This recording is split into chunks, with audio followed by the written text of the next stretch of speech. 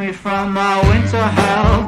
I've got candles and candy, I can be your daddy if you only let me creep into your prison cell. Hey baby, can you tell I'm not a criminal?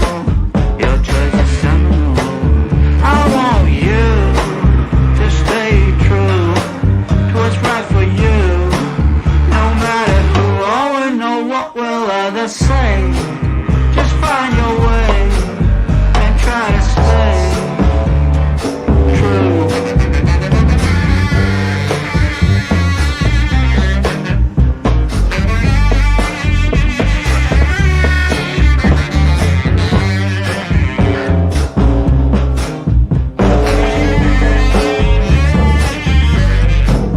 Just speak low, stand in your row, try not to show this life's a show. Try not to glow way down below. Oh, it's a lot of woe, and that's not a place where you would like to go. I've got cigarettes and brandy, which could come in handy if you just help me loosen up my hand grenades fuse. Baby, don't refuse my truth, but it's up to you now to choose. I want you to stay true to what's right for you. No matter who or know what will others say, just find your way and try to stay true.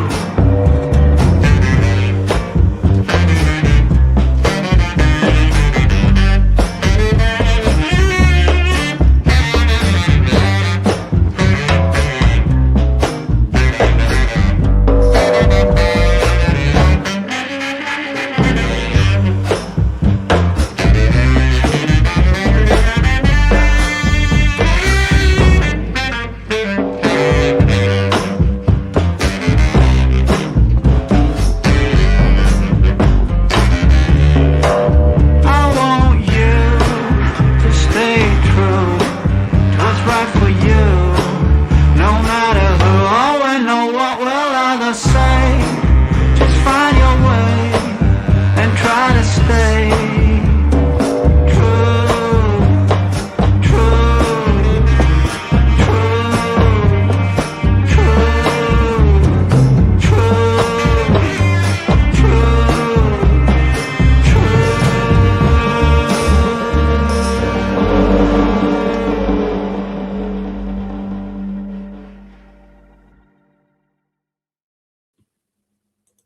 Good morning, everyone. How are you? Hope everybody is doing well. Let me say hi to you guys. Good morning, Karen. Good morning, Chief. Good morning, Love Louie. Good to see you. Good morning, Jonah's mom and Jonah. Good morning, preschool granny. Good morning, Mally. Good morning, Shamina. Good morning, boss lady. Good morning, Kelly. Good morning, Music City mom. Good morning, Daria. Hi, Nicole. Good morning. Good morning, Jenny. Good to see you. Good to see everybody. I'm glad you guys are here. Thanks so much. All right.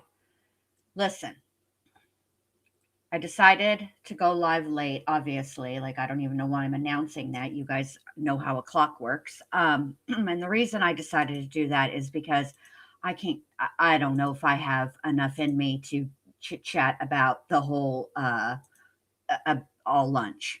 So I know me, and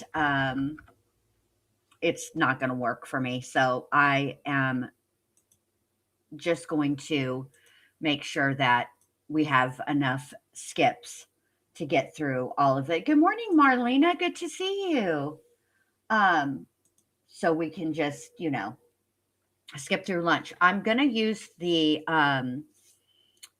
one from WFAA, the stream. So unfortunately, there's no closed captions. But the reason I wanted to do the one from WFAA is because they have experts on panel during the break, and I'm curious what their analysis will be. So I thought maybe we could listen to that. Also, I think today is going to be some very difficult testimony because I watched ahead a little bit just so I could tell you guys what to expect. And there are two Espinosas that are testifying today. One is a game warden, and then they're brothers. And then Job Espinosa is testifying also. He is a Texas Ranger. So he's the one that after Tanner Horner was stopped in his FedEx truck and placed under arrest, taken into custody. Both of the brothers were there when Athena's body was recovered. And Job Espinosa was part of the interrogation or interview of Tanner Horner. So that's who we have today. And I heard the prosecuting attorney say when he was first speaking to Job Espinosa, herefore will be mentioned, will be referred to as Ranger Espinosa, that at least he's going to be on all day, maybe a little bit tomorrow. Okay, so I have some concerns about what we're going to be listening to. It's potentially the day that we hear the audio and see some of the video from her murder. So I just wanted to warn you. Also, well, we'll talk about it when there's a break. Let's get right into it. Okay, so there's not going to be any closed captions. If we just absolutely need to have closed captions, and you guys let me know in the chat, and I will pull up either Law and Crime or Court TV. All right, so it's ready to go. Let's start. Well, that'll give us time.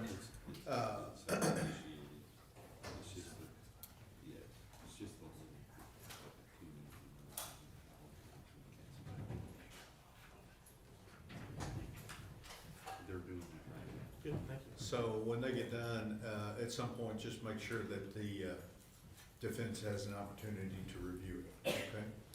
Are we ready for the jury? Ready, Your Honor. Why don't you call the next witness in and I'll swear him. Josh Espinosa.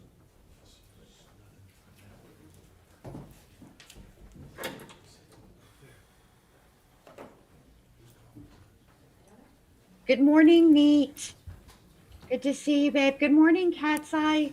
Good morning, Nicole B. I don't know if I said good morning to you. If not, Solemnly swear or affirm testimony. Good morning. In this cause to do the truth, whole truth, and nothing if but I the already truth, so did, good morning Yes, sir, I again. do, Your Honor. rules in effect, so be sure to follow them, okay? Yes, sir. All right, Carrie, let's go.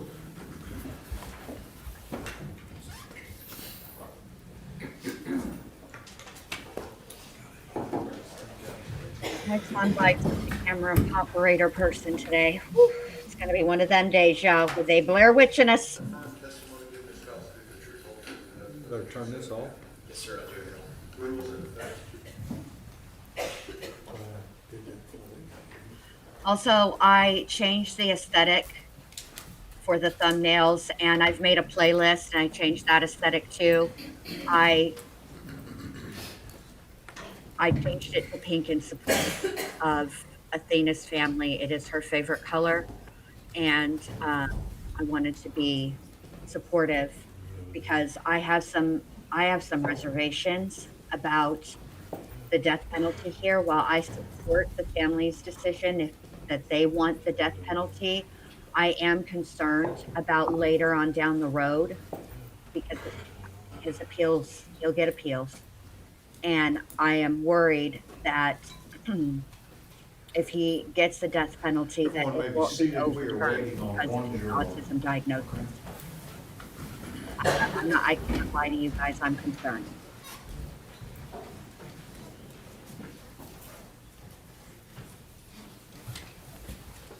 Morning, chicken lady.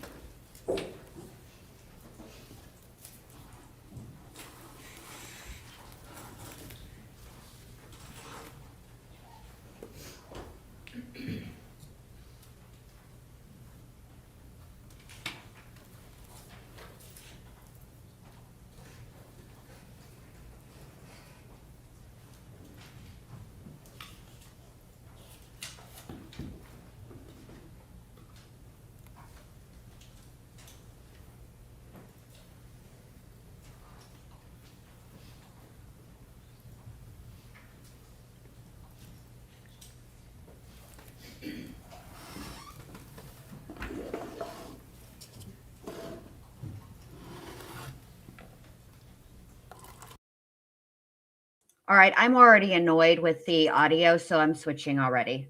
I'm sorry. I can't help it. I'm annoyed with the audio. Whoops. Hold on. Let me fix this real quick for y'all. Hold on.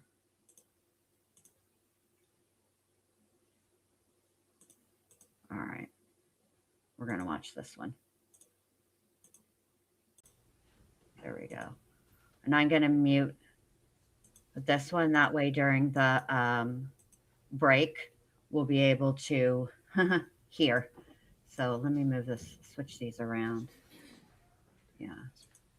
Let me turn on closed captions. There we go. All right. Sorry, you guys. Hey, Remy, good to see you. Hey, Into the Weeds, good to see you. Nature Rocks, hey, what up? Good to see you. We haven't missed anything, but I don't like to skip through this stuff because I like for you guys to see, and I also like to see all the things. So if you're just joining us, I think we're going to only have 2 witnesses today. This is Josh Espinoza. He is a game warden for the state of Texas. He's part of the game warden. He assisted in the apprehension and arrest of Tanner Horner. He was also there when Athena's body was recovered. And then we're going to hear from his brother, Job Espinoza, who is a Texas Ranger. He interviewed Tanner, and he also, I think he is part of potentially the recovery of the audio and video from Tanner Horner's FedEx truck. And I think it's very possible that we might hear. All right, hold on. Let's skip through this. We might hear that audio today.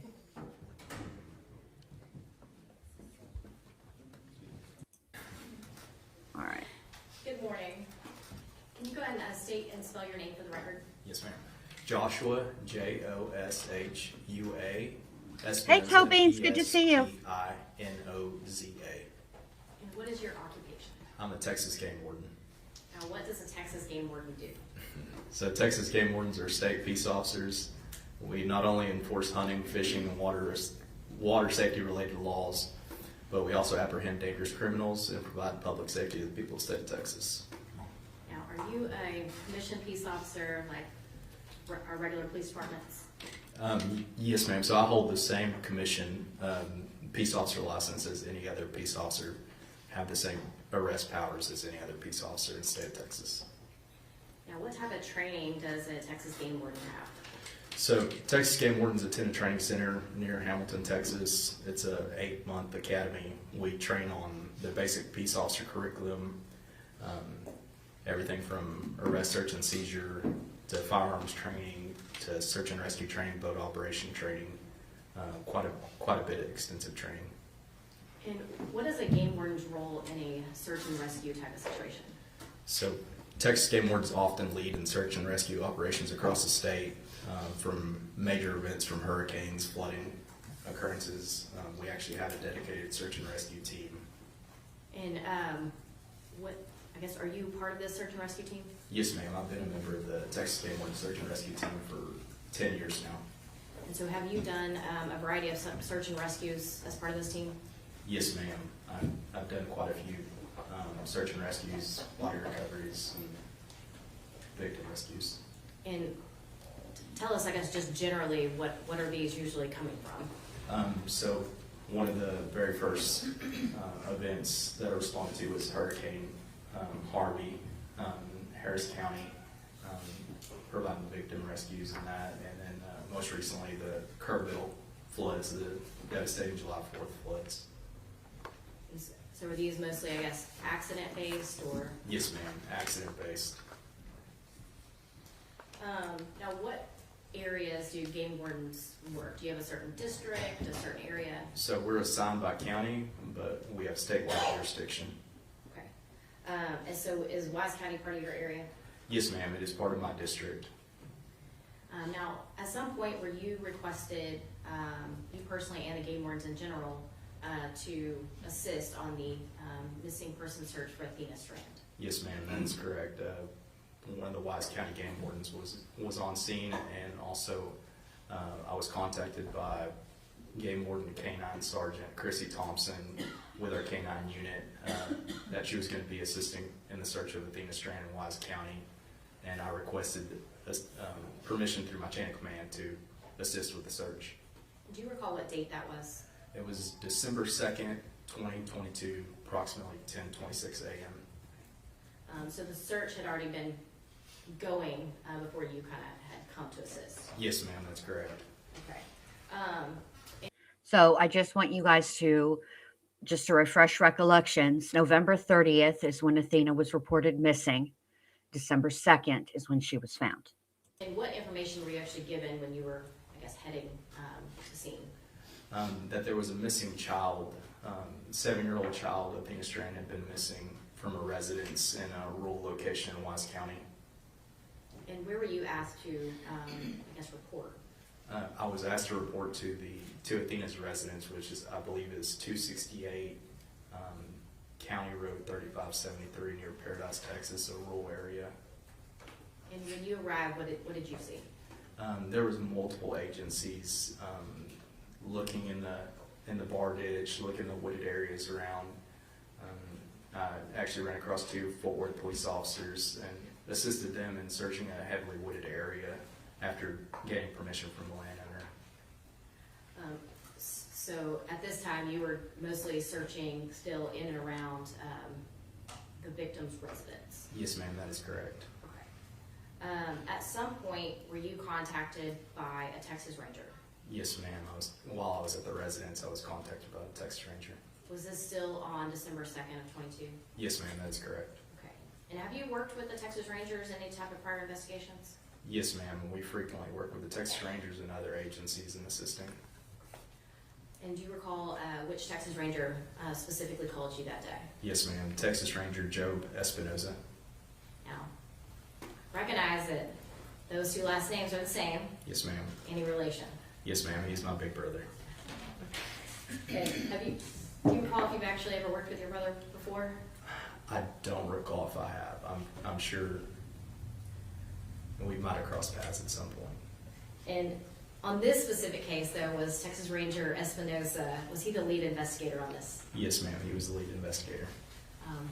So although he didn't bring you out to scene, he did contact you for assistance at some point? Yes, ma'am. He did. Okay. And when he called you, what did he ask you to do? So when he called me, myself, and Game Warden Casey Pentecost, Wise County Game Warden, and Game Warden Chrissy Thompson were at the residence standing by, and when he called me, he said he needed me to find a FedEx truck and gave me an address and informed me that a FBI agent was following a FedEx truck and that I needed to respond and detain the suspect because he would potentially abducted or kidnapped Athena Strand. Okay. And so at this point, who all was with you heading to this address that the ranger provided you? So myself, Game Warden Casey Pentecost, Game Warden Sergeant Chrissy Thompson, we all were in separate vehicles and were en route to that address of, I believe it was Bethel Road was the initial address that was provided. Just really briefly, thank you so much, Music City Mom, for gifting memberships. I appreciate that so much. Into the, let's see, Hannah got one. Into the Weeds, Nicole Be Cool. Tony got one. Yay! Remy got one.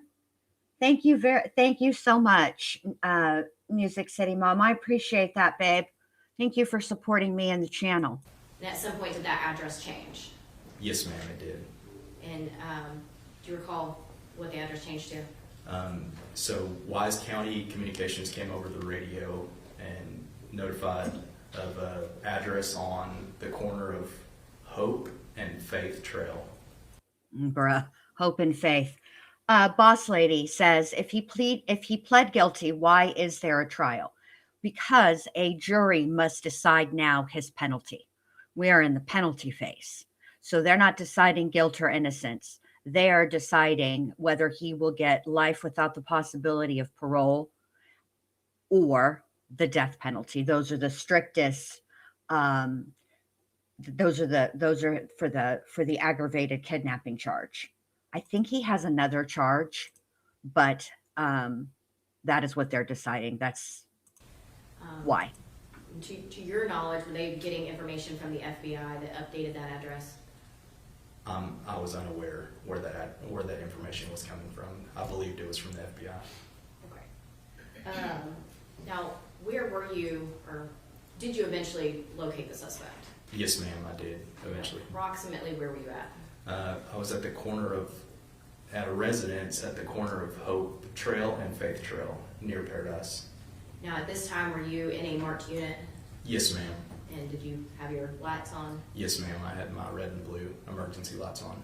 Now, when you saw the FedEx truck, can you just tell the jury what happened? When I saw the FedEx truck exiting the driveway, I pulled my patrol truck in front of the FedEx truck with my lights activated, my red and blues, and I got out and performed a felony stop with my pistol drawn due to the gravity of the situation of it being a kidnapping treated as a felony stop. Ordered the suspect to put his hands up and face away from me and placed him in handcuffs. And was there any other law enforcement with you at that time? Yes, ma'am. Wise County Sheriff's Office deputies were on scene as well. Do you see the person in the courtroom today that you detained on December 2nd of 2022? Yes, ma'am, I do. He's sitting right over there wearing blue slacks and a blue jean shirt. Your Honor, let the record reflect that the witness did point to the defendant. Record so reflect. Now, at this time, you and the Wise County Sheriff's Office have handcuffed the suspect. What else did you do at that point? So I conducted a pat-down frisk for weapons of the suspect, and once I was sure that there was no weapons, I reached in his pocket and retrieved his wallet and pulled out his identification to positively ID the suspect. And what did you do with that identification or driver's license? With that driver's license, I radioed it over to Wise County Communications Dispatch that he was detained, that driver's license was the individual that was detained. And why do you guys do that? It's a matter of keeping a log with our dispatch. Once that part is done, at any point did you notify Texas Ranger Espinosa that you had found the suspect? Yes, ma'am. I called Texas Ranger Joe Espinosa via cell phone. And did he arrive on scene? Yes, ma'am. Once Ranger Espinosa and whomever he was with arrived on scene, what did you do at that point? Once he arrived on scene, Ranger Espinosa told me that he had left in such a haste and requested that I hand over my body camera because he had forgotten his recording device. Not yet, Nate. I mean, they showed him coming in and coming out, but as far as filming him while this testimony is going on, no, they have not. So he took his brother's body cam? Yes, ma'am. Okay. At this point, did you essentially transfer custody of the suspect over to Ranger Espinosa? Yes, ma'am, that's correct. Okay. We've talked a little bit about this body camera. Yes, ma'am. Were you wearing a body camera the entire time that you were with the suspect? Yes, ma'am. And does your body camera record both audio and video? Yes, ma'am. And did you activate your body camera prior to meeting the suspect? Yes, ma'am. And have you had the opportunity to review that body camera footage? Yes, ma'am, I have. Your Honor, may I approach? Yes, ma'am. I'm going to show you what's been marked as State's Exhibit 34. Do you recognize this? Yes, ma'am. And what is that? It's my body cam video on a flash drive with my initials. And this is the same footage that you have reviewed? Yes, ma'am. That's And correct. does it fairly and accurately depict the events where you detained the suspect? Yes, ma'am, it does. Your Honor, at this time, the state offers into evidence State's Exhibit number 34 that's previously been provided to the defense in discovery. Any objections other than those previously tendered to the court? No, Your Honor. Those objections remain overruled and State's Exhibit 34 is admitted. Thank you, Your Honor.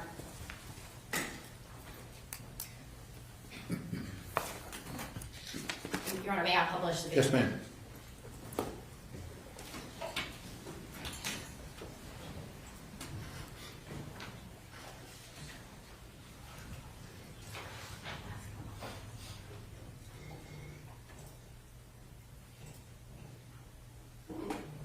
Josh, just with notes, I'm going to ask you one quick question while there's no sound. Can you explain why there is no sound right now? So the reason there's no sound is when the body camera is on, it has a 2-minute pre-record where it records only video and no audio, but once you hit record, it actually picks up the audio as well. And so right now what we're seeing is you driving, and I guess, what is that you're looking at?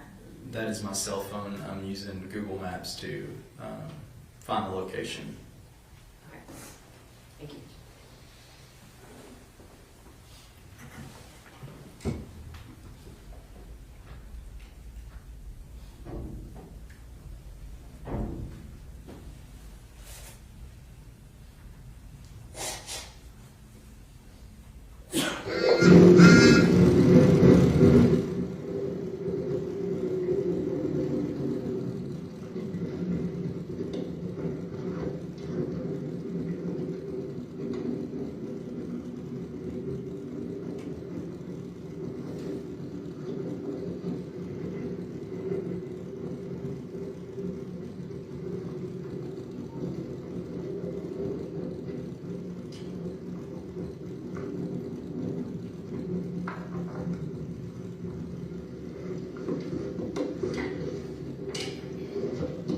That's it right there.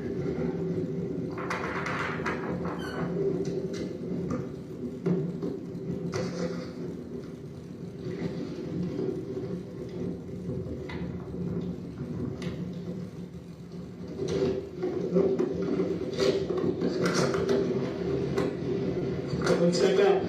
Step out. Step out. Step out. Keep your hands up. Step out. Turn around. Turn around. Turn around. Face away from me. Face away from me.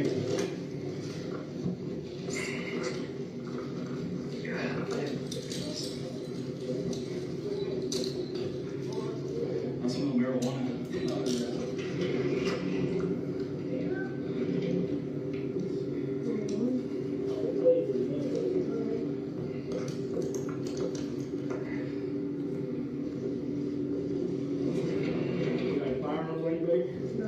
That's what we heard.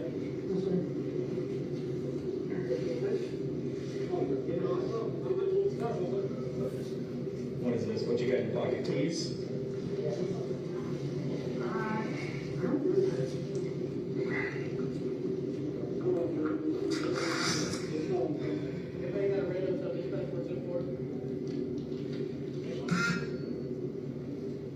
Tanner? Yes, sir. Okay.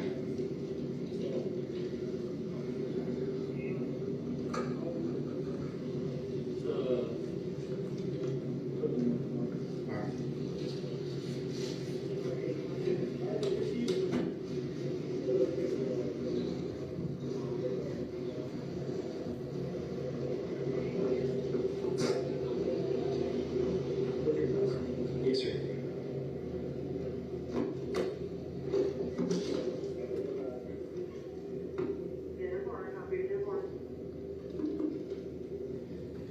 $64.17 Watts County. I got a DL for the one in custody.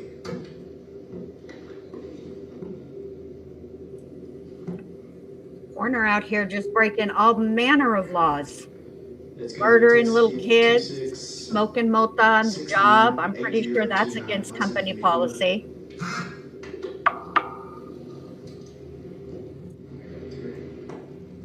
Good one. Take your card.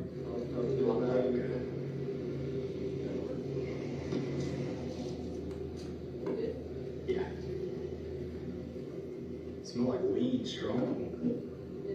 Yeah, when he rolled out of the van. I didn't think he was gonna stop. brother said if that's all the FedEx truck to take it down, he's like, take it down. So Let me call him.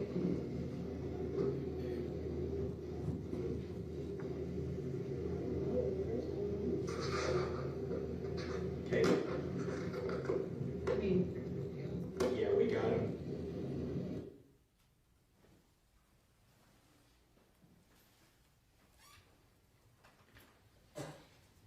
Gaylord Espinosa, in the background, you faintly heard somebody yelling for Athena. Were you able to look in the truck for Athena? No, ma'am. My concern was officer safety, making sure the suspect didn't have any weapons. There was Wise County deputies that actually made entry into the truck and looked around for Athena. And was Athena Strand found in that truck? No, ma'am. We spoke earlier about you handing over the body camera to your brother Ranger Espinosa. Yes, ma'am. On that video, when you handed the body camera over, will it show you on that body camera footage? Yes, ma'am. And why is that? Because of the 2-minute pre-record, it catches me taking off the body camera and catches me on video. And will that body camera footage show, I guess probably your name on the body camera footage? Yes, ma'am, that's correct. Other than handing the body camera over to Ranger Espinosa, did he have full control over that body camera as soon as you handed it to him? Yes, ma'am, he did. And Your Honor, may I approach? Yes, sir. Yes, ma'am. I'm going to show you what's been marked as State's Exhibit 35. And do you recognize this? Yes, ma'am. And what is that? That's going to be my body camera video that Ranger Espinosa took. And as far as your portion where you're handing the body camera off, does it fairly and accurately depict your role in that? Yes, ma'am.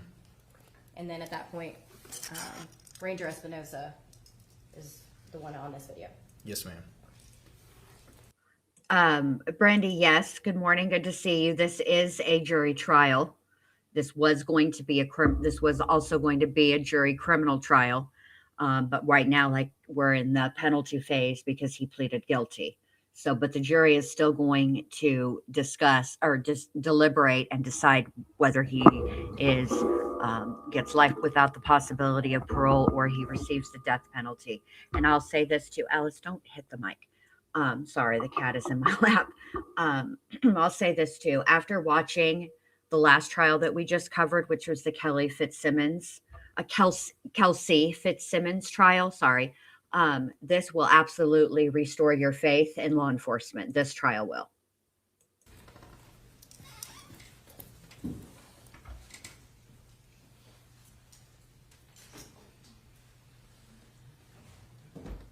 Once Ranger Espinosa takes custody of the suspect, did you have any additional role in the search for Athena Strand? Yes, ma'am. And what did you do? Continue to search was provided with a location. The best way I could describe it was a bamboo forest. We were tasked with taking the canine to that location to search for Athena, but we're unsuccessful in searching that area and locating Athena.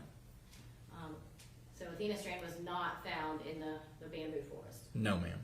Okay. Were you sent to a different location at some point? Yes, ma'am. I was provided, I don't recall how I was provided the location, possibly the sheriff's office of Bobo's Crossing on the Trinity River, and we went to that location, but due to the nightfall and traffic conditions roadside, we decided it was unsafe to run the canine on that location.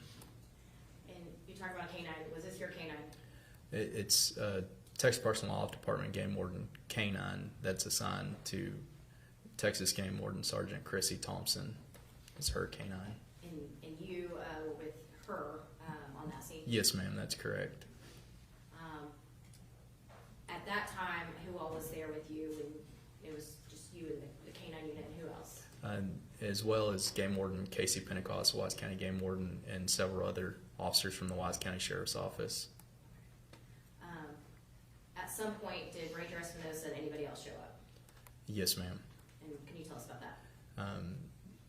Ranger Espinosa showed up with Mr. Horner, and Mr. Horner was able to inform Ranger Espinoza where he had put Athena. And was Athena Strand found at Bogos Crossing? Yes, ma'am, she was.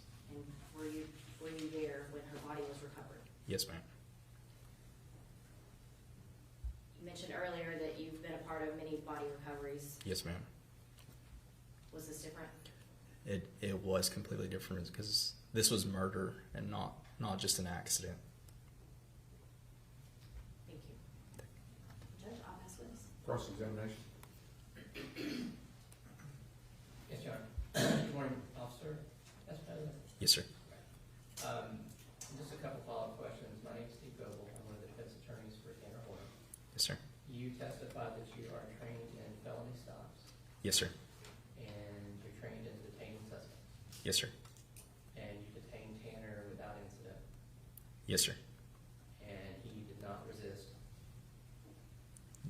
Yes, sir. He did not resist. And was not charged with anything like that for detention of. No, sir. Absolutely, Your Honor. Redirect. Another further, Judge? May Warden Espinoza be excused subject to any potential recall? Yes, Your Honor.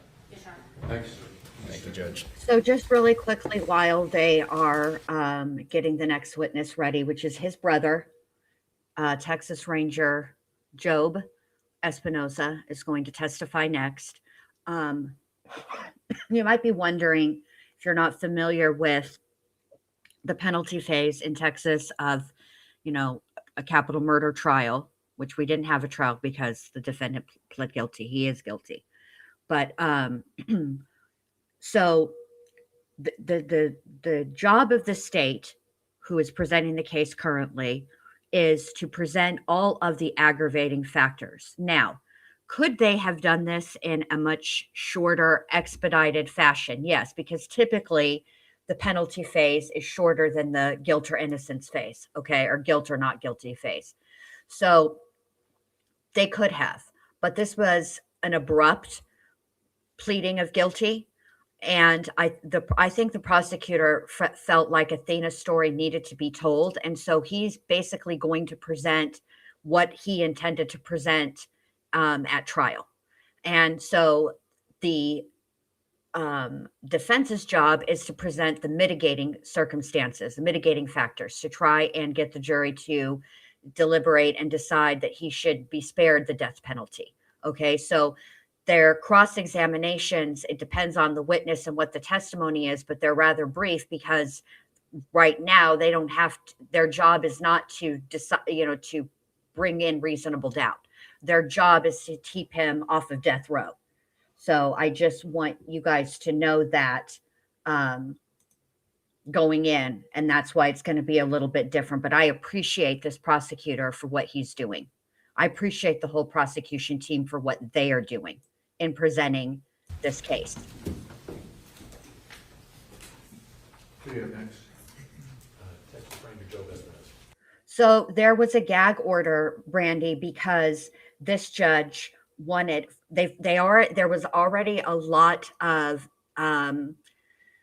pre-trial publicity in the initial phase of the investigation, meaning when Athena was missing, then the arrest and recovery of her body, and the judge, there was then the defense wanted a change of venue, which they got. This is not being held in Wise County. This is actually being held in Tarrant County in downtown Fort Worth.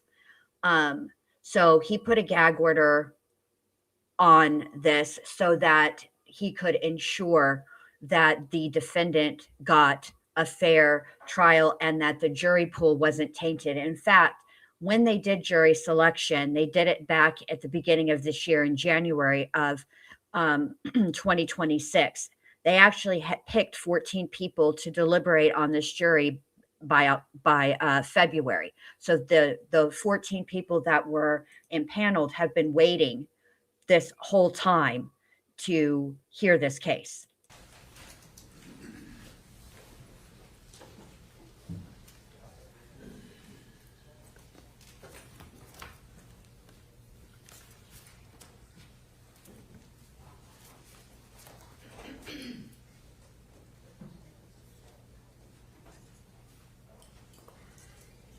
Well, the factors that go into the jury deliberating, the aggravating factors are first and foremost the victim's age. Athena was 7 years old. Okay.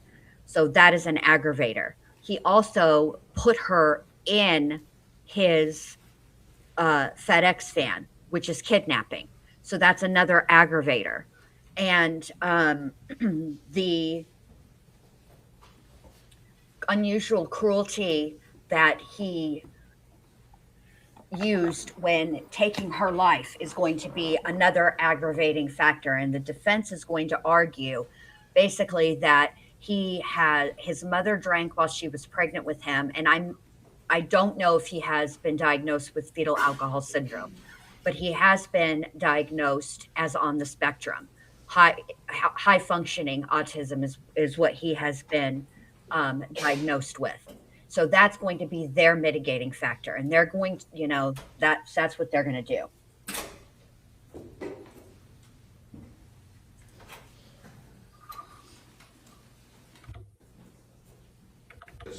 Yes, sir, Judge. This will witness has been previously sworn to testify truthfully. Mr. State. Thank you, Your Honor. Ranger Espinosa, you just heard from your little brothers. And Yes, sir. how many Espinosas are there? There's two older and two younger, and I'm the middle one. You're the middle child? Five total. Yes, sir. The middle child. Yes, sir. Okay. Well, it looks to me that we're going to be chatting with you a little bit over the next day and possibly tomorrow. Would you do us a favor and introduce yourself to the jury with your first and last name, and then give us a short summary of your law enforcement training up to today? Good morning, everybody. Joe Espinosa, J-O-B, just like in the good book. I've been in law enforcement for going on 19 years.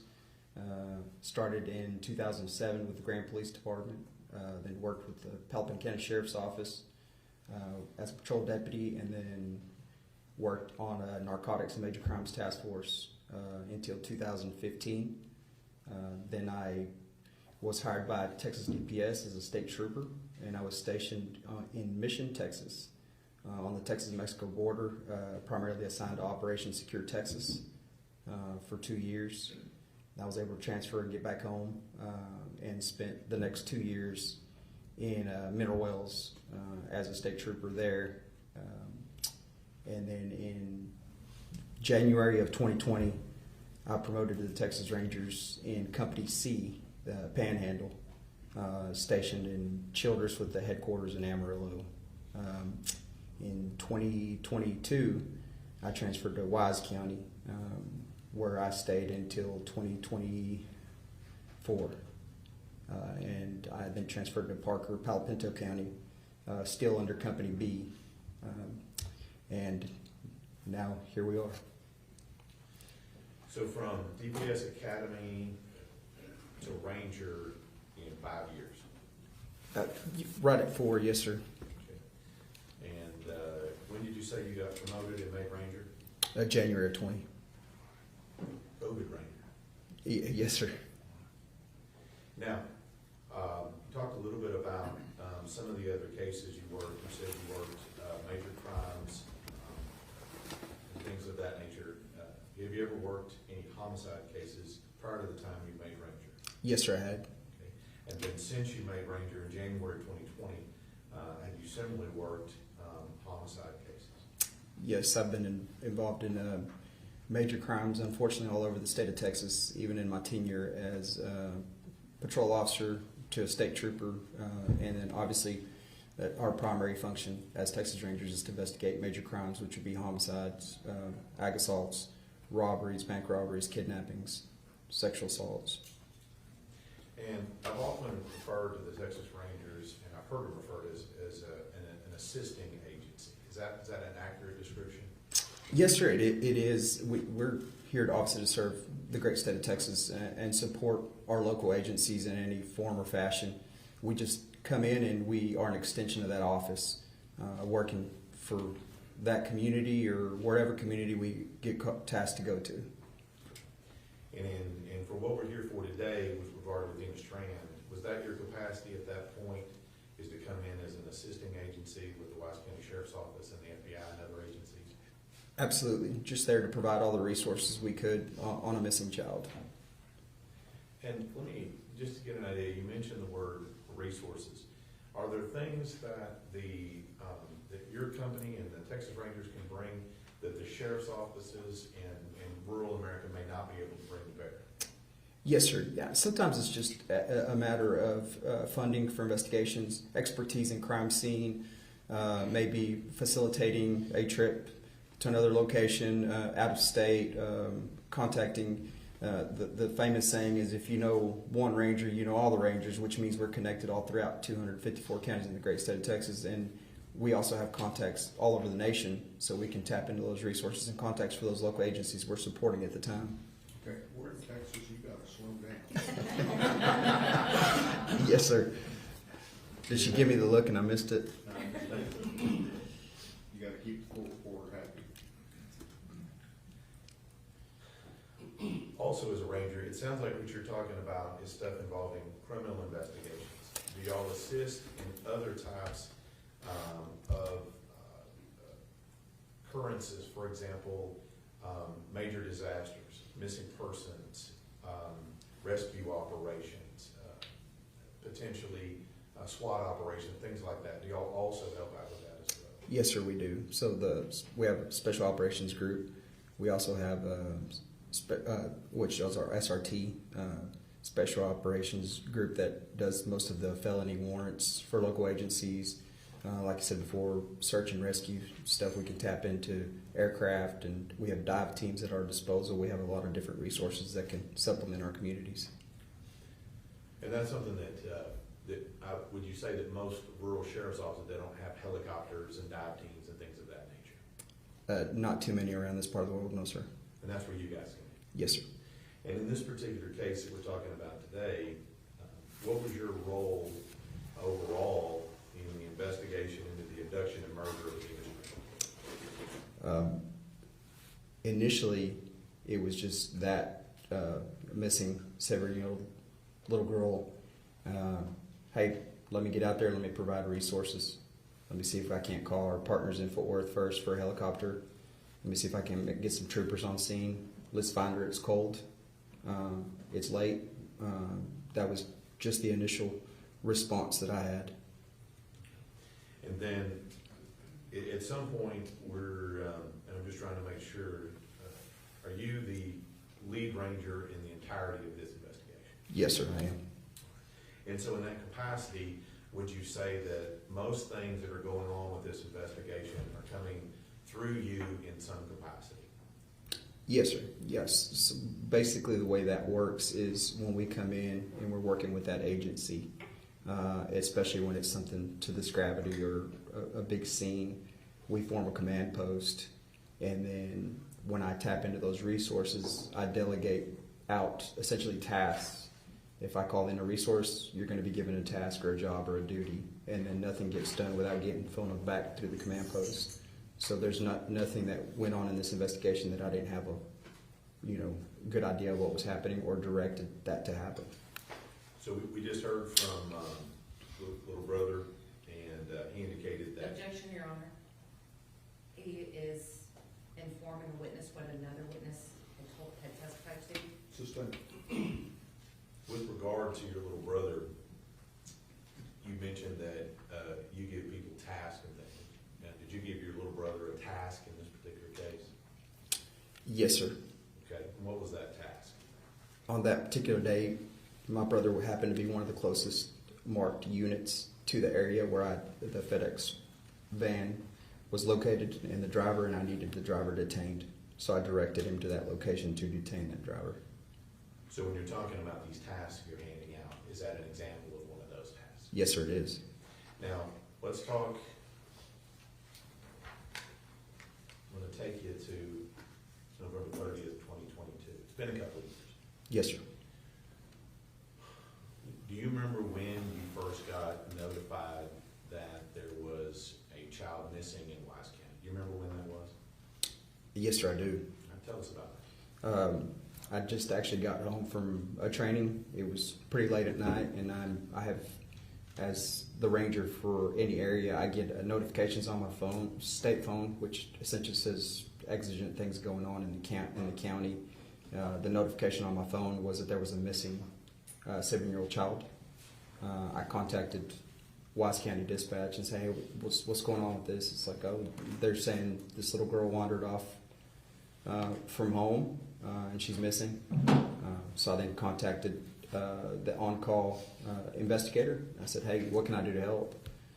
And he said, that she's wandered off before. Maybe we can find her quick. I said, well, it's really, really cold tonight.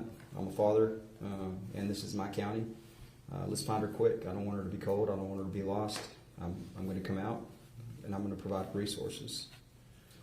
And we've talked a little bit about resources that you might have available. So in this particular case, at that particular time, when you first get that call, what resources do you call in at that point to assist in locating little Athena? So I was advised by the sheriff's office. They had reached out to local fire departments. I tried to contact our helicopter at the time. They were unavailable, so we contacted Fort Worth PD's helicopter. And then I got every trooper that was working in the area to respond, just add more bodies to help look for her. And then contacted and put other rangers on standby just in case it was a prolonged incident, and went to the next day. Did it end up going to the next day? Yes, sir. So I'm going to split this up a little bit so we can stay focused on what happens on each day, okay? So I'm going to stay on November 30th, 2022, okay? Yes, sir. So on that day, she went missing. You told us that your role at that point, you were getting additional resources. Yes, sir. Right? Okay. And it would to include helicopter and manpower. Is that right? Yes, sir. Now, let me just ask you, did you yourself go to the scene where Athena went missing? Yes, sir, I did. And once you get there, what do you, I guess, inside, what are you kind of hoping is going to happen when you get on scene?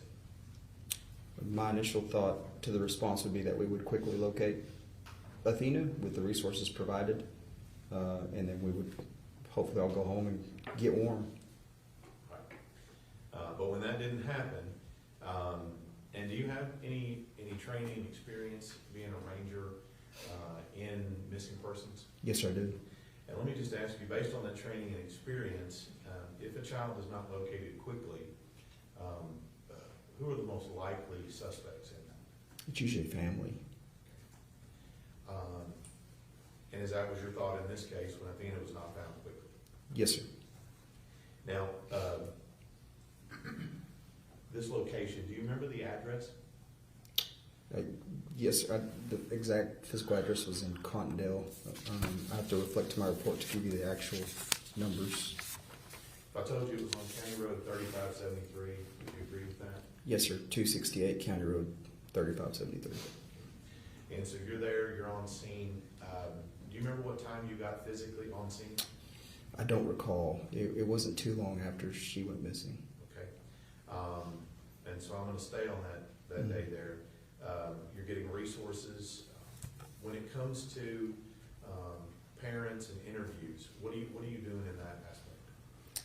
So my immediate thought is let's go ahead and lock everybody in on a statement and try to corroborate that statement with digital evidence, which would be cell phones, text messages. And my goal is to lock everybody in that night, especially the people that were in close proximity to Athena on that time. So that's what I started doing on scene. And who all did you interview out of the family? I interviewed Ashley Strand. I interviewed Maitland Gandy. I interviewed Jacob Strand. I interviewed Mark Strand. I interviewed Zach Strand. Just interviewed all the immediate people. Zach Strand's wife, I can't recall her name off the top of my head. A lot of folks. And are you doing that then on scene when you arrive? Yes, sir. And so you interview all of those people, and let me just ask you, was there ever any evidence that a family member was somehow a part of Athena going missing? No, sir. Was there any other evidence that anybody else, other than Tanner Horner, was involved in her going missing? No, sir. And let me just get you to that point here. How did you go about making that particular conclusion? During the course of my interviews, specifically with Ashley Strand, one of the things that really stuck out to me as an investigator is that I had essentially locked everybody in, corroborated was that. The only thing that kind of stood out, and stood out to her too, was that a package was delivered right around the time. Objection noted, that's hearsay.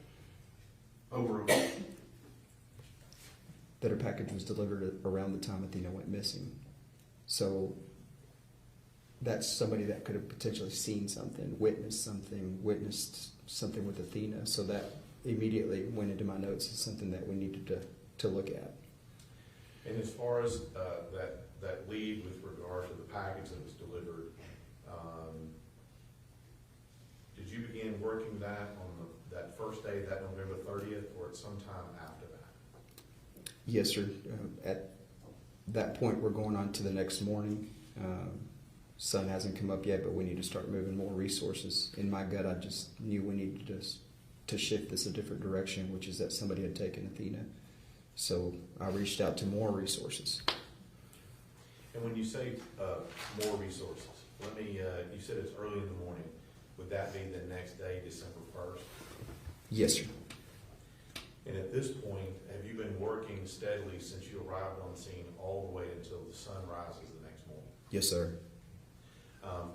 What is going on with the search from the time that those resources arrived all the way until the sun rises that next morning, December 1st? We're still looking.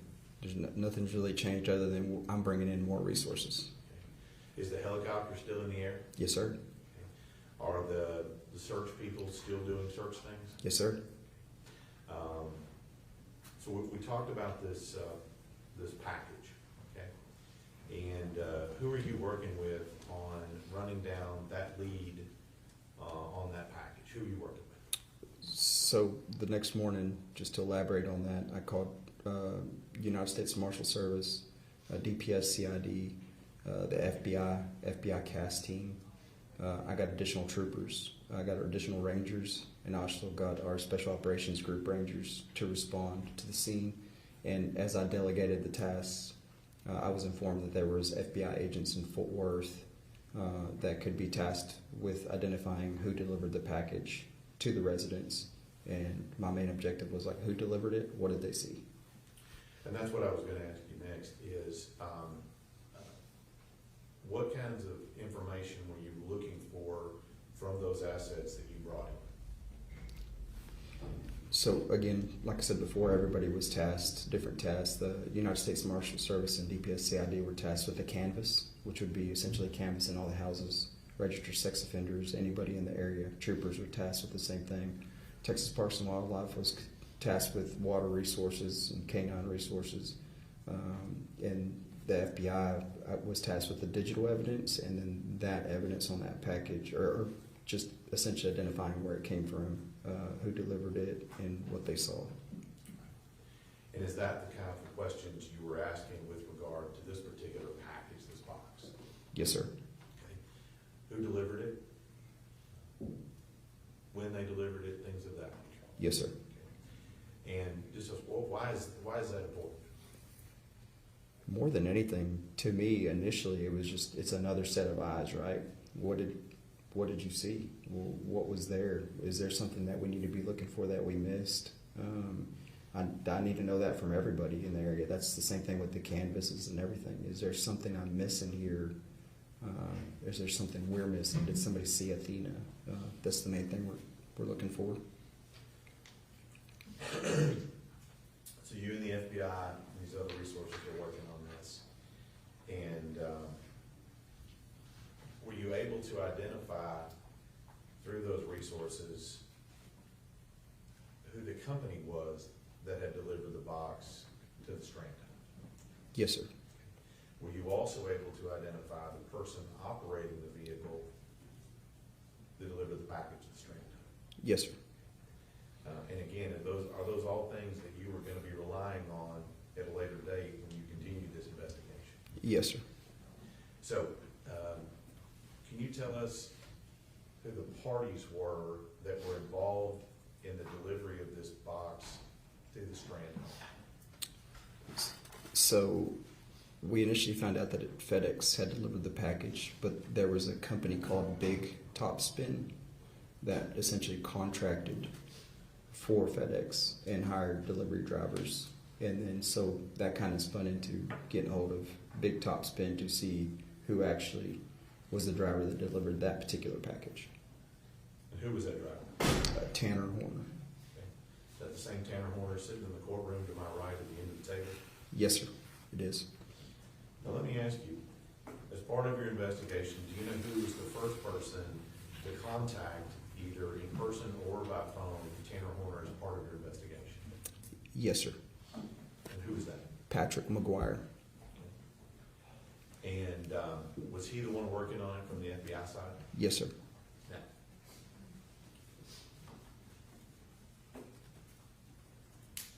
we stop right here. I'm going to ask you. So far, we are now midway through day 2. Yes, sir. You said the search is still ongoing. Yes, sir. So right now, midway through day 2, what has your investigation revealed at this point with regard to Tanner Horner in this case? That he was the delivery driver that delivered. Objection, Your Honor, that is all based on hearsay. Sustained. What do you know about the package that was delivered to the Strand home? Objection, Your Honor, that's also based on hearsay. That's sustained. So what information are you acting on as part of this investigation to make determinations about the package being delivered to the Strand home? Objection, Your Honor, that's also based on hearsay. I'll let him answer that. Go ahead. That essentially a driver from Big Topspin delivered the package as a contract through FedEx. So when you got that information, what did you think, what was your thoughts about when you got that information about the package? We've now located who we believed was the delivery driver for that package. So the next course of action was, let's call him up, see what he knows, see what he saw, see what he says. Now at that point, you're not part of that, that's the FBI. Correct. So what was going on, and not necessarily getting into who told you what, but what was going on in the investigation? You said you contacted this company, Big Topspin, Yes, sir. and they're the contractor. Yes, sir. Anybody else you're contacting at this time with regard to information from the vehicle? Yes, sir.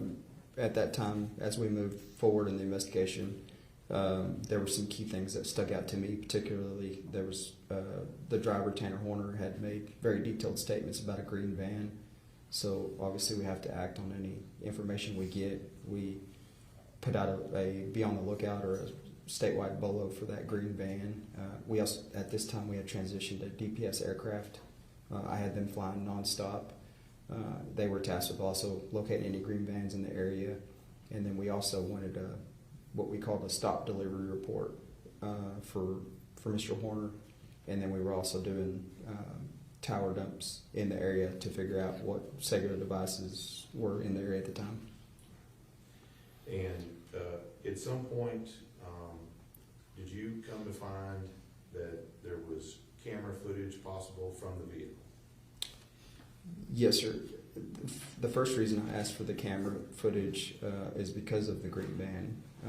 He stated a very detailed description of the green van. I'm like, hey, do they have video? Maybe we can see a license plate on the video of the FedEx van. And then I was advised that FedEx contracted with a company. Objection, Your Honor, that's hearsay. Yes, sir. Okay, I got to pause for fair use commentary, but let me just say this. I know it's frustrating that the defense continues to object and that their objections are sustained. However, in light of recent events, specifically respective to Tasha Land and her conviction being overturned, not for any reason other than a structural error occurred in allowing a legally biased juror to deliberate, to remain as a juror, and then further end up being the one of the people selected to actually do the deliberation. The judge is doing the right thing here. He is making sure that there is no room for any error for him to make any error that can be reversed on appeal. Okay. That's what the judge is doing. He's doing the right thing. It is annoying because he's pleaded guilty. Okay. So, it's annoying, but it has to be done. What was the name of the company that runs the camera system in the FedEx truck? Velociter, And do you know where Velociter is located? North Carolina.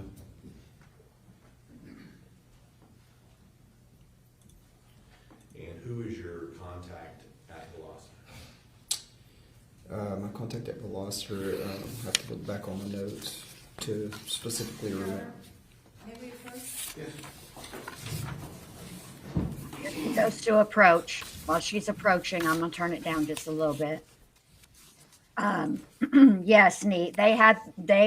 Tanner Horner had the FBI, the game warden, all manner of law enforcement searching all over Hell's Half Acre, looking for this green van that had nothing to do with anything and was completely and wholly made up.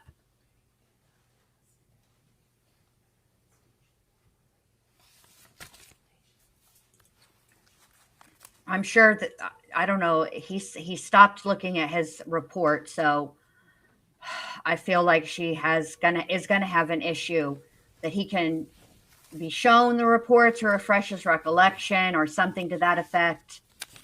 No, he flat out pled guilty, Sarah.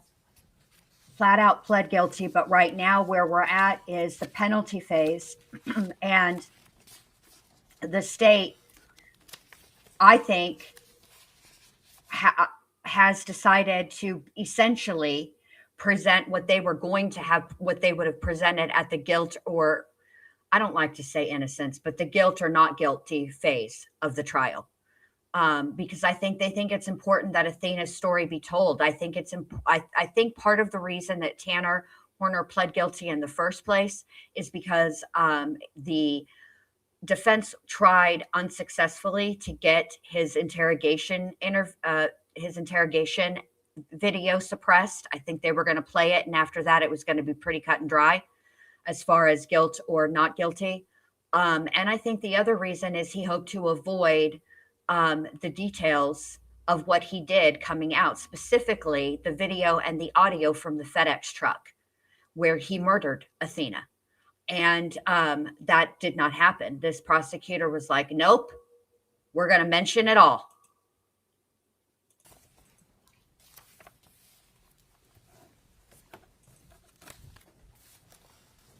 All right, raise your hand. Who's your contact at Velociter? Jim Becker. And again, what is their role in this particular investigation?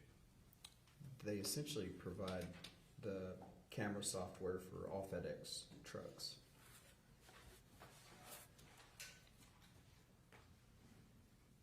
And during this investigation, I've asked you before about certain things you're relying on in your investigation. Was Velociter able to provide you anything that you were able to rely on in conducting your investigation? Yes, sir. Jim Becker, with the assistance of the FBI, was able to provide us video from the FedEx truck. And let me just ask you, how much video were you able to acquire at that time? At that time, it was just 2 short clips.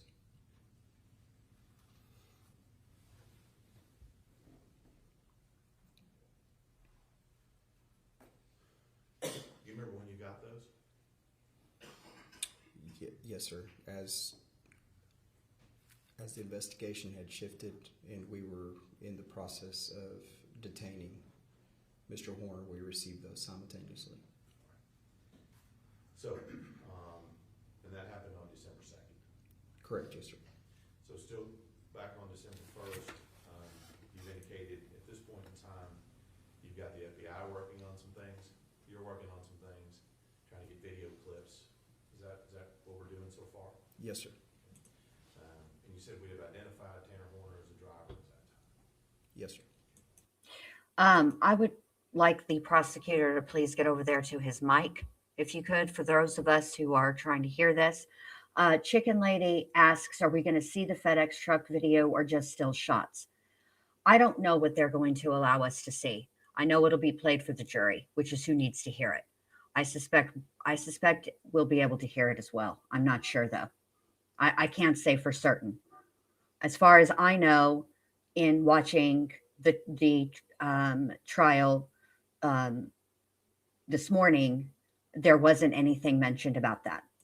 So as the sun sets on December 1st, what's the status of the search at that time? It's continued. We still have every resource available going. Everybody's still looking, and we still have aircraft looking as well.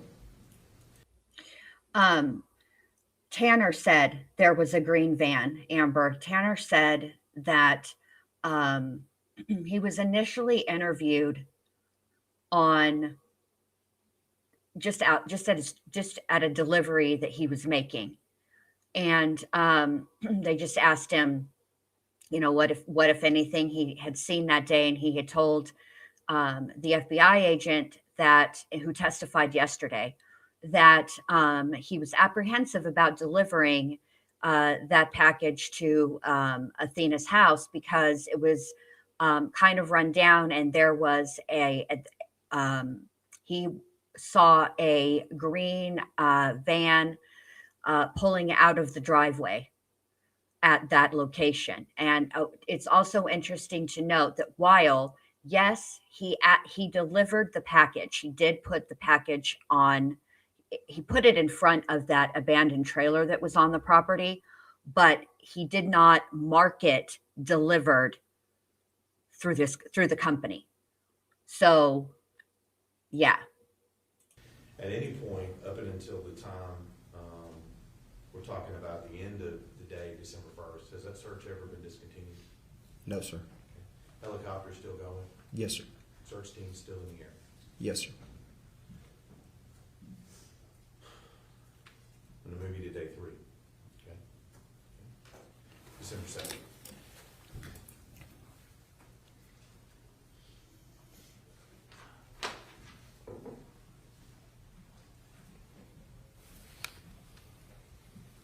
As the sun rises on day 3, December 2nd, 2022, where were you in the investigation into Tanner Horner?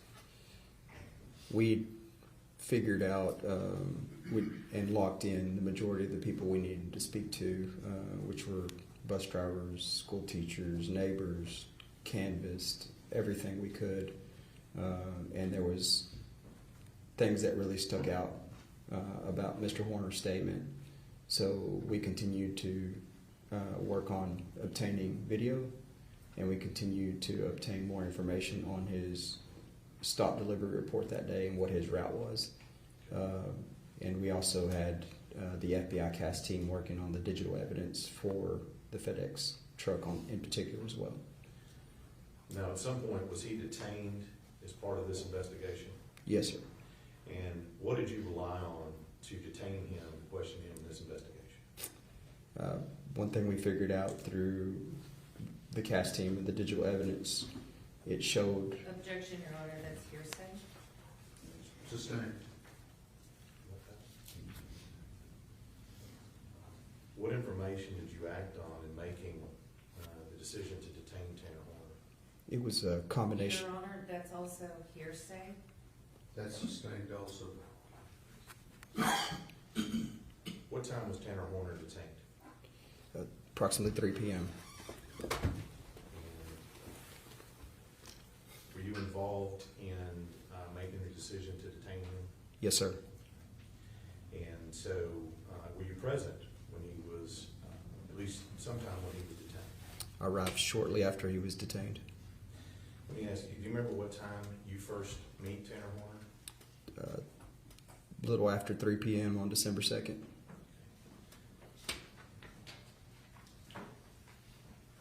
We've already said you see him here in the courtroom. Does he look the same as he did when you first saw him back in November of 2022? No, sir. He's significantly skinnier, lost a lot of weight.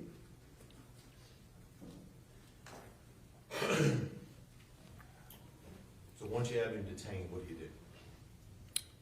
do? I talked to him. Okay. You said you had gotten video clips. Yes, sir. What'd you see?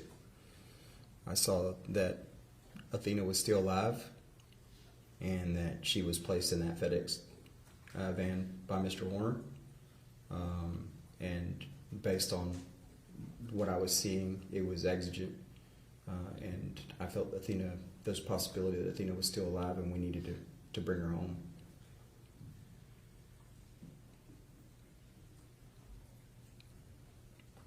And according to what you witnessed, when did he take her and put her in the back of the truck?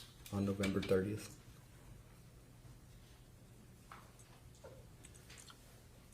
I just want to remind everybody, refresh the recollections of the chat, that the story that Tanner told investigators was that he backed up and hit Athena. That's why he put her in the van. That's why he murdered her, because he was afraid of what her father would do. Yesterday, we saw a still image from inside that vehicle where Tanner is driving. Athena is standing sort of, she's not all the way in the back of the van. She's at the front of the back of the van. And she doesn't appear to have any scrapes or anything like that. She doesn't look like she's been hit by a vehicle at all. And that is one of the things that did come out very early on after he was arrested, was that he told investigators that he had hit her. And many of us, myself included, wondered how true that was. And I believe now more than I did initially that was an absolute lie. All right, let's keep going. Now, let's talk about these two trucks and clear something up here. The truck that he was detained in on December 2nd, was that the same truck that he put her in on November 30th? No, sir, it was not. Okay. And were we able to acquire and locate the original truck that he was in on November 30th? Yes, sir. As part of my investigation, we secured the original truck he was driving that day and had it secured at the Wise County Sheriff's Office. Okay. The truck that he was driving that day, are you aware, and I'm just going to do this by license plate, are you aware of the license plate on the truck that he was in on November 30th? Yes, sir. I have it documented as Nora Robert 4995, or that's NNR 4995. And that's the truck that he was in on November 30th? Yes, sir. That's the van that we identified that he was driving on the day that Athena was abducted. So keep this straight, now we have two vehicles at play here. Yes, Is sir. that correct? Yes, sir. And we have the vehicle that she was abducted in on November 30th, and then we have the vehicle that he was detained in on December 2nd. Correct. Yes, sir. And I know you didn't conduct any of the CSI work on any of those vehicles, did you? No, sir. But did you make provisions to ensure that both of those vehicles were taken and placed in such a position that they could be forensically looked at and have CSI look at them at a later date? Yes, sir. I made sure they were secured for processing. And the other vehicle, the one that Athena was taken in, where was that at the time? We had been in contact with Big Topspin, who told us that it was being operated by another driver at the time. So we instructed them that it was important that we get a hold of that vehicle and that it be brought to the Wise County Sheriff's Office. And was that done at that time? Yes, sir, it was. Now, so now we have, when being detained, you're making revolutions to get both the vehicles to the sheriff's office, correct? Yes, sir. You did say that you talked to him, we're gonna get to that in a second. What else is going on in your investigation at the time that he is detained? Again, at the time, based on the video that I saw, I believed Athena was alive, and under exigent circumstances in public safety, I had our special operations group, SWAT team, essentially, make entry into the Horner residence under exigency simultaneously as Mr. Horner was being detained, and pretty much let me know if she's in there or not. Same thing with the detention of him, is let me know if she's in the truck. You used a term there, exigent circumstances. In law enforcement terms, what does that mean? Exigent circumstances is anything for public safety. It can be even in reference to a weapon, a bomb, or in this case, a kidnapping. If it means preservation of life, it allows us to go in there and make sure that somebody isn't in danger, and that if we can effectively save them, that's what we're going to do. And so, does that allow you to detain people in furtherance of preservation of life? Yes, sir. Does it allow you to potentially enter a residence in the interest of preserving life? Yes, sir. And were both of those done in this case? Yes, sir. And with regard to entering a home during that time, whose home was entered and searched at that time? It was Tanner Horner's family home, where his grandmother and family resided. Where is that located, if you remember? In Fort Worth. And so you said that happened at the same time that he was detained. Yes, sir. That seemed to be something that's important to you, that we do it at the same time. Why is that important? Based on my training experience, especially with kidnapping cases, if you hit something, or by hit, I mean if you make entry into something sooner, and somebody there can give a heads up if she's not there in that house, and then it puts that person in danger. So we have to do it simultaneously, so nobody's forewarned, and we can keep any phone calls from going out, because ultimately it's about preserving life. So in this case, both the detention and the search of his home in Lake Worth, were those both done on that basis? Yes, sir. Now, with regard to the truck, was Athena located in the truck? No, sir. With regard to the Tanner Horner's home in Lake Worth, was Athena located there? No, sir. So at this point, if we press pause right here, we have Tanner Horner detained, and we have not located Athena. Yes, sir. So at this point,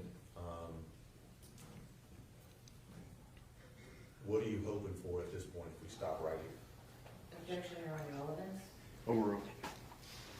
I'm hoping to find Athena alive. Now, you said as part of this, you arrive on scene and you talk to Tanner Horner. Yes, sir.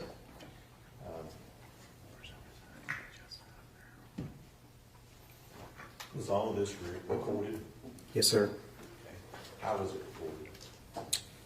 At that time, based on the fact that I'd be conducting an interview or speaking to a possible defendant, I acquired Game Warden Espinosa's body camera. That way everything would be documented on audio and video. You reviewed this body cam footage? I have. And let me make sure, because we're going to have a few videos here. You have body cam footage on your brother's body cam that you took on scene, is that right? Yes, sir. Now, it's my understanding that we also have additional videos from the Wise County Jail and then outside the Wise County Jail as well. Is that correct? Yes, sir. And so let me make sure that I have these videos correct in my head here. We have video of the body cam, and that takes us from, and I just want generally here, from the scene, and when does that one in? To the interview room at the sheriff's office. Okay. And then the next video would begin In the interview room. in the interview room and go until when? Then it picks up from the interview room into another body camera. Wise County Sheriff's Office body camera to a field interview. Okay. And then the next video would be from when to when? The next video would be from the field back to the interview room. Okay. And then at some point, did you have another interview on December 7th? Yes, sir. Then there was another interview with Mr. Horner on December 7th. Okay. So that's the videos that you're talking about. Yes, sir. And have you reviewed all of those in preparation for testifying in this case? Yes, sir, I have. Let's take you back. You've got Tanner Horner detained outside Paradise. What's the first question you ask? Where's she at? What's the second question you ask? Is she alive? Let's talk about Tanner Horner's answer to the first question. Where's she at? What does Tanner Horner tell you when you ask him where's she at? I can show you. When it comes to the second question, is she alive? What is his answer to you?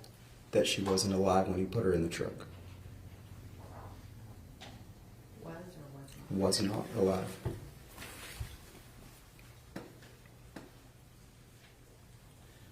Now, at that point in time, what do you know about the answer to that question, is she alive? I knew that. I didn't know if she was alive or not.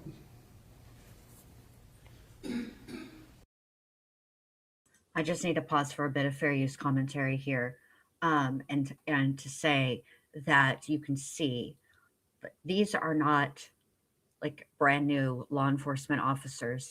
This officer has worked a lot of cases up until this point, and you can see how much this case has impacted him, and how hard they worked to have a different outcome. They ideally wanted to find Athena alive, and that didn't happen. You said you'd seen a clip on that day with her alive in the vehicle.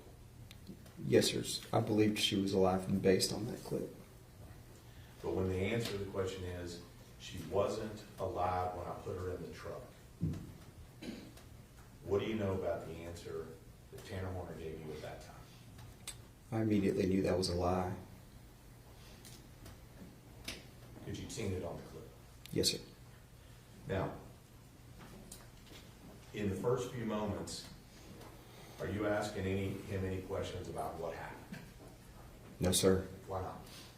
That's not part of the public safety exception. The courts have ruled very clearly it's in furtherance of finding and preserving life, not questions on details of the case. At one point, he tries to say details and I stop him.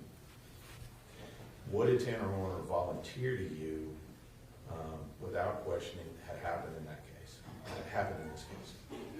That she was deceased and that he had transported her to a location with a lot of bamboo. Okay. Let me back up a little bit. What, if anything, did Tanner Horner tell you about what caused her to be deceased? That he backed into her with his van. Now, when he says to you that he backed into her with the van, what do you know about that statement as well? I know that's not factual because based on the two clips that I saw, you can clearly see Mr. Horner putting Athena into the van. But that's just not true. No, sir. So, got Mr. Horner detained, you're on scene, what do you do next? We get in the vehicle along with Investigator Oliver and Ranger Briley, and we in turn have him direct us to the location where he put Athena, or stated he had placed Athena. Now let me ask you a couple of questions about that. Who's driving? Investigator Oliver. Okay. And where are you sitting and where is Mr. Horner sitting? I'm sitting in the back with Mr. Horner. Okay. And you said you end up at a location, you said there's some bamboo there? Yes, sir. Okay. Now, who is giving you the directions on how to get from where you are to where this bamboo is? Mr. Horner. And when he's giving you the directions, what level of detail is he able to provide you to guide you from your location where you are to the bamboo? Descriptive turn-by-turn instructions on how to get there. So is he able to tell you what roads to take? Yes, sir. Is he able to tell you what turns to make? Yes, sir. And he's able to tell you where he placed her body? Yes, sir. Now let's talk a little bit about this location. How long does it take you to get from where you detained him until you get to this location where he says he dropped the body off? I'd have to guess, but approximately 15 minutes. Didn't take you an hour to drive there? No, sir. All right. Is it still in Wise County? Yes, sir. So this location, and I want you to describe it a little bit, if you will, for the jury, where Tanner Horner took you to this location. When you drive up, what do you see? We drive up, and on what appears to be the north side of the road is a heavily bambooed area, very, very thick with bamboo, and he indicates that that's where he placed Athena. All right. When we say bamboo, are we talking like 10 feet tall, 3 feet tall? What are we talking about here? It was 10 feet tall or more. Okay. And so you arrive on this location. What has Tanner Horner told you about why this location is important to him? What has he told you? He stated that somewhere where somebody might be able to find her. Okay. And so is he able to give you a description of how far in the bamboo, how close to the road? Is he able to describe the exact point at which he placed her body? Yes, sir. And what was that? He stated at this time he's kind of giving us instruction as I'm walking him, and he's pointing out a location in the bamboo, and he's stating that it was not too much further in there. It just essentially giving me an idea of where she was at in the bamboo. So once you're there, what does law enforcement do once you get there? At that time, we'd also been in communication with K-9 additional resources because I wanted to search that entire area. Did you do that? Yes, sir. And at any point in this, let me back up, strike that. When you get to this location, what are your impressions of this location? At that time, I felt like I was being lied to again and that she was not there. And based on your observations of this location on this road, why is that? Yeah, just the amount of resources we had, especially with K-9 resources and everything, it would, in my prior experience, especially if we're being directed to that area, we usually find, unfortunately, human remains or humans with the K-9 very quickly. Did that happen in this case? No, sir. How far off the road did Tanner Horner tell you he dumped her body? I don't remember an approximate distance. Okay. Did he tell you that she was way in there or close to the road? What was his statements to you as to distance from the road or anything like that? His statements were she was in close proximity to the road, not too far in. Why did he tell you that that was important? He stated that was so somebody could find her. You didn't find her? No, sir. So when you're out there searching, are you personally out there searching? Yes, sir. And I think you mentioned just a second ago that you had Mr. Horner out of the vehicle and had him pinpointing things to you as well. Is that correct? Yes, sir. And is that when he's telling you where she was, where he put her, so on and so forth? Yes, sir. And again, is all of this still recorded on your body? Yes, sir.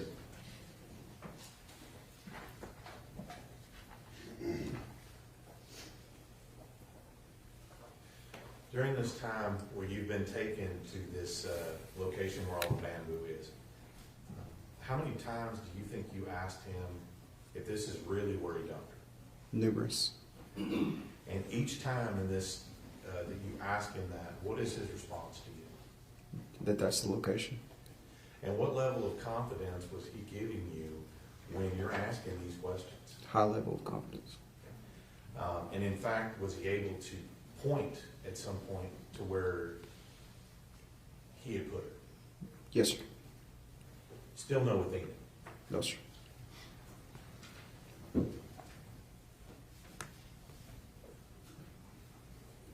How long do you think you stayed out there on the side of the road looking in this bamboo forest? Us personally, I believe we were out there for about 30, 45 minutes. You said at some point you ended up back at the Wise County Jail, is that right? Yes, sir. Why did we go from the bamboo forest back to the Wise County Jail? At that time, we exhausted resources as far as checking the home. We checked both vehicles. We checked, keep in mind this is day 3 also that we've been searching.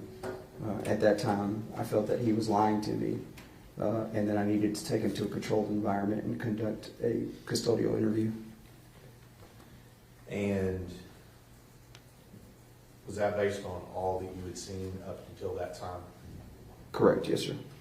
And being out there in the bamboo and looking and not finding anything? Yes, sir. And the canine not finding anything? Yes, sir.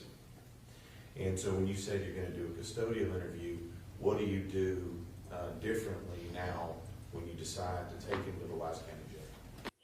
Sarah asks, did he disclose his disability upon being hired? Because any company, when they hire someone with a disability, yes, you're not allowed to discriminate, but at the same time, there's huge liability. We don't know a whole lot about that. Number one, there was a gag order, so that nobody could discuss the evidence. And number two, the family sued FedEx and then dismissed the case. So there's a lot of stuff, a lot of these details that we absolutely we just don't know. And we're hoping to find out through this process because we don't know them.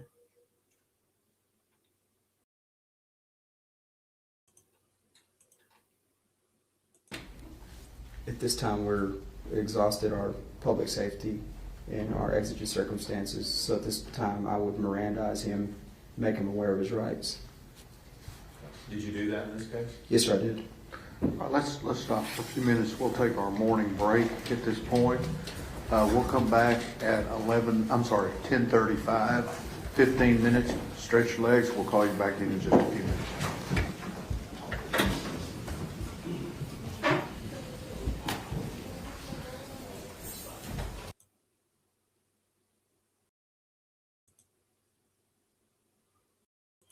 You don't ever have to be sorry for questions, you guys. Just ask away. If I know the answer, I'll tell you. If I don't, I'll tell you I don't know. The family did. They dismissed the lawsuit. Now, do I think that the lawsuit will be that them dropping the lawsuit is just temporary? Yes, I think that they're waiting for the criminal trial. Now I'm going to tell y'all, they are going to play the search for Athena's body. It is redacted, so I don't know everything. I mean, I'm just going to tell y'all, Athena was found nude. Okay. So they're going to blur that, which they should. She should have dignity. She should have privacy. Okay. That doesn't need to be displayed. But I mean, we're going to hear all of it. We're going to hear his interrogation video. It was not suppressed. It was denied. We're going to hear all the things. Okay. So Jonah's mom, why are you flipping mattresses by yourself? Stop that. Don't do that. All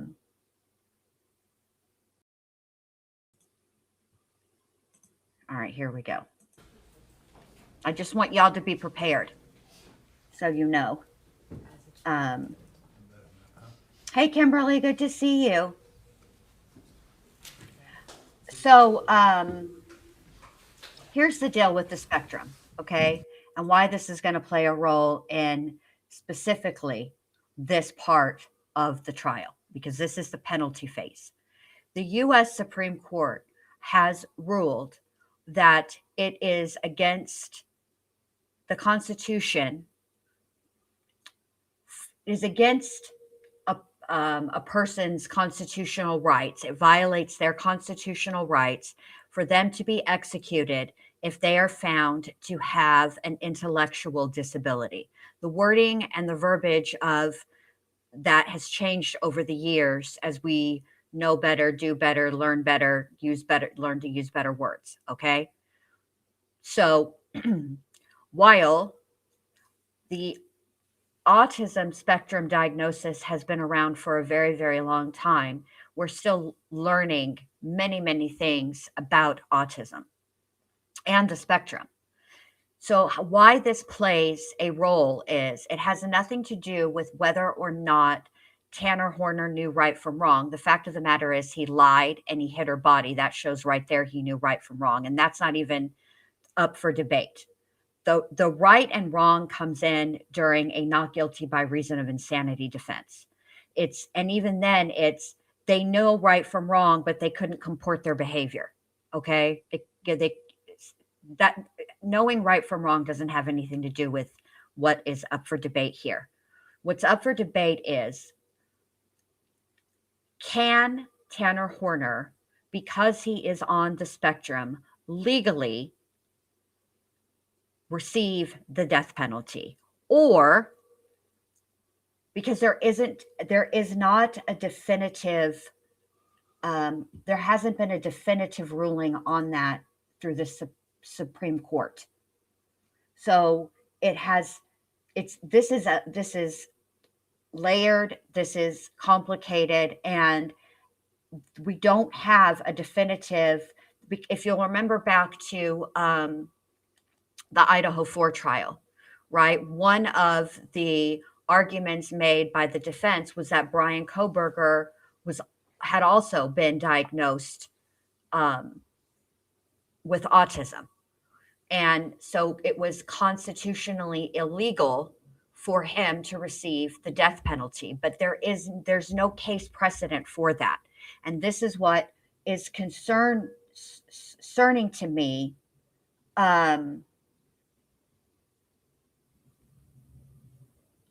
Well, this is what's concerning to me. There always has to be a precedent. There's always a case that's the precedent case.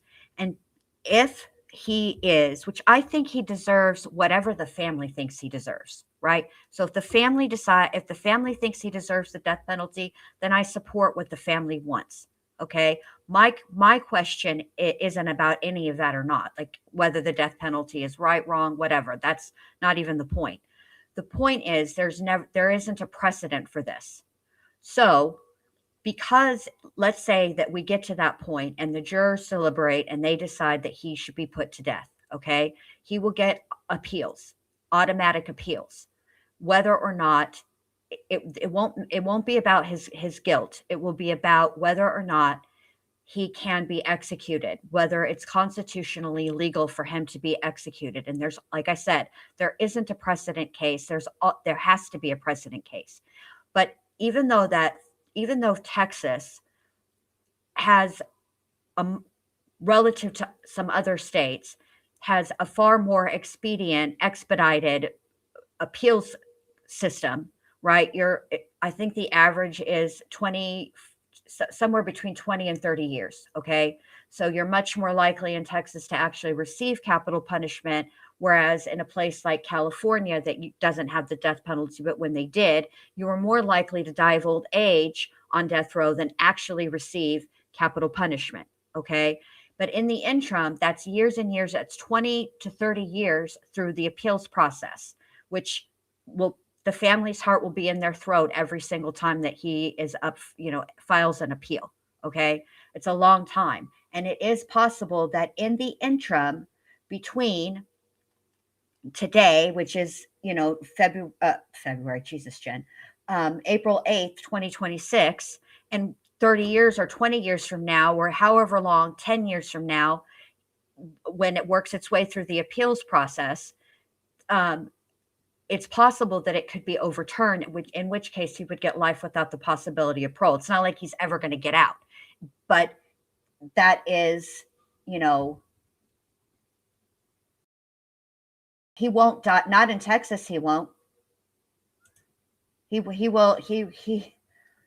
Well, we'll talk. We'll just, that's just, it is, we'll talk about that. We'll get more into that later. I want you guys to hear the trial, which is what you came to hear, not me. But that's really what the defense is trying to do. They're trying to get, they're using the fact that he is on the spectrum, and that he is, that his mother, and that's all we've really heard, because it's only been opening statements that for their part. They haven't put their case on yet, and it's because of the witnesses that have testified so far. It's like I said, their job is to present mitigating evidence, and the witnesses that have testified thus far, cross-examining them really wouldn't help with any mitigating circumstances, okay, or evidence. So we're going to have to wait until the defense has a turn to put their case on in chief as far as how they intend to prove all of these things. But that's what their goal is. Their goal is for him to get life without the possibility of parole, not the death penalty.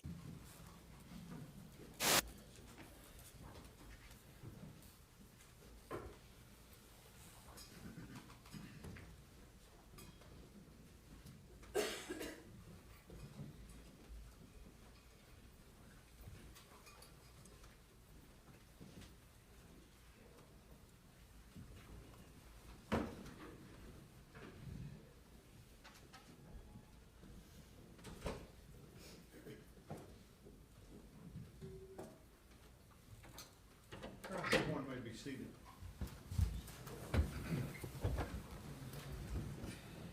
"27 years I've been watching juries coming in and out, and it's so fun to see who kind of likes to move around and who likes to sit in the same seat." So, we are ready to proceed. Mr. Stain. Thank you, Ron. Brandon Espinoza, we were talking, I think we ended, you had now Mirandized Mr. Horner, and you're heading back to the jail, is that right? Yes, sir. And is that also recorded on the body?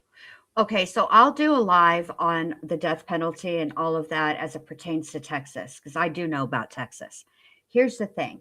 The pleading guilty to the crime of capital murder waives your right to appeal the conviction. Okay? Now, that's one set of rules. This is something else. This is the penalty phase. And if you're sentenced to death, you have automatic appeals. And they will appeal if he's sentenced to death. They didn't even want him to, that's what they've been fighting. The defense has been fighting this whole time. They're going to appeal. That we talked about before. Yes, sir, it is. Now, during this time, are you having a conversation with Tanner Horner during this time while he's in the vehicle? Yes, sir. Okay. And just to make sure here, when you're coming back to the jail, is it the same parties?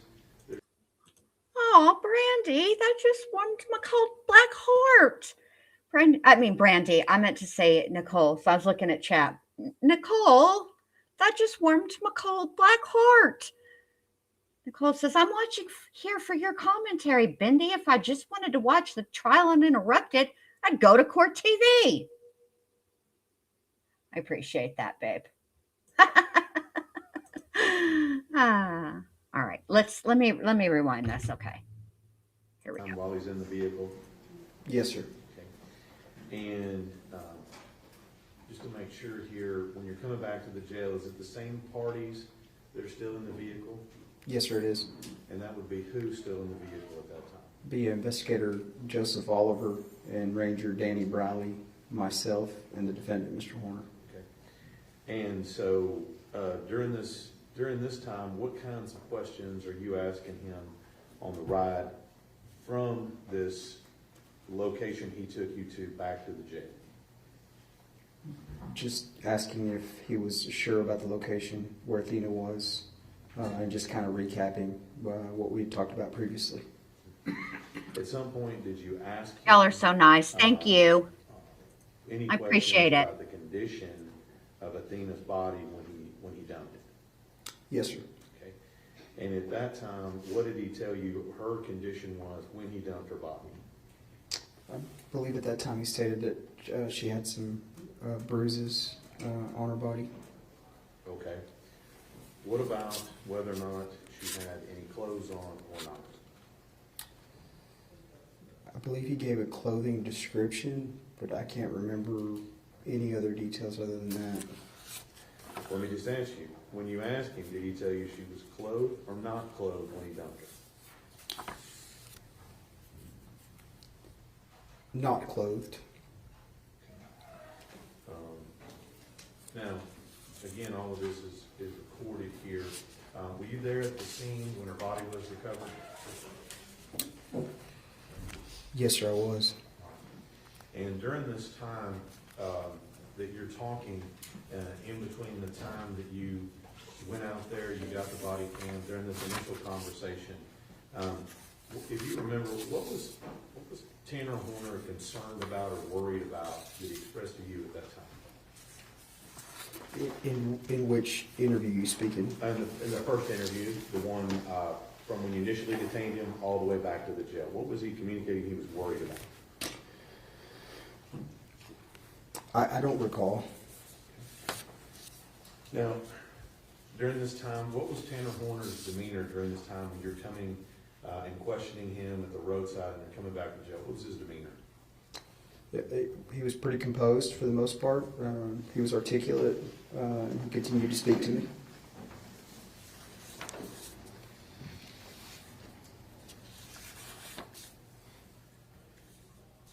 You remember when you, at the point at which that you make the decision that I think you said you're not able to find her, this isn't working out, what does Tanner Horner offer to you as a possibility that something had happened to her? Before he answers that, I just want to read this to you guys because I Googled it because I wasn't sure. All right. So I Googled, on average, how long does someone wait for the death penalty in Texas? In Texas, inmates typically wait an average of 11 to 12 years on death row before execution. While the average is roughly a decade, inmates can wait anywhere from 1 to over 30 years due to a complex mandatory appeals process and legal delays. So there you have it. Time, okay, why the delay? Time is spent on direct appeals, state habeas corpus proceedings, and federal appeals habeas corpus, which are mandatory for cases involving capital punishment. Executions in Texas are often occur faster than in other states, but the appeals process still results in a long wait. So there you go. We're faster, but not that fast. I mean, 11 to 12 years is a long time. Potentially somebody had picked her up, or Yes, Mel Carter, he did plead guilty. Welcome in. But here is the deal. So because capital punishment, which is the death penalty, is on the table, a jury is the one who decides his punishment. So whether it be, they will decide whether he gets life without the possibility of parole or whether he will get the death penalty. Okay. Those are the two options. They're the only two options. The state must now present a case of aggravating factors as to why he should receive the death penalty. And then when their turn is over, the defense will present mitigating factors against the death penalty, factors to spare his life and give him life without the possibility of parole. Typically, this occurs after a trial, right? So we have the trial, which is the guilt or the not guilty phase, and then we have the penalty phase. Well, because he pled guilty, we skipped that step.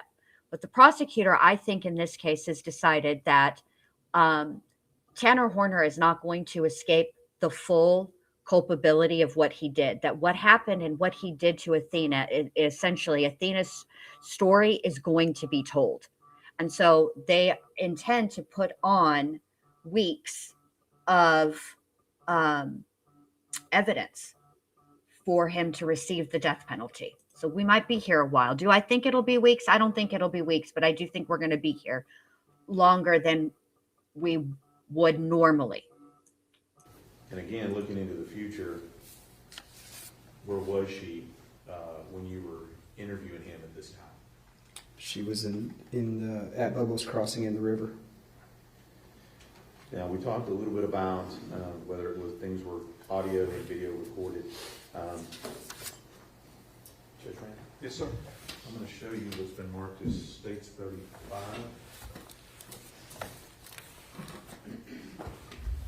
Can you tell me what that is and whether or not you've reviewed that? Yes, sir. This is Joshua Espinoza, the game warden's body camera, and it's labeled Field Interview 1, and it has my initials on it. And what do those initials tell us? That I've reviewed it. And is that true and correct depiction of what you saw and witnessed on that first video we talked about from the detention until you get back to the jail? Yes, sir. If we don't take Exhibit 35. Any objections other than those previously given to the court? No further objections, Your Honor. Those objections remain overruled and States Exhibit 35 is admitted.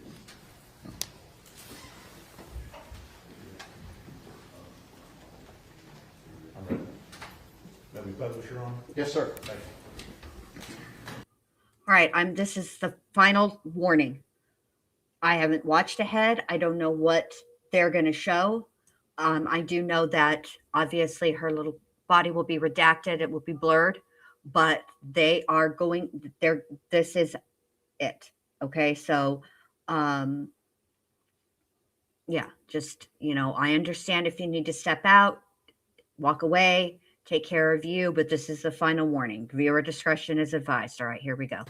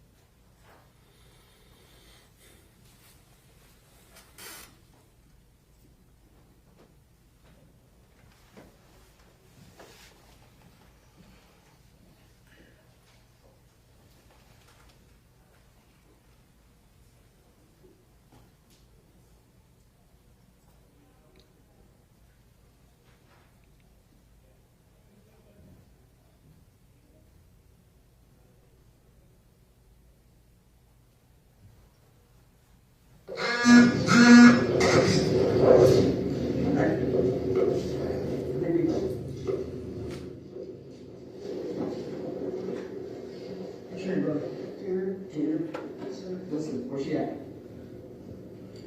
No BS, where's she at? That's the most important thing right now. Come on. Where's she at? Shirley, I don't know what the rest called. She left? She wasn't a black record. Okay. Let's stop you up there. Okay, let's go on right now.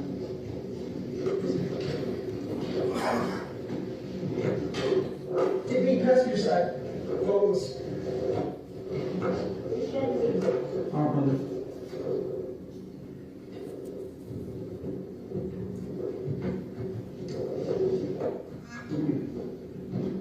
Let's get married. We'll worry about the rest later. Can we get in? Go up 423.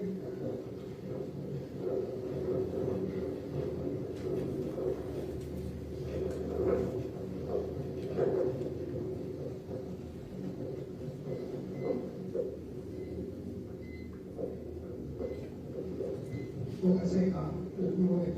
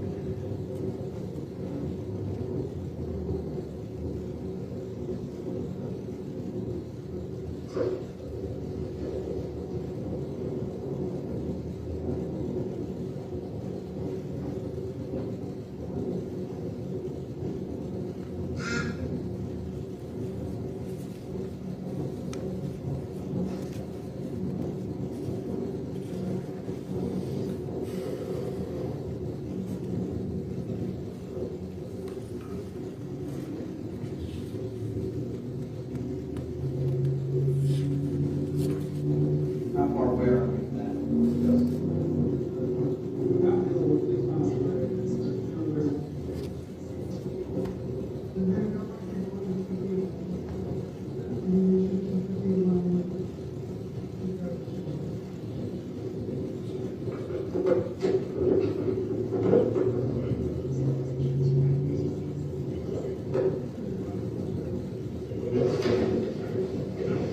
I got it. Sorry, let's just go.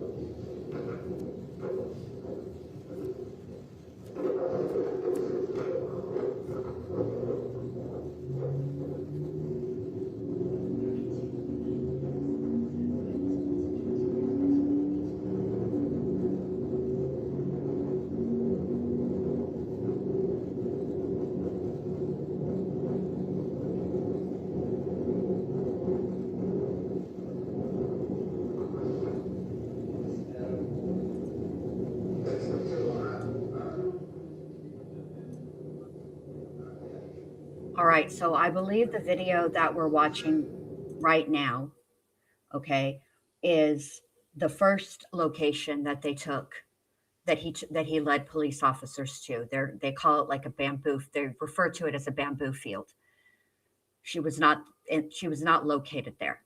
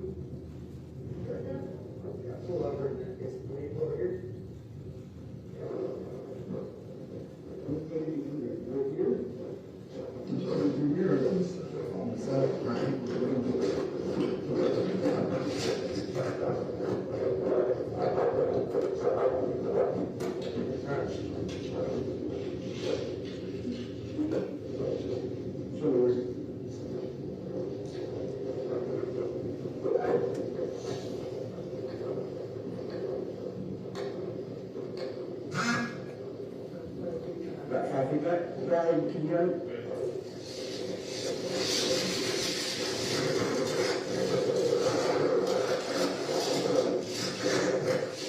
Right here? That's perfect.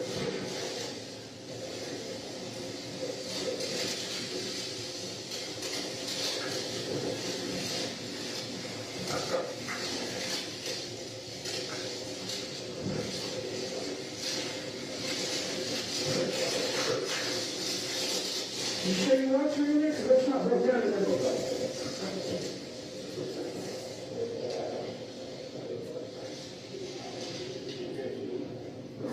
Right here.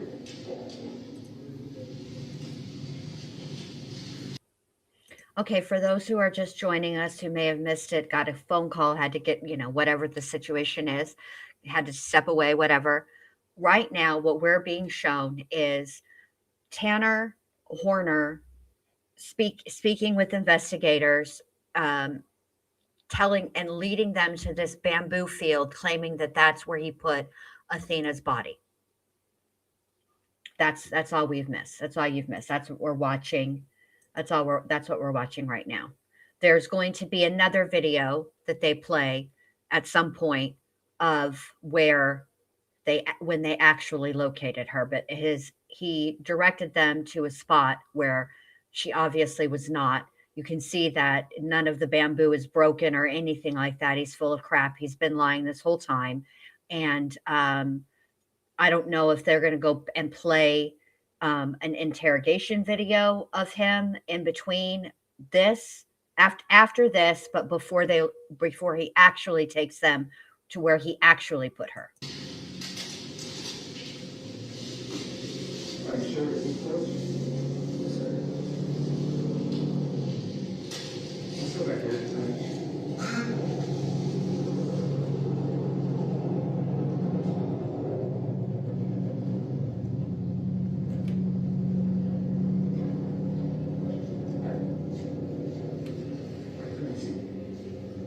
Listen to me. Now that we have a general idea where she's at, all right? Listen, that's the most important part. We're going to make you wear your eyes real quick, all right? You have rights to remain silent if you stay. Any statement you make will be used against you in court. You have rights to an attorney, and you have the right to have an attorney present. You can't afford an attorney when you get appointed to you. Do you understand your rights? Okay, you have the right to terminate this interview at any time. You understand your rights? What was the last part? You have the right to terminate this interview at any time. Okay, listen to me. This was the hard part. We're over the hard part, okay? So now with that, the most important part is just make sure we're here. We're good? No?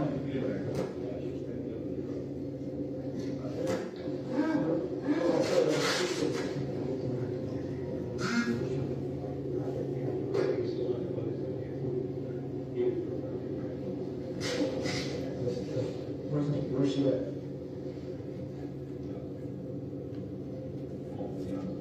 That's right here.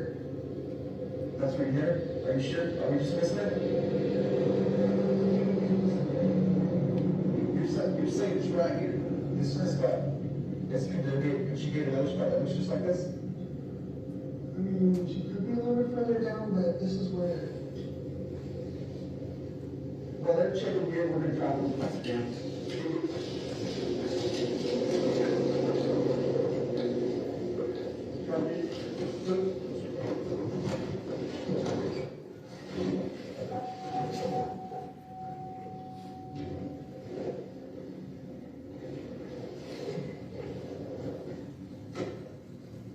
There's a trash can in the mailbox here. Let's go.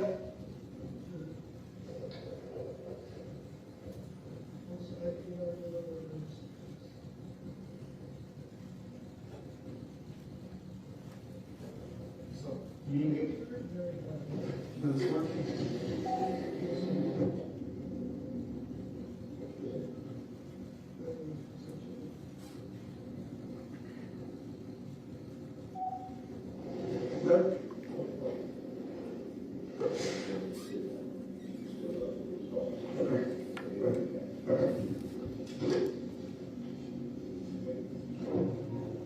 we just wanna make sure we find her. If she's alive and well somewhere, that's even better. She's not, okay. We'll get into all the details later, are you sure she's not this way? Your father, she's in there?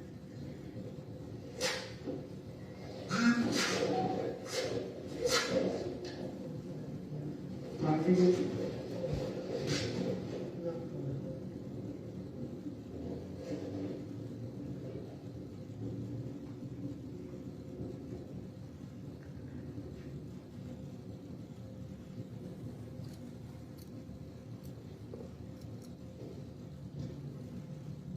Can you go this far down?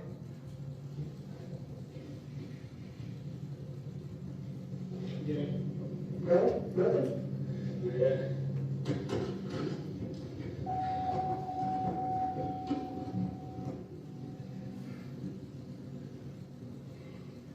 So where did you go in from this side of the road?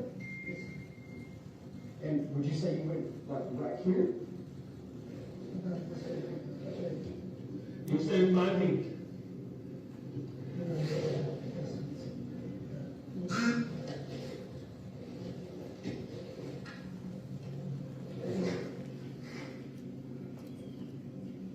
Maybe we can get the dog over here.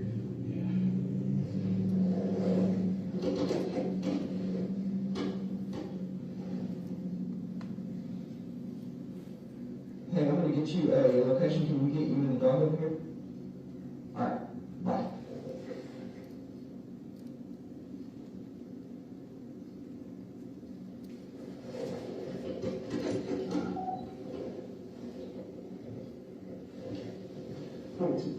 Tell me what we're about.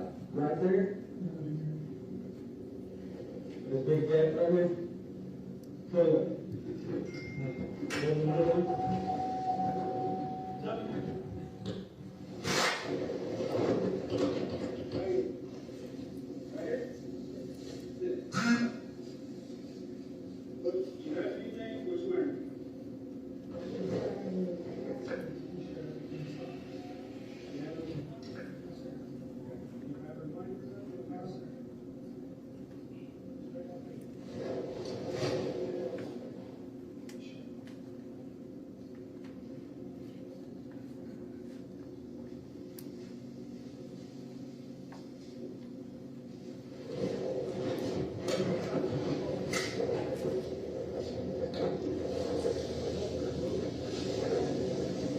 That's about how far she was.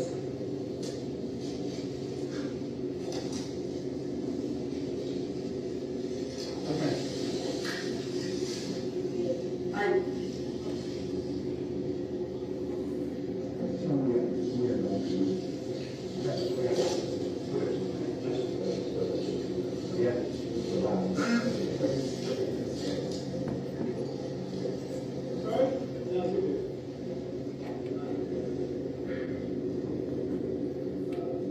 So, what she said was there any confusion about where you might have put it? And she's not alive. Okay.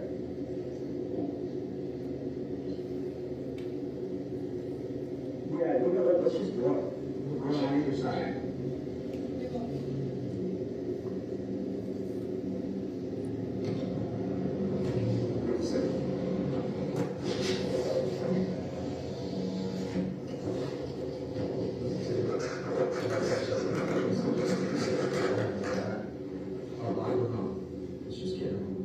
That's all that's important. You understand that? That's all that's important. Trust me. You can trust me.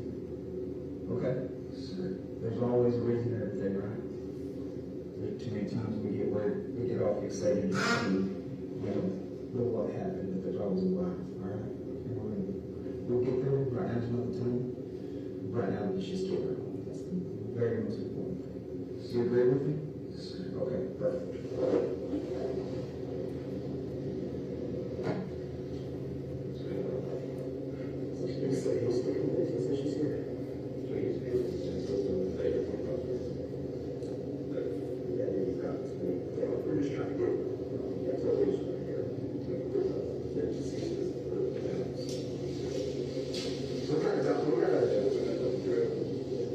We gotta go.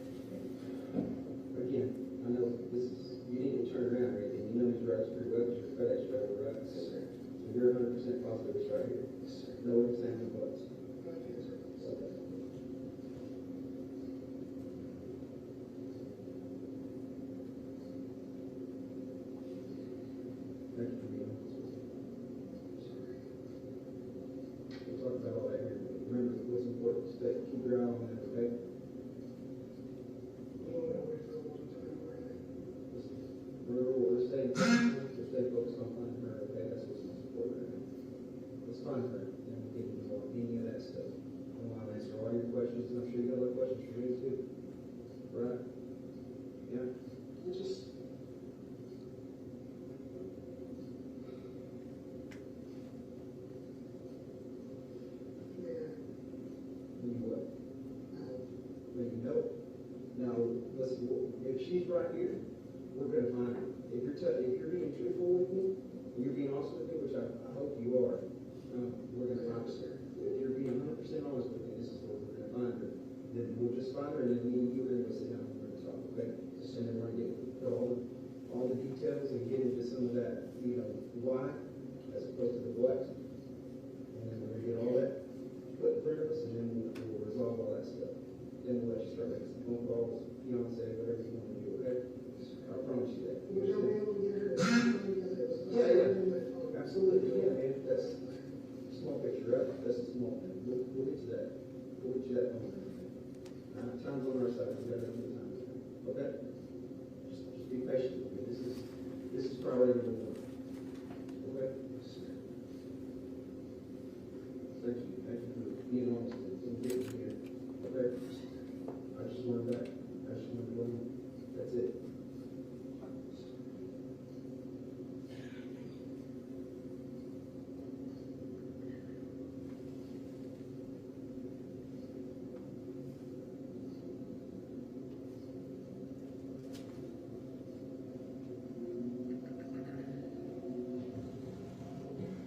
Just take a DD.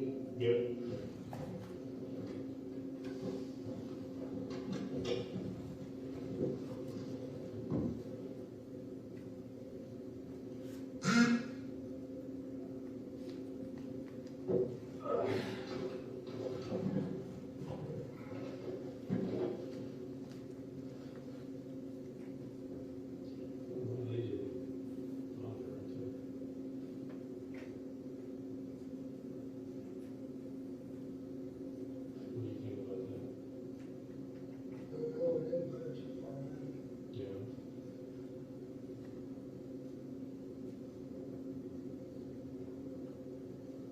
What time of day was it?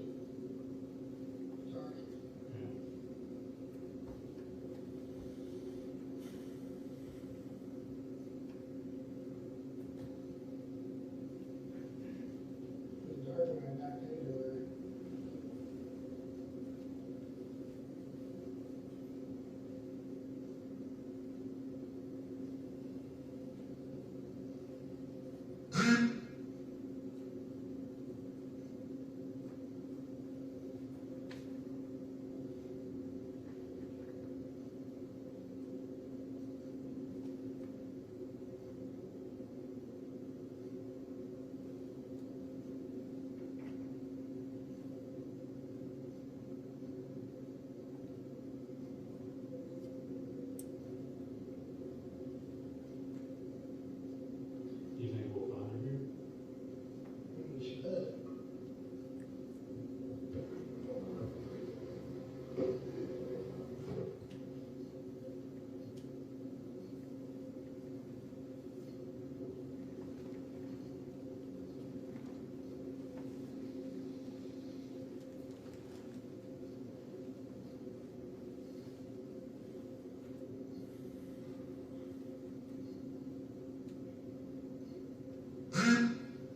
Did you know we figured this out?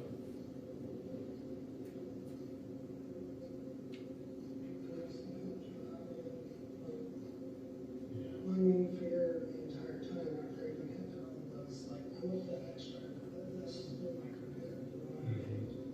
Like, I have a fucking 1-year-old, and if I lose this job, I lose everything at this point.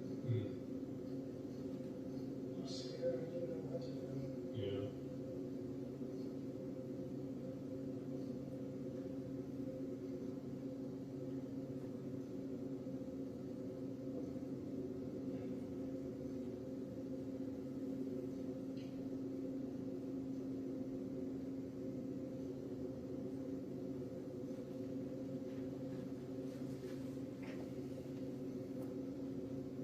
How many times have you been to her house before? I honestly just get stuff on the truck and I go lift over, so I have different like routes every time I work most of the time. Hey, just to reassure you, obviously sometimes, people driving this up, they get confused or heck, I do it, and I don't even know where I'm at. But, Unless I've stopped here at P a couple of understand, but I'm saying if it doesn't pan out or doesn't work out, we're gonna go through your entire book right here, but I think it will. If you're telling me it is, then I'm gonna take a look for it, okay? Okay. All right, I trust you. We got some resources coming that are gonna go under faster than this, okay?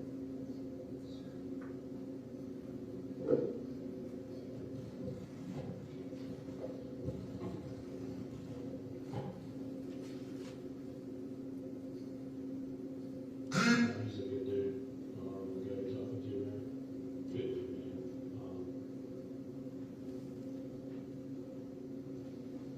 I mean, you can tell he's straightforward, man.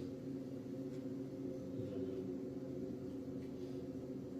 tell you something is that it's not, you know, I mean, I think you doing the same with him is probably the most valuable thing you can do, honestly. Just been doing this like 25, 26 years. Most of my life. Yeah.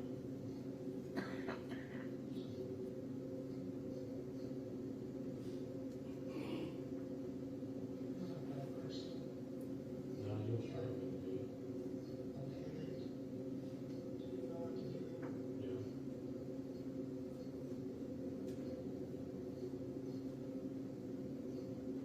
That's a, it's a normal thing, you know? It's just not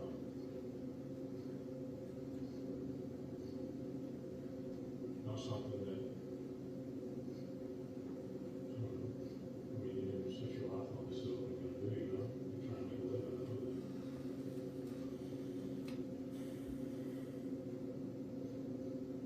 What areas do you deliver most of the time?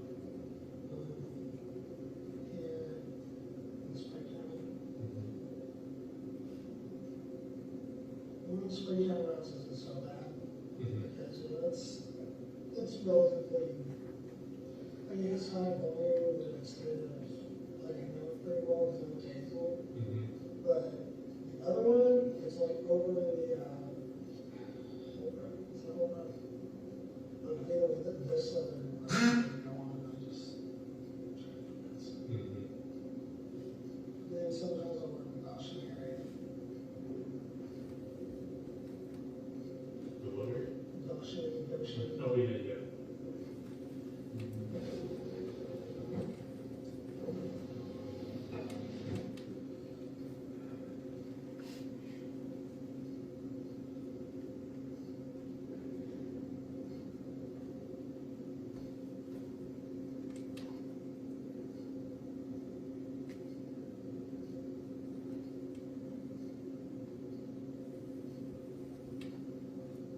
Is, We got to run or? yeah. I don't even know who that is.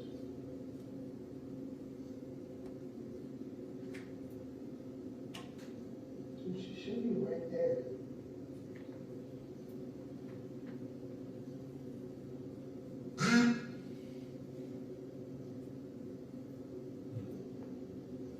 Any other, I'm not familiar, any other cartels on this road?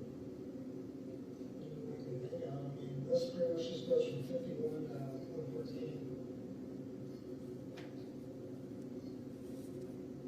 How far is 114 from here? About a mile back that way.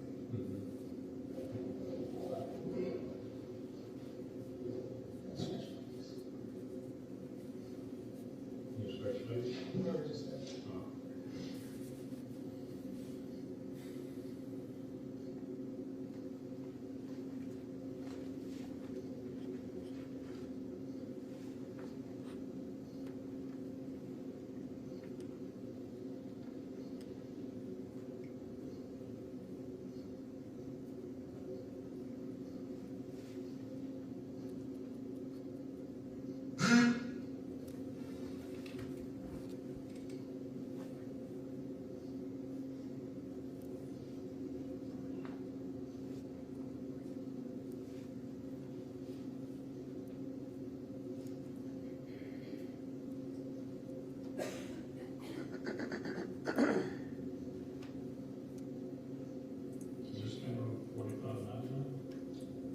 So I think the purpose of them playing this for the jury is to show them all of the things that Tanner Horner did to try and avoid and deter them from locating Athena. That's, I don't know if they're going to play the entire 4 hours, but it was a long, arduous process. I know that they took him into custody around 3 o'clock, and Athena was not found until late that evening. I won't be able to tell you. I know visually where I'm at, but I can never remember actual like names on it. So, because it's all county road this, private road that, or good with remembering numbers.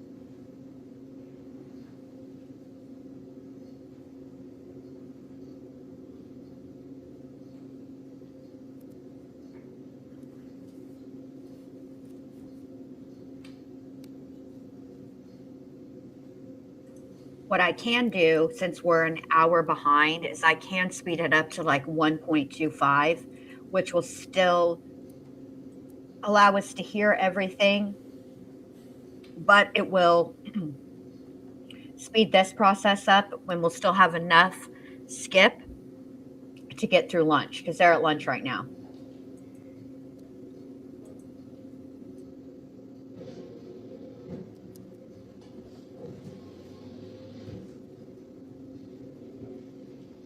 Well, didn't get the dog get out. Let the dog get out here, and let the dog go find it. Any injuries on it? I mean, it did kind of back it up the truck. Okay.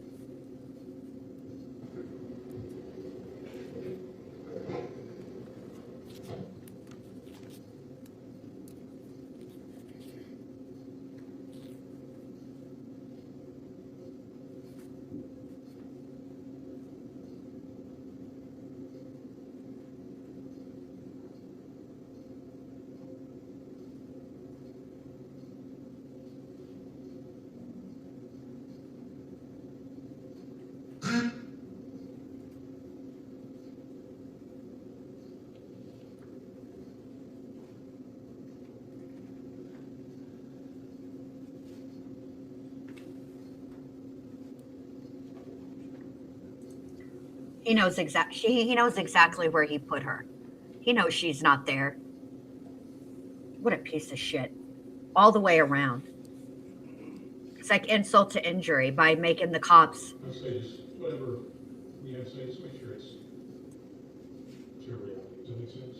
It's your reality, your truth. That's probably the most important thing when we're talking to Joe. This was my reality. This is my truth. This is what happened. It's a less exhaustive process for you than anything else.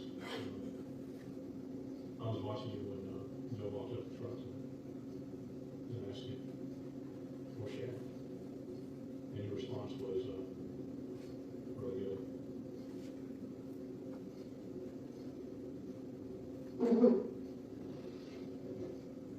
Don't just be. No, it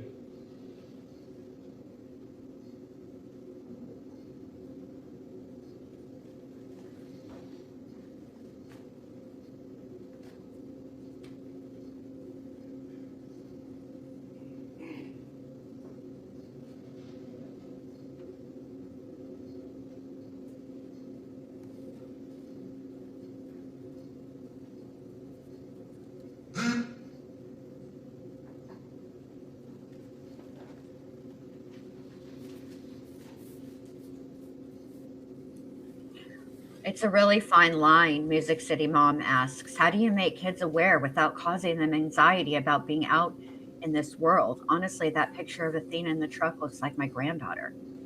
I don't, This is weird that you're right now, I just want to pet the dog. I'm sorry. Sorry, I deal with dogs a lot when I'm doing this, so, Okay. yeah.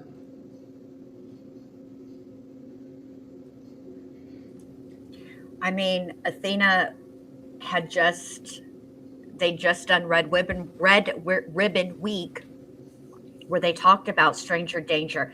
Stranger danger is a very difficult concept for children to um, really grasp what a stranger is. And I think that children often have this perception that they understand that a stranger is somebody that you don't know, right?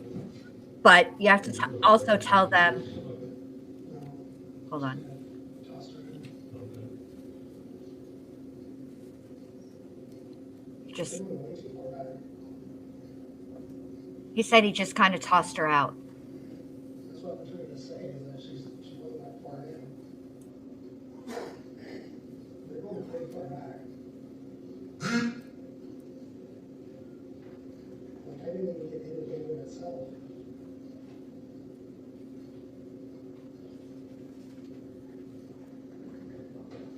I would let them know if they're going too far. Yeah. Hey, they're going too far.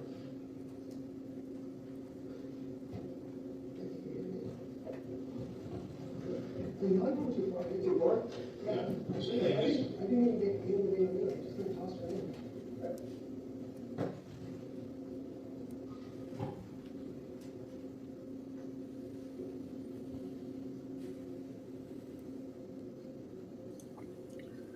The thing that I want to pause this because this is important and I don't want to miss any of this. So the thing that I've learned over the years, um, with my kids and now my grandbabies is that you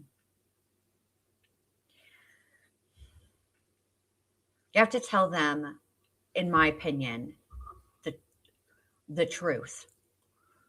Like rather than telling them um, a, a stranger is somebody that you don't know, because these predators will often tell children, well, I'm so and so. Now we're not strangers, now we're friends. And young children, that puts them at ease. I think the best way to talk to children about predators is to make them aware that when they have a gut feeling about something, not to ignore that. And also um, to educate yourself on what grooming is, because often that's really what we have to, that's the a stranger abduction is rare, but it does happen. So obviously you have to prepare your children. But if you can understand the grooming, I think that's more prevalent. And if you can help your children and your grandchildren to understand that it's okay to say no, that if it happens to them, it's okay to tell, it's not their fault, that the person who is hurting them can't hurt, which is a threat they often make. I'll hurt your parents, I'll hurt your brother, I'll hurt your sister. That's not true. You know, just and to really educate yourself on grooming, because when grooming happens, it happens frequently to the entire immediate family. It doesn't just happen to the kid. So those types of things are what you have to um, educate yourself. That's what you have to educate yourself on is um, and understanding and learning where what it how children will act sometimes after something has happened, because it isn't always the way that we would typically think. And the truth of the matter is, a lot of the reason why grooming goes on and why these predators get away with it is because, unfortunately, children don't tell. And I think that if you can instill in small ways trust between you and your child, that will go a long way to them telling.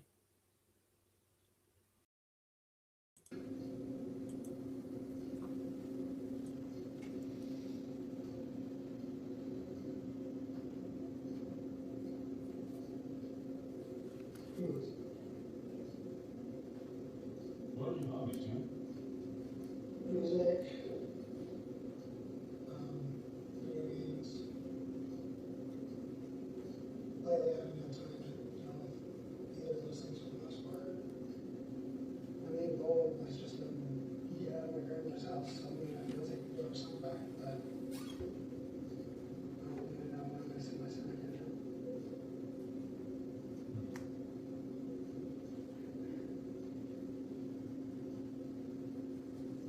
If we were to look at this area, where would we need to go? I'm 100% sure I was here. Okay.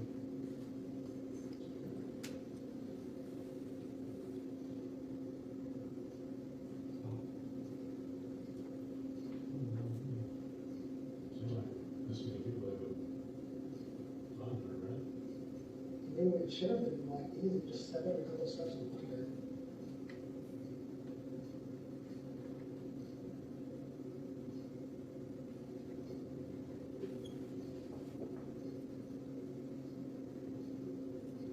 Where did you get back into it? I think it's her dad's house, I think they were saying.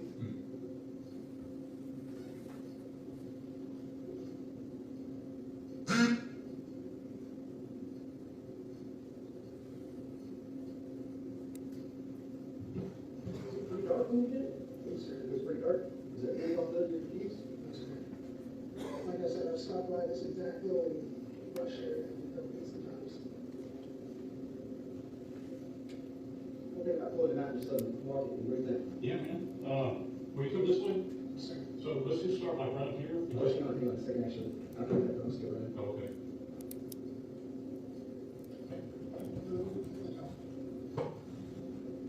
Once we find her, it's a good idea.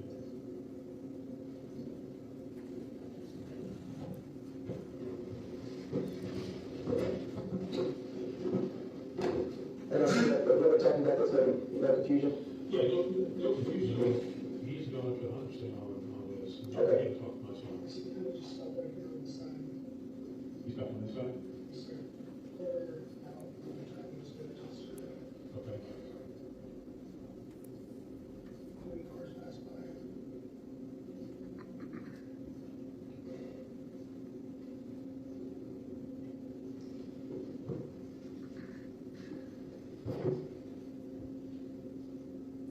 You have to admire these guys' patience with this guy, right? Like, How long ago was that? he's accused of the most heinous type of crime. You can, he's not even accused at this point. He's admitted that he killed a 7-year-old. Okay. And they're being nice to him, which takes an incredible amount of restraint. Reason number one that I could not be in law enforcement. I'd be breaking about 57 laws. So you guys know what time with that was? It was about the time you were with him, so figure out how that was. Maybe about 6:37. 6:37, okay, so sun's pretty down at 6:37. Also starts going down around 5:30. It's kind of dusty.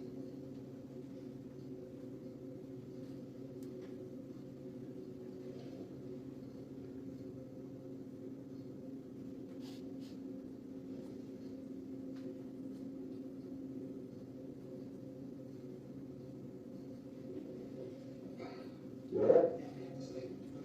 Okay. Who's fine? Let me get that.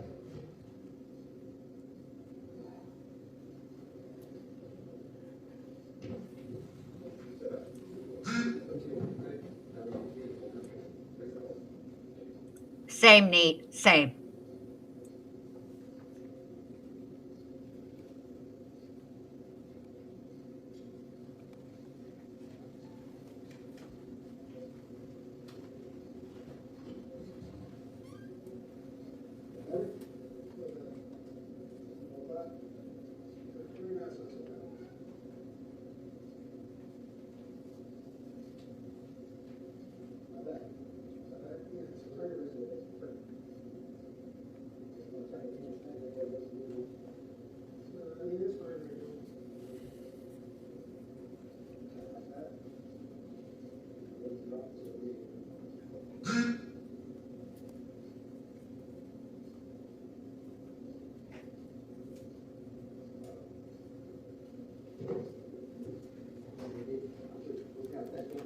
Yeah, look, yeah.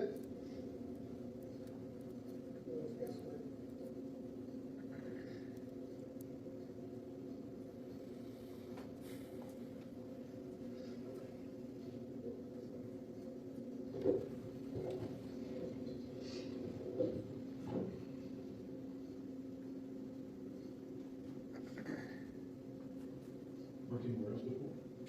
Worked anywhere else besides FedEx before? You see FedEx, before that I did Amazon. I've had so many recruiters since my son was born. Because, during my 20s, I fucked around a lot. I was young, didn't have any kids, all that stuff. Now I'm 31, I was ready to settle down, I had a kid, and now I fucked it up.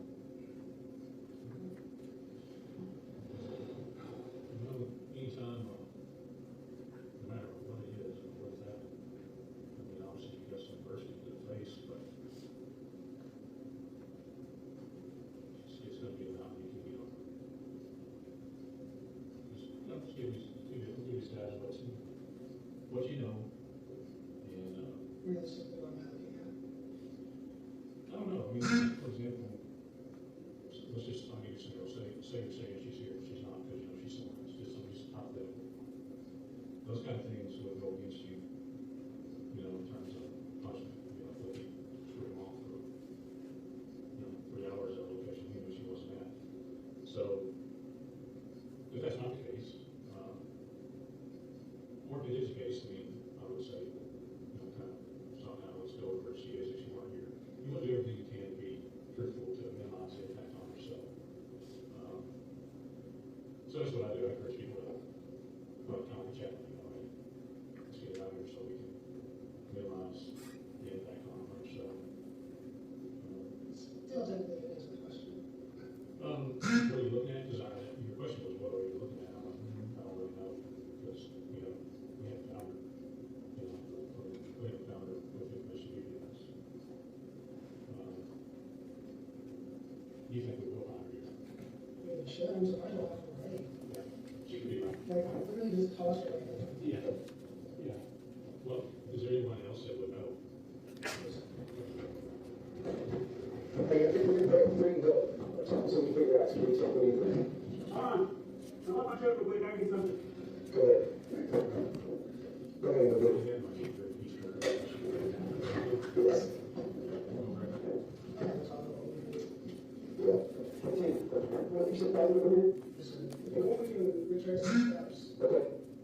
because I can tell you how to get to places, but I can't tell you. We'll be in the past. We'll be in the passenger side of it. Okay.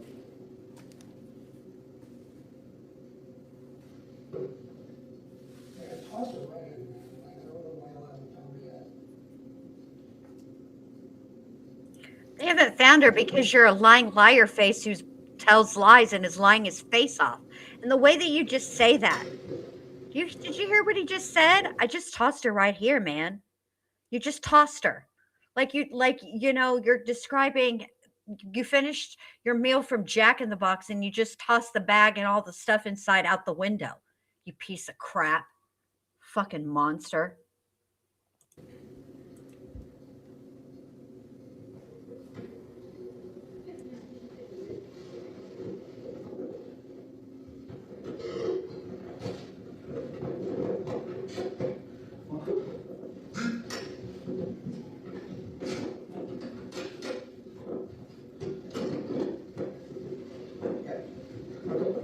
What's your choice? Yvonne? Yeah. What do you think?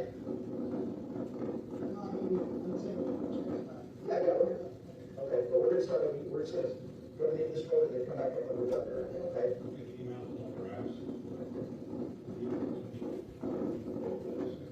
Meet people up this.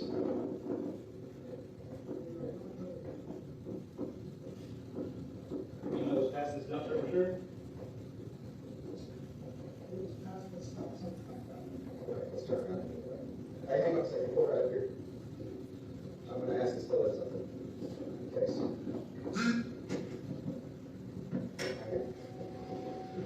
Yeah, Amber, he don't care. He don't care. He acts like he's, just taking a tour of all the houses for rent. Get the fuck out of here. He just doesn't give a rat's fat kneecap. He's just over here like, whatevs.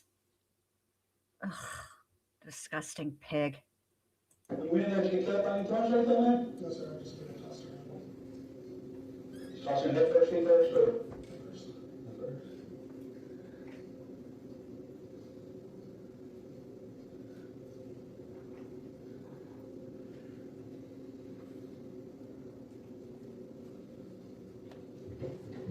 Okay, what's the rate?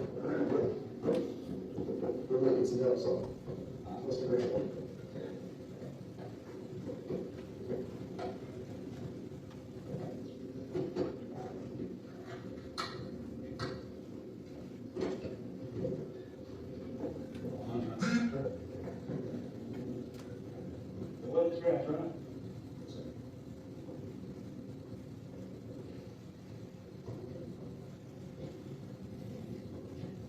About this is kind of tough, right? We talked about where you want this, but it wasn't. You go from sideways, did you?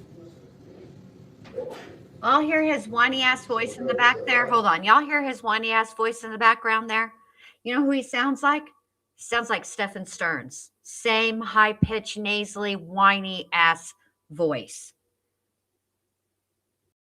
Ugh. You're sure you want 21.3, it's 21.3. I'm sure. Yeah, trying to do something else. Before the post, so right in that area.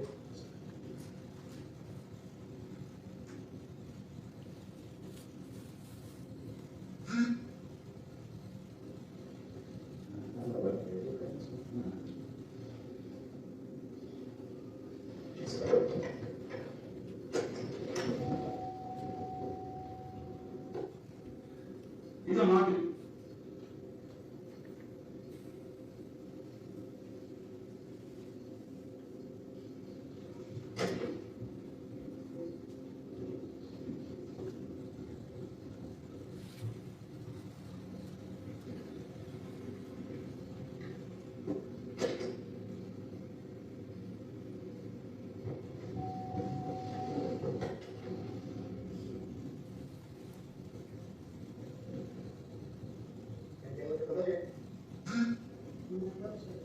Yeah.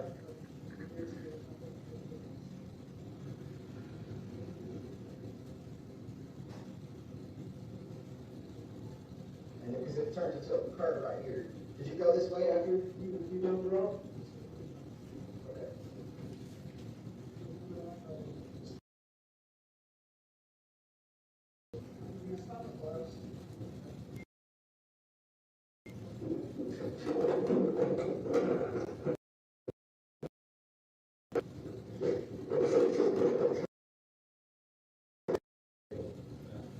I mean, he's a busy driver.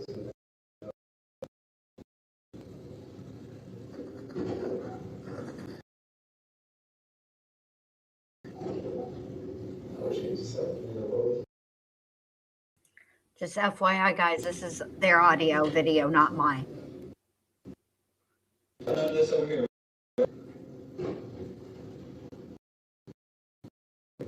Let's just do that and we need to move on to the next step.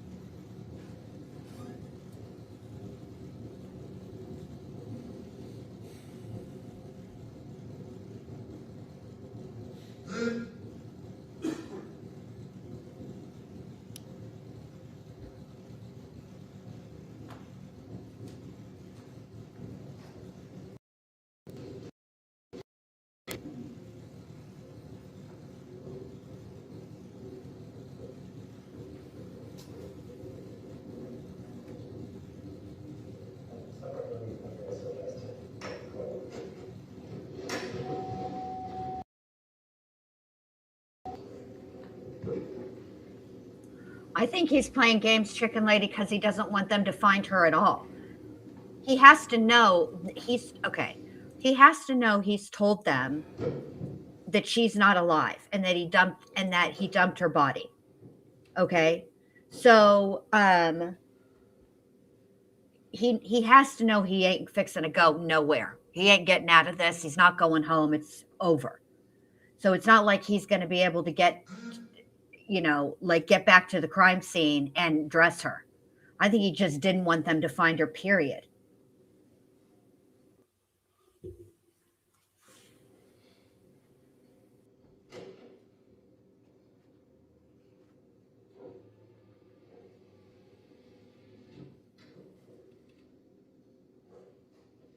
I'm good.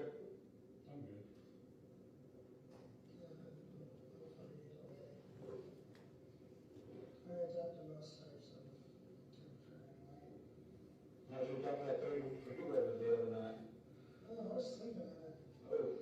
Yeah, I kind of live in the shed at my grandparents. That's why it was so late. Okay. You live in the shed at your grandparents' house? Yes. Where's that at?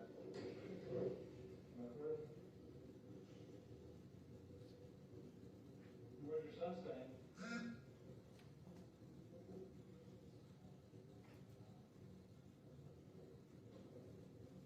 Tanner, did you keep any of her clothes or anything like that? No, you didn't?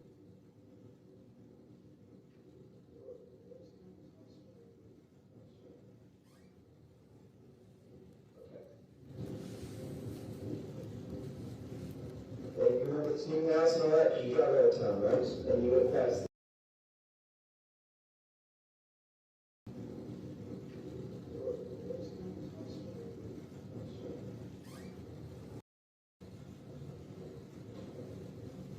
Tanner, did you keep any of her clothes or anything like that? All right, so they know that they're going to find her without clothes because he just said, "Did you keep any of her clothes or anything like that?" No, you didn't.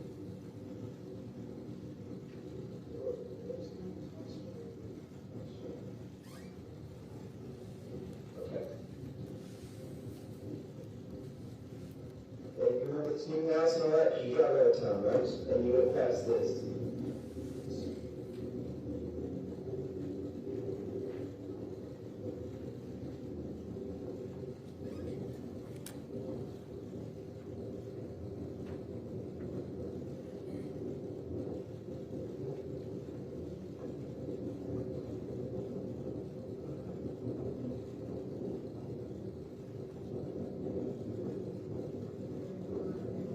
Okay, go top. Get that out of the way, make some phone calls for you. I'm gonna talk first, all right? I'm sure you want something to drink. You were thirsty, I'm gonna grab water here. Got some office. No, you don't feel like people? Germs? Yeah, I don't blame you. I work that pretty good. There wasn't long here.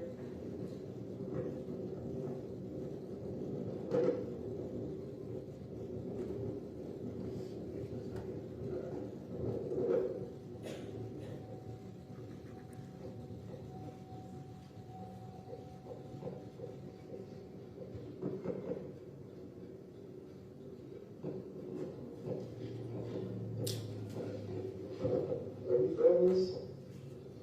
No, it's got a low battery. You can go turn on the battery, but you can. That's good.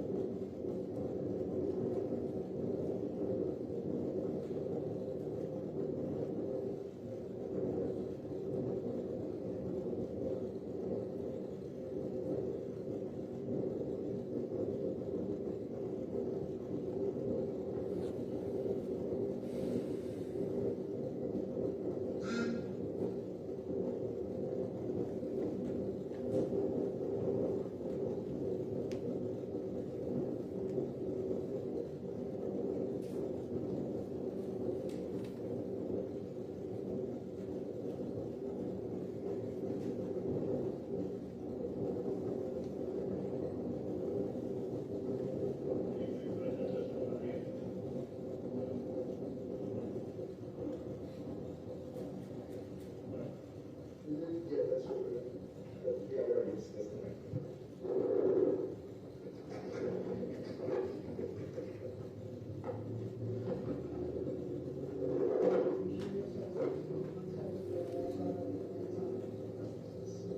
that's just our guys that we try to figure out. I'm gonna, let's get to you. We met, we're working on one relationship, and that's how we tell each other the truth. And we don't keep things from each other. So that's what me and you are doing right now, right? You asked me, I was truthful with you. I'm not going to keep anything from you. But if you got questions, let me answer them, all right? So that's what it is. We're just trying to figure out how we can get a group of people out there to try to facilitate money. Okay? So I just want you, I hope I trust you actually. I know you're telling me the truth. You feel you're saying nothing. I don't know why you just fucked it right.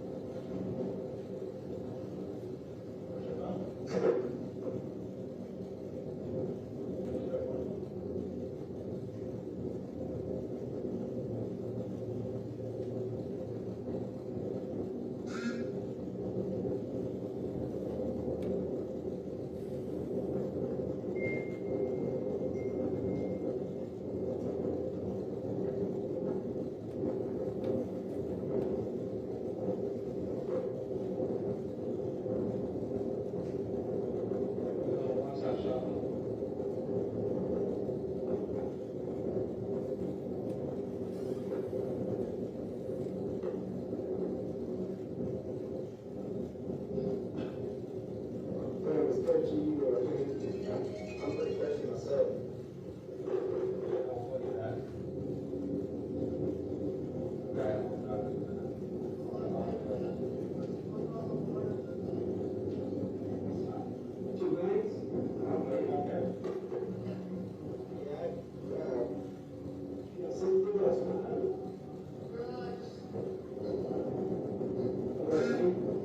What's your favorite flavor?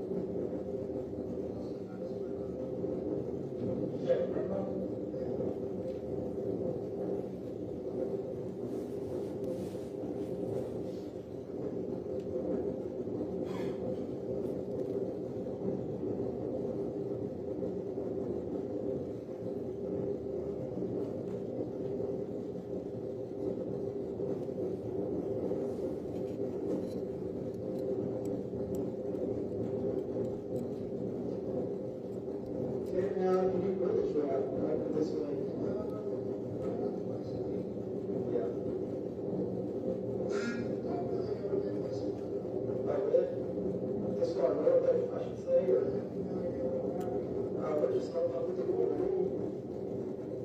How's the indicator, man?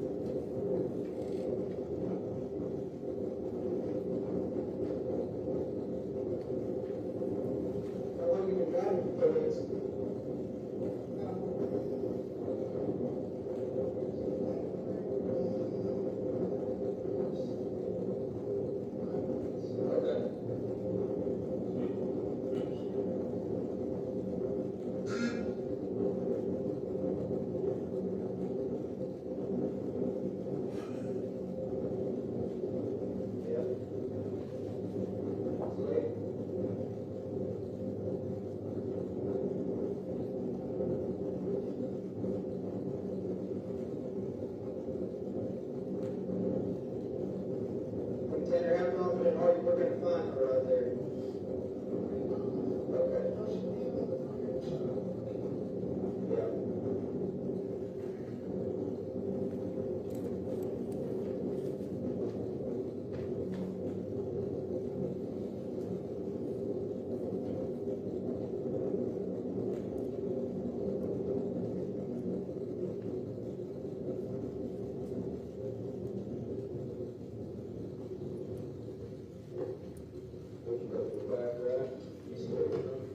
Yeah, we'll hold back there and go to the private chief.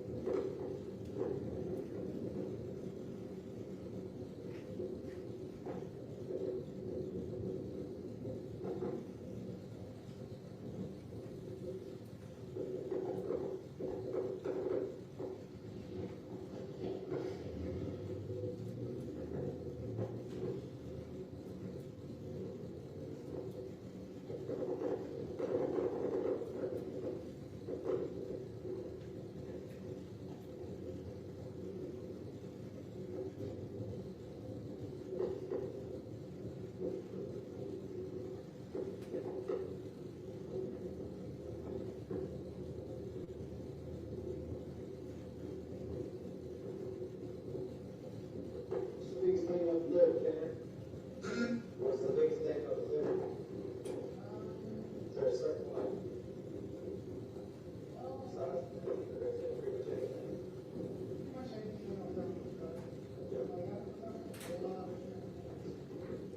Oh, that's cool. Just get tired of that. So I thought full self truck tires done. On that extra. Where am I getting it? Tires for people to buy.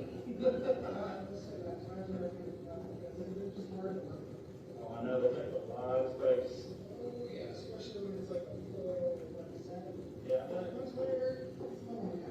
Two multiple tires. Then it's right, so for a pickup truck and then a half cylinder for all of the space. So four tires, which one is four tires will take a lot of room. Yeah, my son told me this. I know, I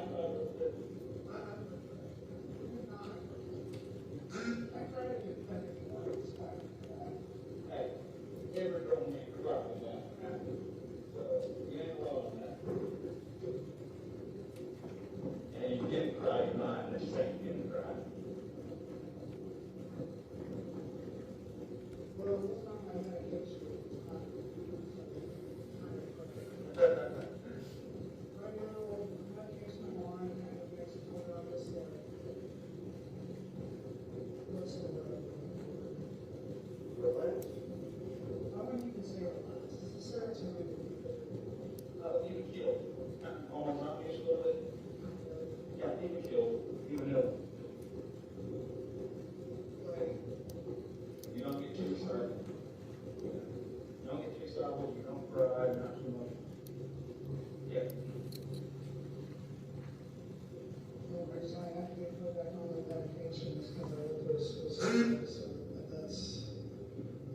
How long was that?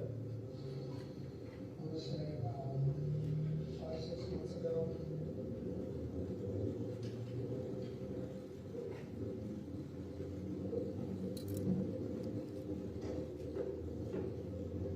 So I've actually been meaning to talk to you about cancer. Yeah, but it's next week. Yeah. When we need to talk to everything, like that is weird.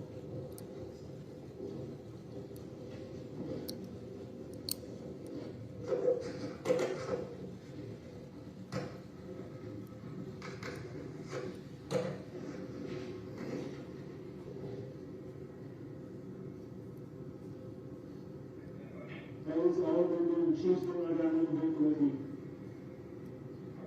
Thank you.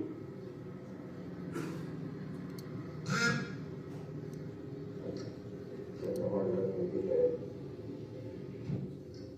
Right back here.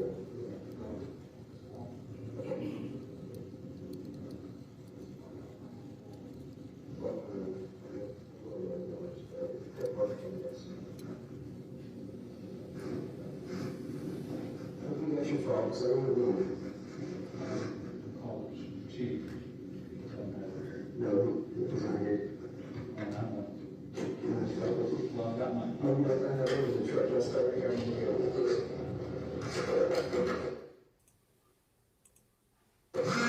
All right. So basically, what's happened today is we are watching body cam footage from after they apprehended Tanner Horner.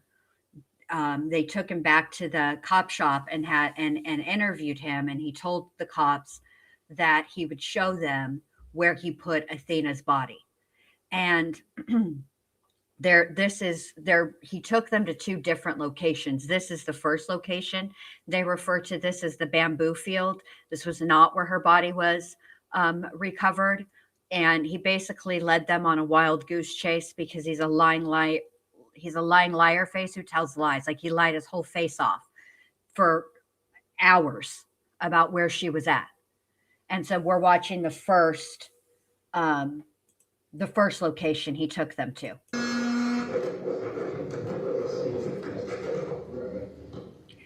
Also, just really quickly, I spotted when they were turning the camera around or whatever that there was a Taco Casa cup.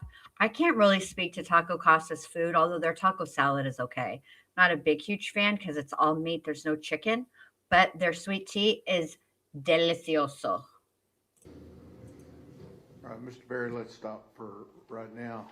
We will take our afternoon, our lunch break. Your lunches are here. We'll start back up at 5 after 1, okay? All rise.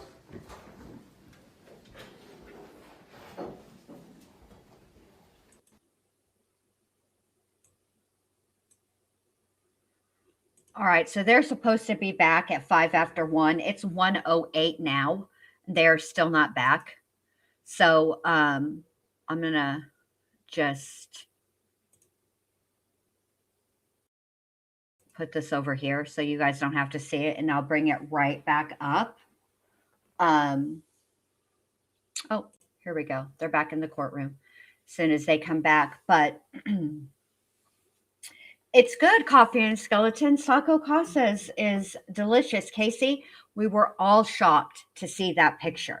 And the reason we were all shocked, I think I can speak for all of us that saw that picture and were all equally shocked, is because the story that came out in the press was the story that he told, which was that he backed up in his truck, in the FedEx truck, hitting her. He put her in the back of the FedEx truck because he was scared of what her father would do. Why he would be scared of her father and not the law, it just makes no sense. But anyway, that was the story. That's why he said he killed her, right? And then to see that picture and to see Athena standing in the back of that truck unharmed, like, it didn't make any sense. And we all were questioning the validity of that story. I was like, that doesn't sound right. That doesn't sound anywhere in the vicinity of right, like, at all. So, I was just as shocked. The other thing that I was shocked, it was yesterday, Jonah's mom, the picture of Athena in the back of the FedEx truck while he was driving. It was a still from the video. It is all meat and there's no chicken. Sometimes a girl wants a chicken taco salad, okay? Sometimes a girl wants a chicken taco. It's all hamburger meat. I can't, but their sweet tea is divine. I'm probably not going to be sponsored by Taco Casa. I'll tell you that right now. Yeah, you saw that, babe. You saw that. So how did that and I've been thinking of you all day today, so you'll have to let me know how that went for you. But so yeah, we were all shocked to see that.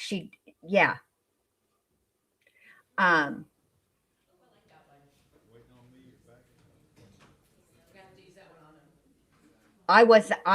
Yeah.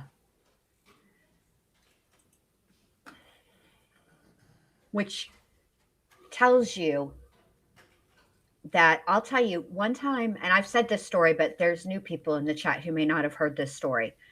One time, a long time ago, years ago, Oprah Winfrey did a show about predators, child predators specifically. And what she actually did was she went to a prison and interviewed them. Okay. And they were very candid with her.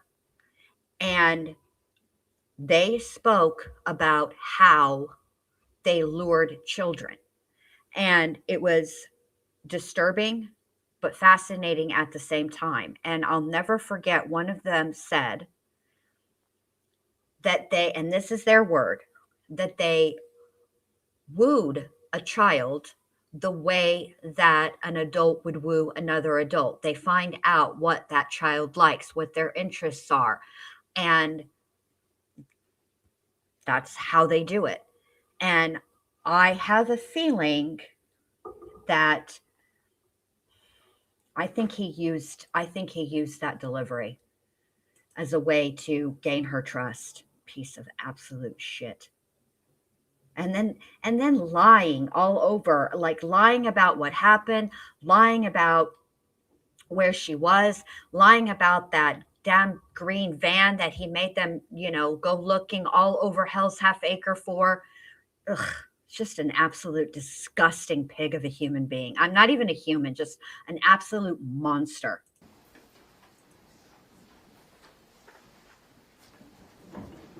Oh yeah, he does look like he absolutely is pale.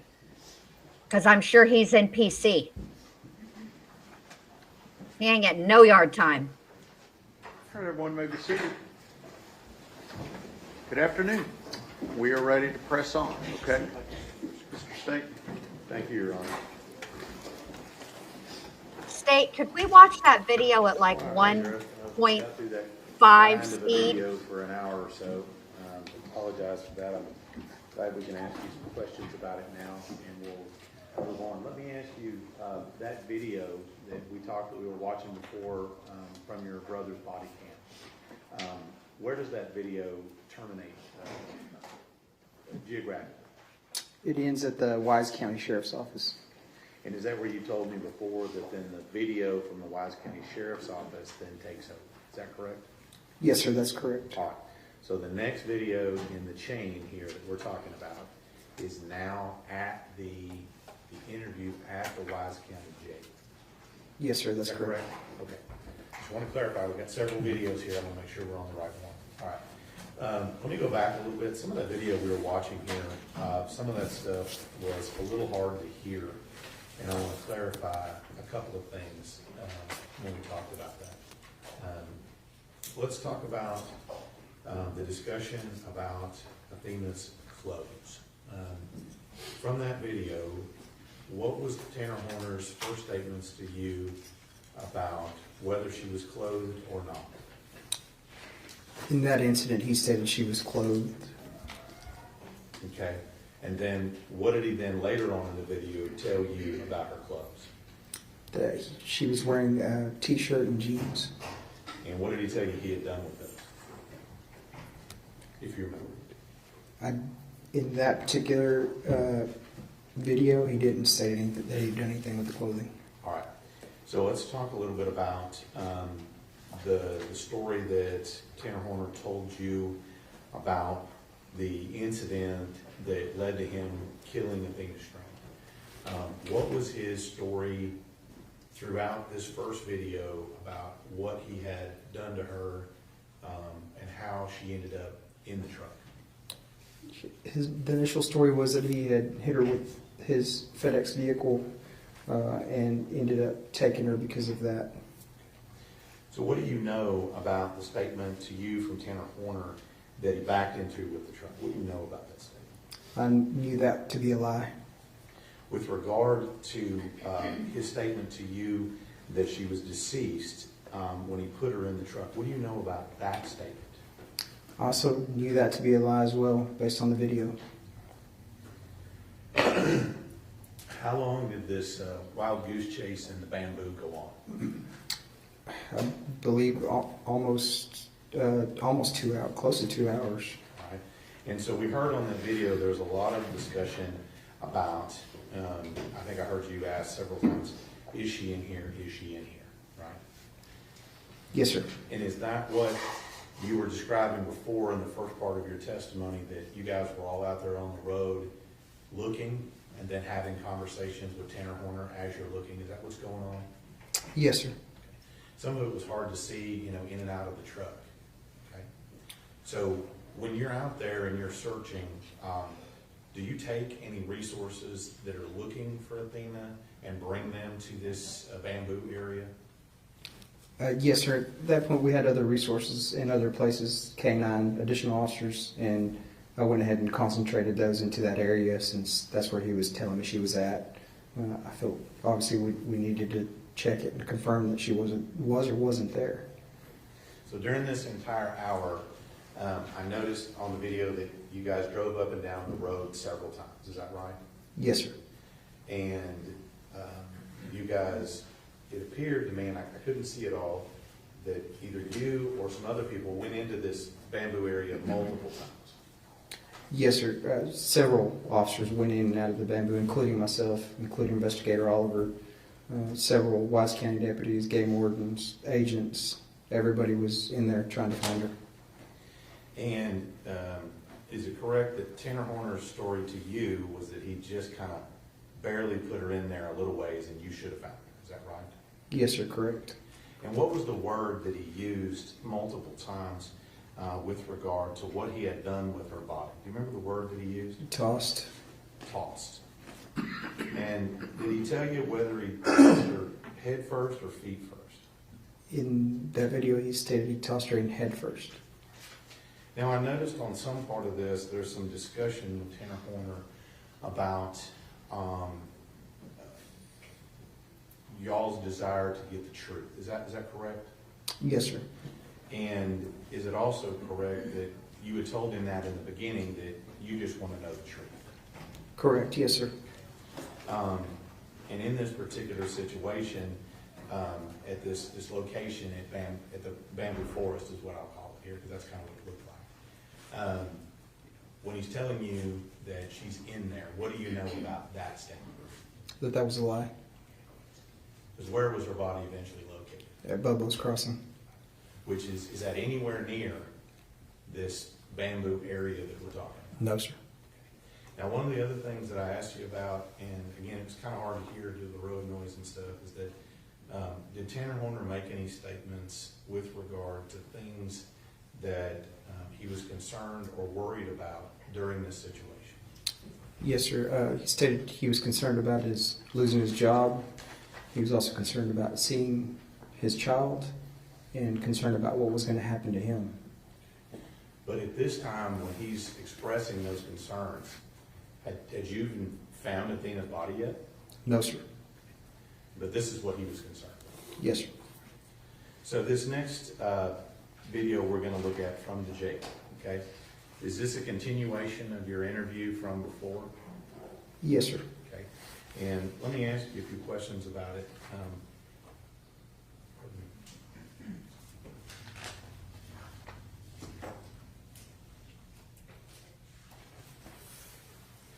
So this particular interview at the I'm going to rewind where he asked this question, but this comment is amazing and it needs to be highlighted.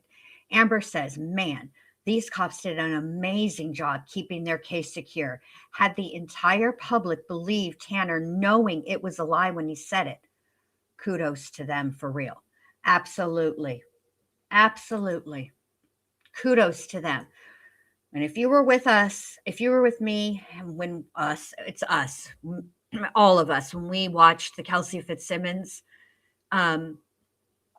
trial and how frustrating those officers were, also Karen Reed. There's been a few times when law enforcement has been frustrating, but not this time. jail, who is participating in this interview? Present during the course of the interview is myself, Investigator Oliver, and Ranger Danny Briley. And throughout the majority of this interview, are you conducting the interview or somebody else? I'm conducting the interview. And do you know about what time you got back to the jail? I believe around 4 p.m. approximately. Okay. And so you get to the jail. I'm going to fast forward a little bit. Is there an interview room or someplace in the jail where you interview suspects?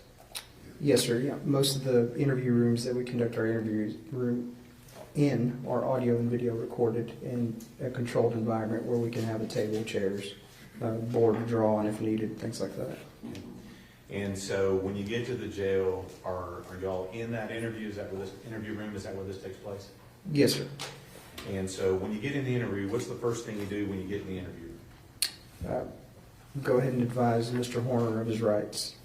Again? Yes, sir. And this is in addition to what you told him when you were on the roadside? Correct, yes, sir. So you're in there and you're conducting this interview. About how long do you think that interview was in the jail? Almost 2 hours. Now, if I help me, correct me if I'm wrong here. You had the interview in the jail, right? And when that's finished, or at least a stopping point, where do you go next? We go back out into the field to try to locate Athena again. Back to the bamboo again? Yes, sir. So we have an interview at the jail. That goes on for some time, and then you elect, we're going to go back out on scene. Is that the progression of events? Yes, sir. So let's go to the jail interview, and I'm going to hit a couple of things in here. In the jail interview, once you get him in there and start talking to him, what was Tanner's story as to why he was at Athena Strand's home on the road? Why was he there? To deliver a package. And what was his story to you with regard to his contact with Athena Strand? That he was there to deliver the package. He hit her with his vehicle. He panicked and he took her with him, asked her to get in the vehicle. Okay. So I'm going to break that apart a little bit. Mm-hmm. He said he hit her with the vehicle. Said he panicked. And then you said he asked her to get in the vehicle. That's what he told you. Yes, sir. Now, we know before, you testified before, that one of the very first things you asked him was, what? Is she alive? Is she alive? And what did he tell you then? That she was not. Okay. But now, what's he telling you now? That she was alive. Okay. And that you're saying, he says, I'm going to get this correct here, that he asked her to get in the truck. Is that right? Yes, sir. To the best of my recollection. Now, with regard to whether or not you asked her to get in the back of the truck, what do you know about that statement? That's a lie. Now, with regard to Athena's physical status, or whether or not she was injured or not, what did Tanner Horner initially tell you in the interview that we're fixing to watch here about what her physical status was at that time? I believe he stated a few bumps and bruises. Okay. But not dead like he said before? No, sir. Now, with regard to any communication between Tanner Horner and Athena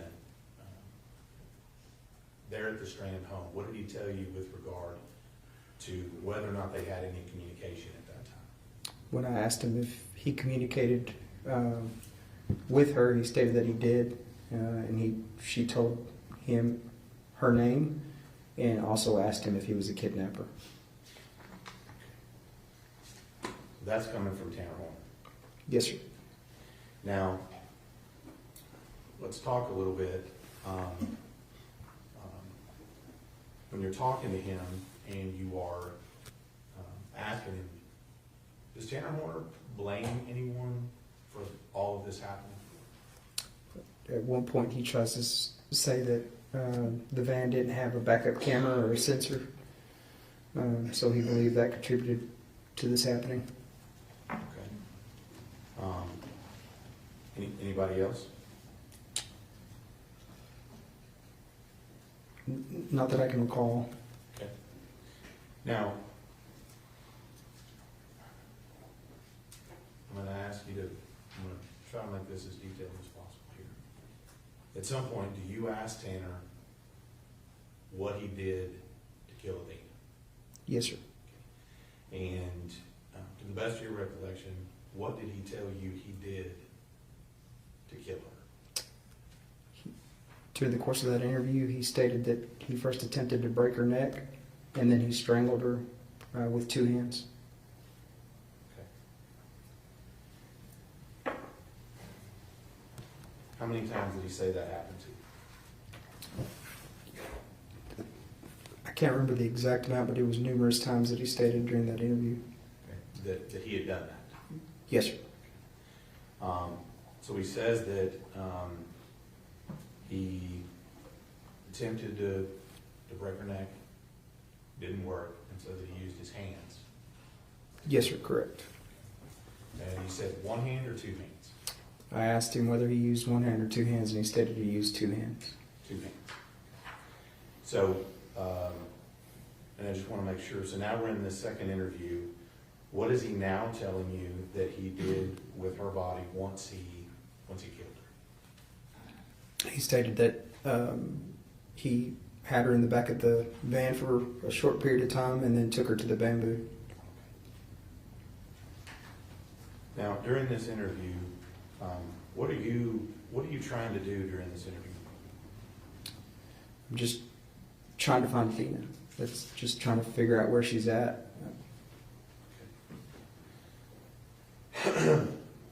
Now, as far as after he, according to him, after he dumps her body in the bamboo, we've talked a lot about that. Where does he say that he went next after that? He stated during the course of that interview that he went to the Loves to get some cleaning supplies for the truck, and then he went back to the station. So just for those of us that don't know, is it Love's a convenience store? Yes, sir. Is it also a truck stop? Yes, sir. And is there a Love's in fairly close vicinity to where that would have been happening? Yes, sir. Do you know where that one's located? I can't remember the approximate address or location, but we had investigators follow up with that location as soon as we found that information. All right. So a Love's truck stop, that's what he said, clean up the truck. What did he tell you that he was cleaning up? He stated that he was cleaning up vomit and feces. Okay. Whose vomit? His vomit. Whose feces? Athena's.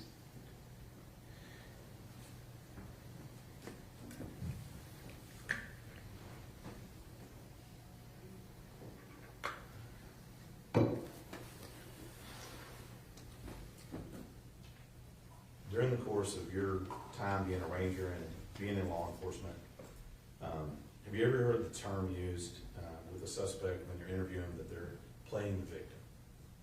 Yes, sir. Okay. And what does that mean to you? Essentially, there's no accountability. It's just blaming everybody else. But then? Correct, yes, sir. And in this case, when we're talking about Tanner Horner and his interview, does he take on that role during that part of that interview? Playing the victim? Yes, sir, he does. And just give us a general, we're going to be able to listen to it, but give us a general overview of what he does from your recollection to play the victim, so to speak. Just never any accountability as far as what transpired. Obviously, I knew a lot of the facts in reference to this investigation, including some facts that I was collecting during the course of that interview. So throughout the course of that interview, I know he's continuously lying to me, and it's very self-serving because he knows if he tells me the truth. Objection, Your Honor, that calls for speculation as to what Mr. Horn may or may not have known. Sustained. Without speculation. Correct, Judge. Say your question again. I said, without speculating, is anything you can finish your answer if you want to. Just a lot of blaming everybody else and no accountability. And as part of this, when you say that he's blaming other people, you said that he blamed possibly FedEx for not having a working backup camera, right? Yes, sir. Which, from what you're telling me, would have led to him backing into her, right? Presumably is what he was implying. Right. Which you've already said that's a lie. Yes, sir. And so, with regard to any other place where he laid blame for being responsible for Athena's kidnapping and murder, Yes, sir. was there any other person, place, or business that he laid blame for causing her murder? Not that I can recall, other than him blaming his long hours and his work and some of the things going on in his life. All right. So I'm going to ask you to tell me about Zero.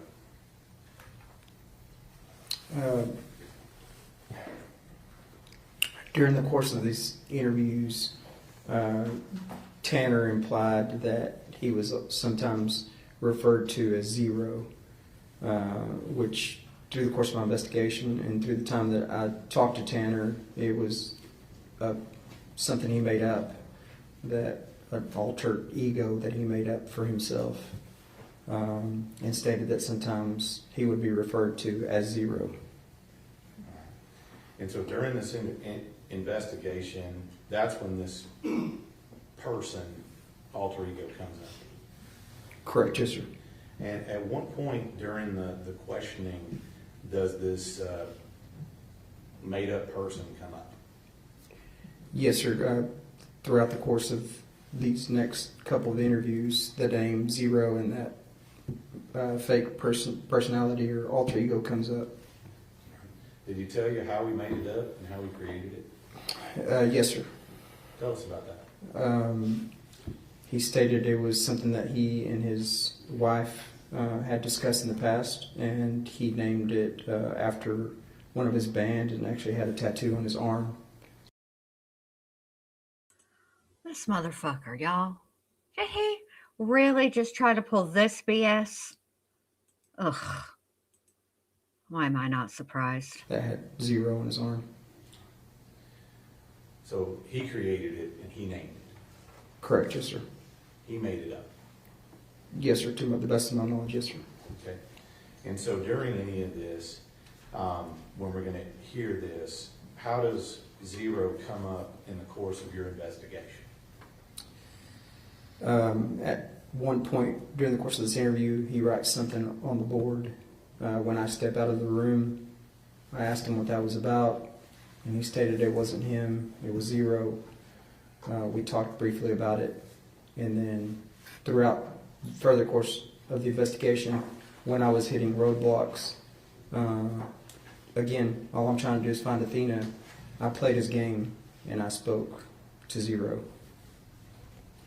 So during this course of interview, all you had to do was just start talking to him like that? Is that what you're telling us? Yes, sir. And did you miraculously get answers when you started talking to him like that? Yes, sir. At that point, I did. All right. And how long did he play this game? Until after we recovered Athena's body. Okay. And I know we've said that there are multiple interviews that are done, including one that's a re-interview on December 7th. Is that correct? Yes, sir. Is he still playing this Zero game all the way until December 7th? Yes, sir. Did you believe any of this? No, sir. Then let me ask you, Ranger, why play into it if you don't believe it? It's obviously a common technique that we use to maintain that rapport and to play into that, because ultimately it's about locating Athena and getting the truth. And if whatever he wants to be called, I'm willing to do that, as long as it means actually getting to the truth. So what you're saying here, you'd have called him Yogi Bear if it got to the truth. Is that what you're saying? Yes, sir. I'd have called him anything as long as I could find Athena. Okay. Now, during this interview that we're going to see here in a minute, tell me a little bit about Tanner Horner's ability to understand and answer your questions. Is he able to do that? Yes, sir. He is. And when I ask that, what I mean is that you've indicated that you're going to ask him some questions in that interview. Is that correct? Yes, sir. And his answers to those questions, were they responsive to your questions? Yes, sir. What I mean by that is, if you ask him what happened next, right, was he able to explain what happened next? To a certain extent. Okay. And so during this interview, when you're going through it, whether you're talking to Tanner or this person he made up or what have you, is he able to understand those questions and provide answers? Yes, sir. And then also, let me ask you, during this interview, what's his demeanor during this interview? His demeanor through the course of these interviews was very laid back. I mean, he wasn't worked up, had a cool, calm demeanor, cooperated, spoke, was articulate, joked around, made jokes at times, made jokes inappropriately sometimes. And again, I was able to maintain that rapport and continue to talk to him. When you said he made jokes, do you remember anything he was joking about during this? There's not a particular joke that I recall, but obviously when we watch the video, it's very apparent when the jokes come out that are not appropriate. Andrews, Judge May? Yes, sir. Show you State's Exhibit 36. Do you recognize him? Yes, sir, I do. And what is that? This is the interview from the Wise County Sheriff's Office interview room, and it has my initials on it. And when you put your initials, what does that mean? That means I've reviewed it. And is that a true and correct copy and an accurate depiction of the interview that you've been speaking about today? Yes, sir. Judge, would offer State's Exhibit 36. Any objections other than those previously brought to the attention of the court? No, Your Honor, no further objections. Okay, those previous objections remain overruled, and State's Exhibit 36 is admitted. Is that published? Yes, sir. Okay.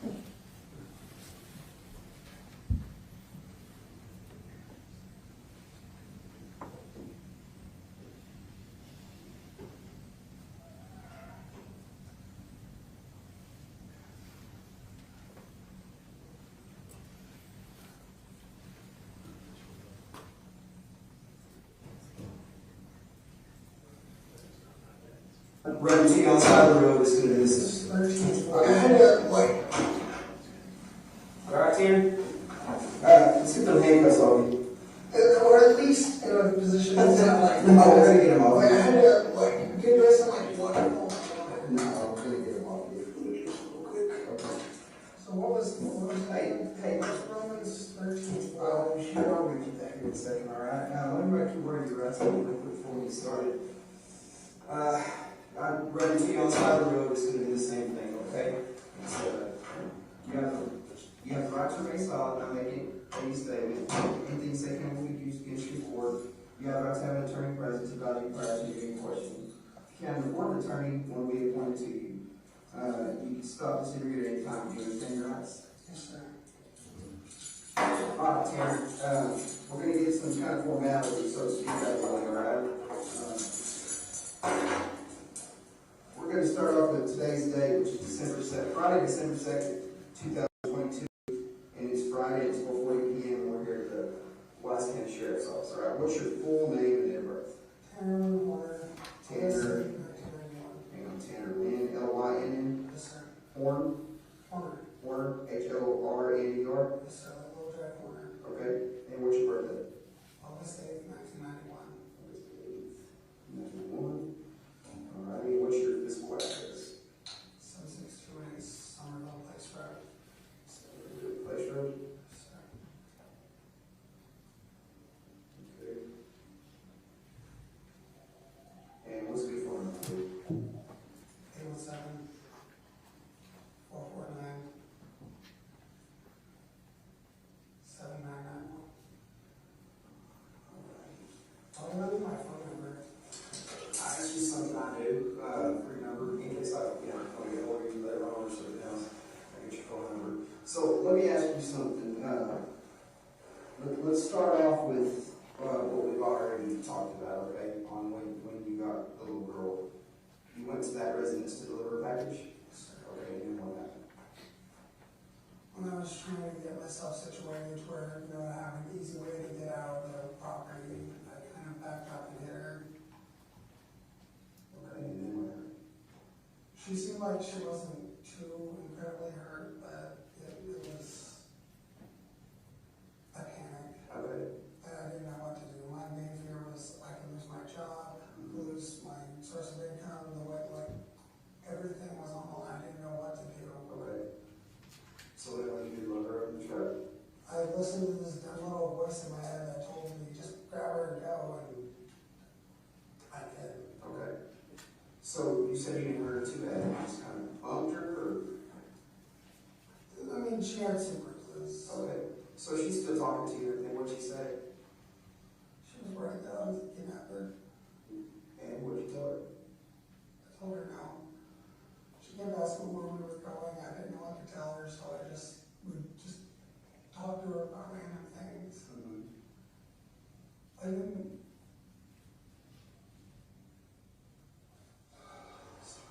It's okay. You didn't what? She was a sweet kid. Okay, so you were in fear of, hey, I'm gonna get in trouble for hitting her with my truck. That was your biggest fear. Okay, then what happened? I was driving around for a bit just trying to figure out what I was going to do about the situation. And what'd she do? Asking questions, we're just talking at this point. Yeah, is she sitting down? Is she standing up? Is she in the passenger seat? Where's she at? She's standing up, she's in the back. Okay. What's she asking? Just random things, like, I just had her talking. It was, I don't know. And then where'd you go?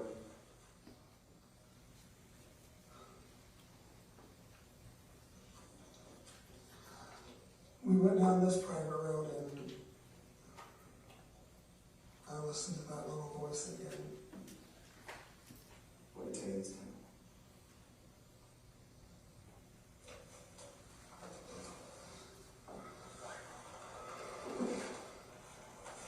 Remember what I told you?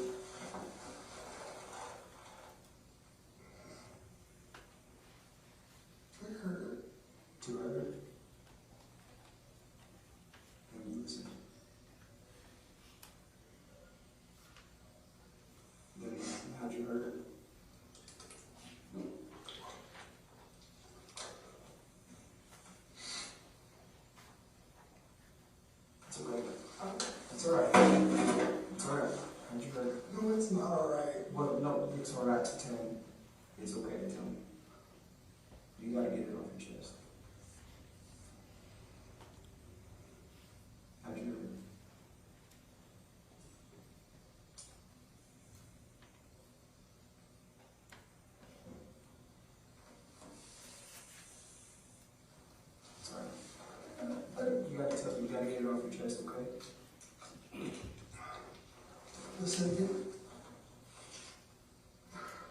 Okay, if you don't want to talk about how you heard her in detail, just All right right, now. I heard it. And then let's talk about how she ended up after you heard her. Where did you take her? It's on the private road trying to figure out what I was going to do from that point. I didn't know what I was going to do. So I just started heading back to the station. And then when I was driving back to the station, I saw the bamboo and tossed somebody in there. Okay. Obviously, if you tossed her there, we're going to find her. So was she fully clothed? And you mentioned she didn't have any shoes on. No, she didn't have shoes. Okay. Wearing socks, barefooted? Socks. Okay. Do you remember what kind of clothes she was wearing?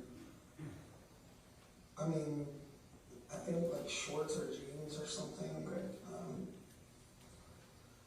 There was a lot going on in my head at the time. I didn't. Is there any voices telling you anything at that time after you, just to get her out of the truck or anything like that, or was that just kind of a decision you made? I just tossed her in. Like I couldn't just keep running around with a kid in the back like that. I just tossed her in the bush or whatever you want to call that. And you sure she was not alive at that time? I was relatively sure. Okay. I mean, I didn't check her heartbeat or anything, but I'm relatively sure that she wasn't alive. Okay. So, let's backtrack a little bit, okay? To that private road that you went down. And when the voice is telling you to her, how did it start? Did you say anything to her? Did you explain that you had to do what you had to do? Can you give me something on that? I just told her to turn around and You choked her? One hand or two hands? Two. What? Was she facing away from you while you were choking her? and started off. I tried to. Oh, you tried to break her neck? I tried to break her neck, make it as quick and painless as possible, but it didn't work. She started crying.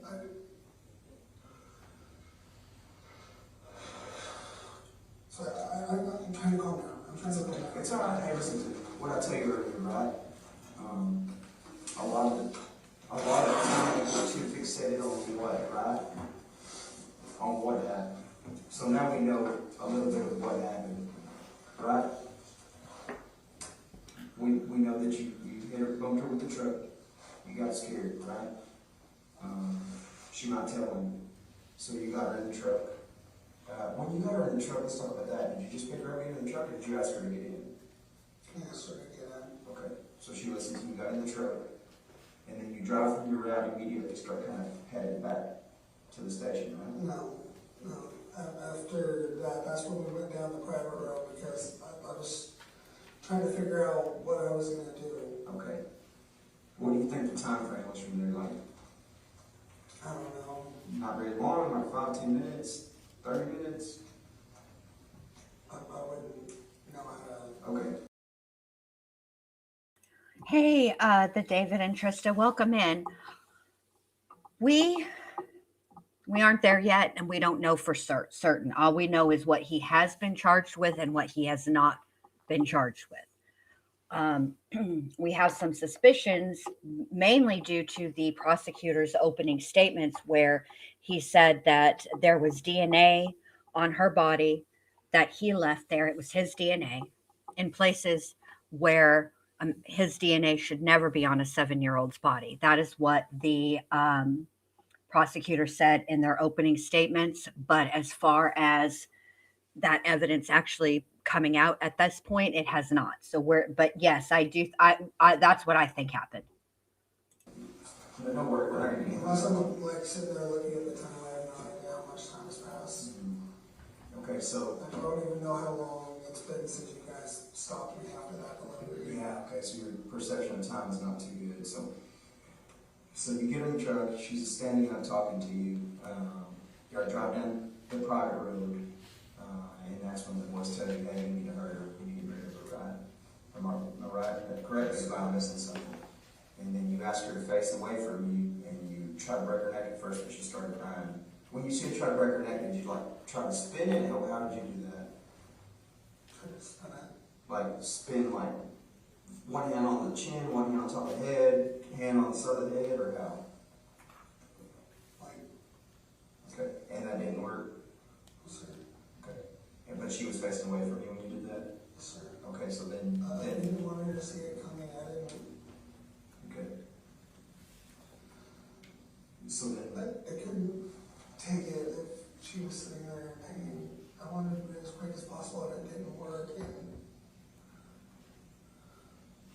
sorry. and now we accomplished that, trying to find out where she's at, right? We haven't found her yet, or that I know of, so, and now we're gonna get into some of that why. Why did you mainly do her because you didn't want to get in trouble for hitting her with FedEx or legally or what?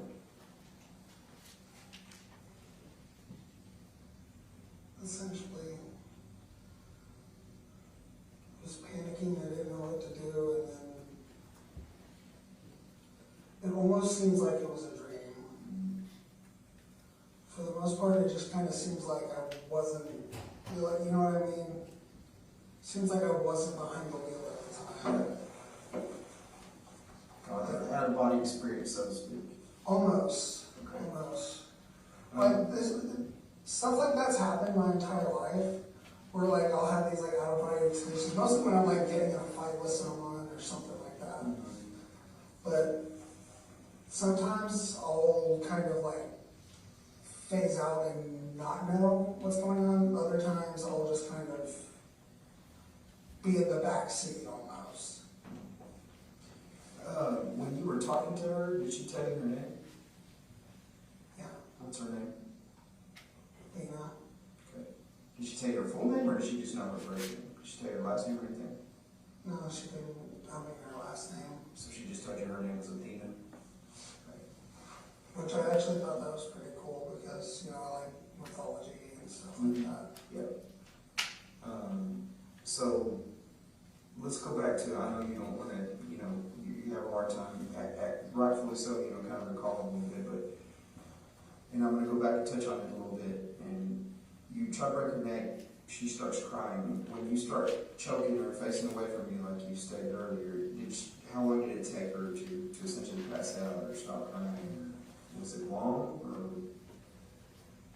was it a short period of time? How long do you think? It was probably about a minute, but it felt like so much longer. And then she just stopped moving, went limp. I mean, were you all on the ground, or was she standing up still? Was she standing up when you were doing it, or did she obviously at some point when she passes out or whatever, you had to come to the ground? She started off standing and then kind of after a while just went down. Okay. And then did she move at all after that? No, sir. That's when I started moving towards that, I guess, it's a county road, the one right across from 2123, and that's when I threw her in the bush. Okay. Now, what was that little voice specifically telling you? Do you remember?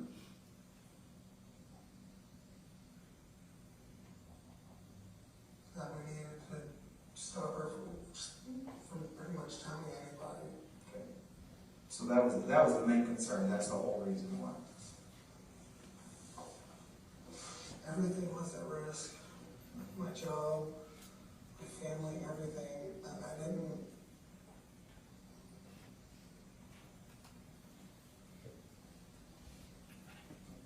You didn't know what to do. You panicked. Right?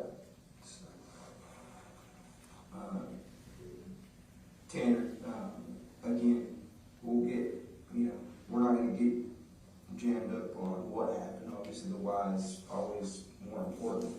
But there are some details that we need to know. Obviously, and let me explain this to you, because you're a smart guy, you know how things work. just talking to you the little bit of time I have, you're obviously into mythology, you're into superhero movies, you know how things work here. You're not, so to speak, a recluse. You know the things around you that go on. So I mean, it used to be a really bad recluse, but that's a long time ago. I mean, but so by that saying, you're exposed to things and you know how things work. So obviously, when we work this type of investigation, right, a medical examiner's body looks at the body, right, to determine how this person passed away. So we're going to know some of the what, right? We're going to be able to essentially corroborate what you're telling us now, right?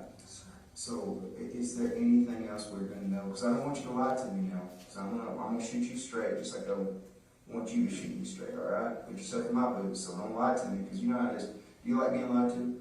no, sir. Okay. So I think I know what you're about to ask, and no, I didn't. what am I going to ask? You're going to ask if I sexually assaulted her, and I did not. You didn't sexually assault her. No, sir. So everything's going to tell me that you didn't sexually assault her. With my medication, I don't even really have much of a libido. Okay. Like my fiance will even tell you that it kind of pisses her off most of the time. Okay. So whenever the doctors or whatever examine her body, they're going to tell me that she wasn't sexually assaulted. Yes, sir. Okay.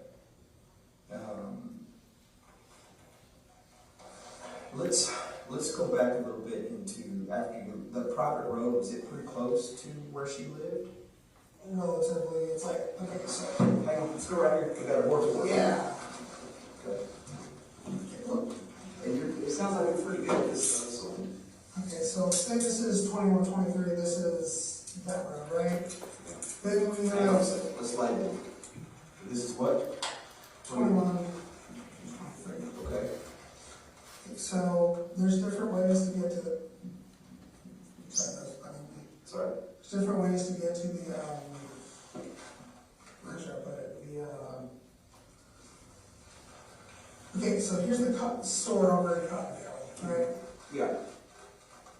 Here's a road up here, then it goes to Spring Valley, which, being the road that's easy for you. You know that road, 35, 55. So 35, 55 right here. And then there's this like little area, right? I went up through here, through 2123, it came down, and the private road is over here. And there's like multiple houses back there. It's actually a pain in the butt to deliver to. And the old or newer houses? Definitely older. There's like a couple different private roads down that private road. Okay. Yeah. So, hang on. Now let's get into, okay, so where's her house at in proximity to this? Okay, so that's 3573. 3573, so put 3573 there. Okay. Also, this is bugging me, this is a lot closer to, Oh yeah, that other road. Yeah, I know what you're talking about, it cuts back. So let me do this. So her home has kind of like a long drive, right? Do you remember that? Yeah. Grab my phone so we can get a map. Okay. So we got that long road here, and then this is the home. So when you come in to deliver your package, you come in this way, you turn in, and then you take a right here into her house, right? Property, and then there's a house in front. That's where you left the package, because we remember it. So you get out, you drop the package, right? Walk me through that part of it. okay. So you get out, you're out of the truck now. You don't necessarily have to draw it, you just kind of tell me. Yeah, so I went in through here, pulled that way, and then that's when I backed up and I hit her. Okay, so you're backing up? Yeah, I went this way, backed up, and I hit her.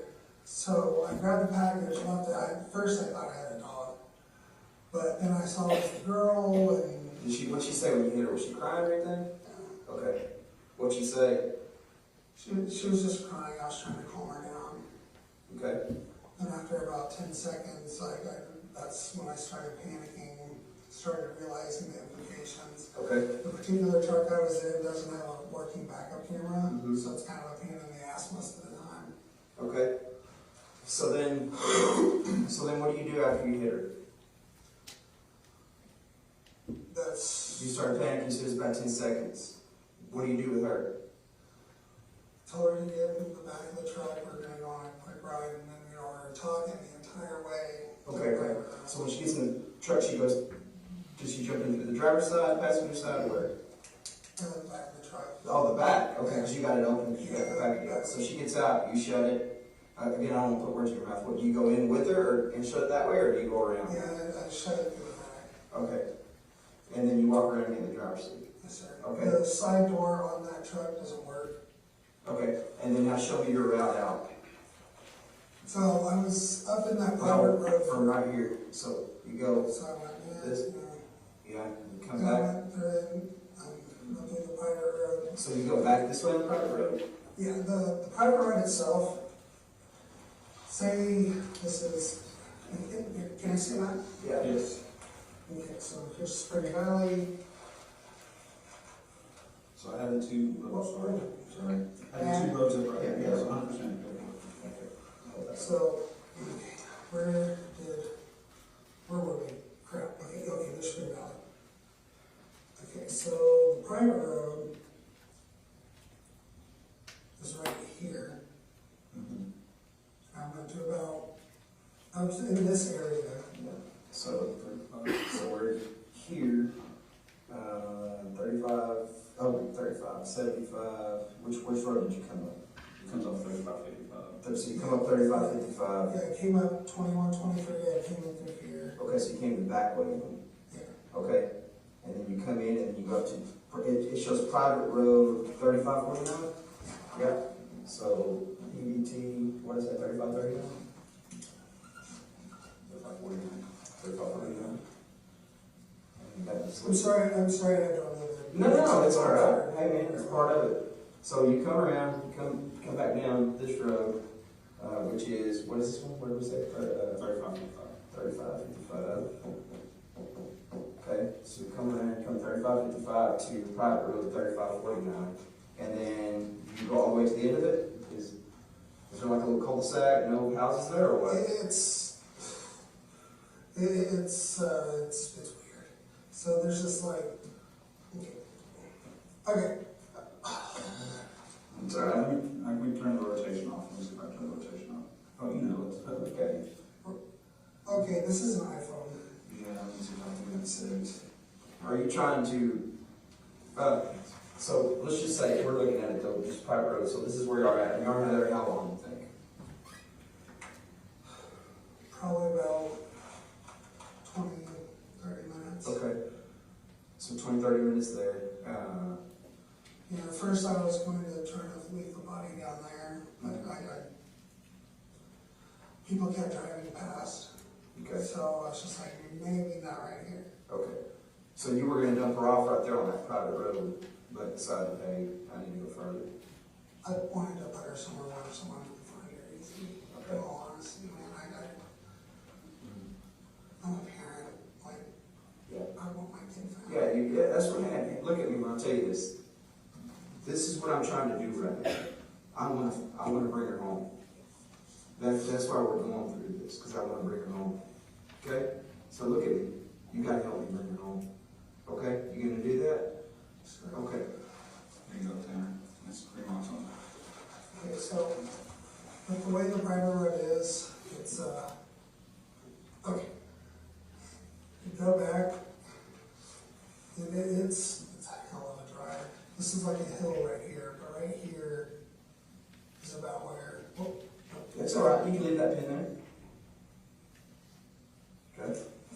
Is that the right pin, you think? Or should it be on the other side? It's somewhat, and I was trying to pin it on the road itself. Let's do this. You got this one out. And try again. Well, I was trying to get it on the road, but I don't think that will work out too well, but. That's about closer than you get right there. Okay. So we were there, I was sitting there, like, trying to figure out how I was gonna get rid of the body.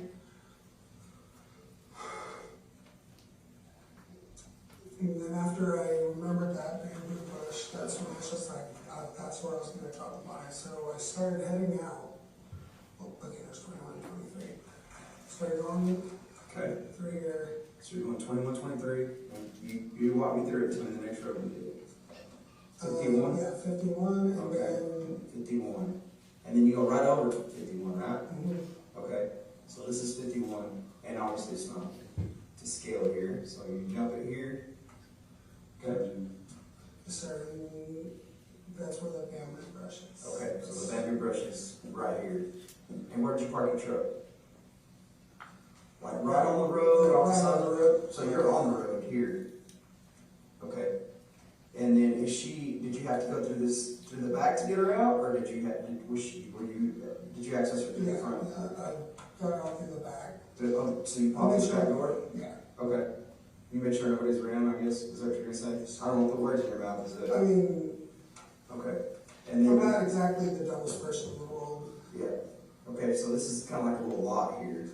So we're actually label it. And then this is the bamboo. And then you said, so when I say this lot, I'm drawing it here, because from here to about here, and then the T-posts start right here. Right? Is that what those are? Yeah, T-posts. Yeah, the green posts. Because the top of it is like a T. So, or if you look at it from the top, it's like a T. So, and then you said you you didn't even walk in far into that bamboo here? I didn't even really walk into it. I just kind of stood like right in front of the bamboo and tossed around. Okay. And then what do you do from there? Let's talk about what your next course of action is. Got the truck, I sat for a minute, thought about everything, I ended up throwing up in the back of the truck. Like, it was... Did she bleed or anything in that truck?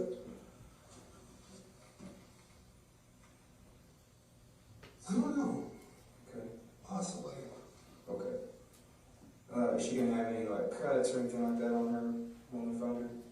I mean, I did kind of throw it in there as possible. Oh, so you're talking about just cuts from the bamboo or whatever, not from something you did to it? No. Okay.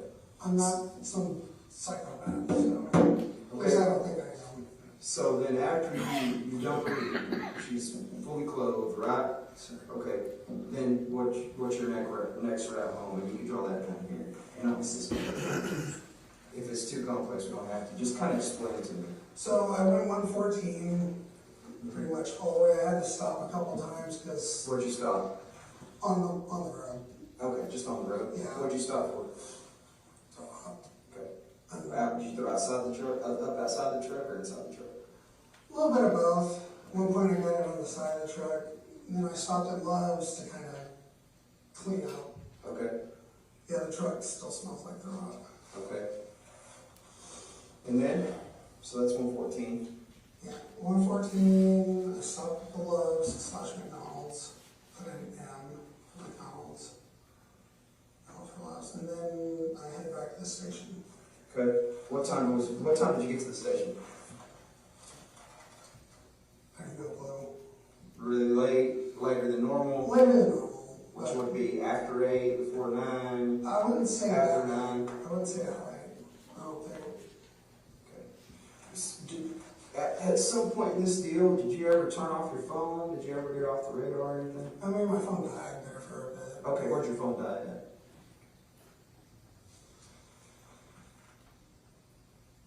I don't remember. At some point during this, your phone Yeah. died? Okay. After you got her, after you picked her up? Sorry. Okay, so your phone dies, and you put it on the charger, I guess? My charger was kind of broken. Okay, so you put it back on the charger and it powered back up, I'm sure. Yeah, I had to fuck with it a little bit. Okay, so when you get home, what do you do? Well, my fiance picked me up from work, and then just went home and went to sleep. Okay. Took my sleeping medication, watched Game of Thrones, and out. Okay.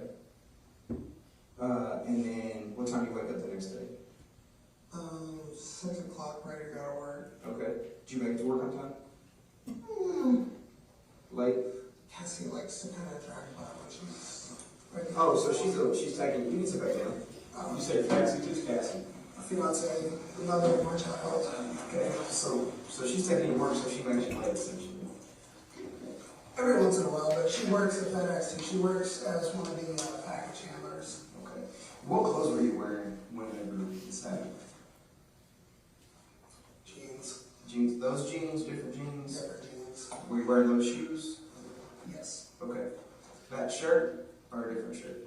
That was a different one. I have multiple FedEx shirts. Okay.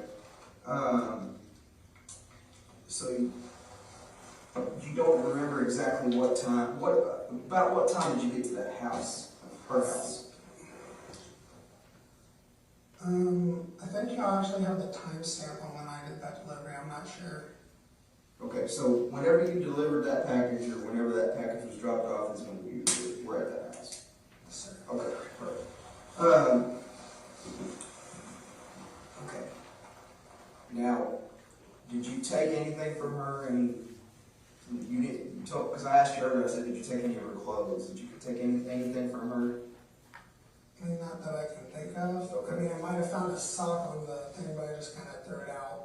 Okay. Is that a maybe, or did you find a sock? I did find a sock, but that was just... Was it one of her socks? I think so. Okay. But that's... Unless it was just some other driver's sock. Well, I mean, you would be able to know if it's a little girl's sock or a driver's sock, so you don't know either way you found a sock. Yeah. Okay. When did you find that sock? When I was stopped throwing out.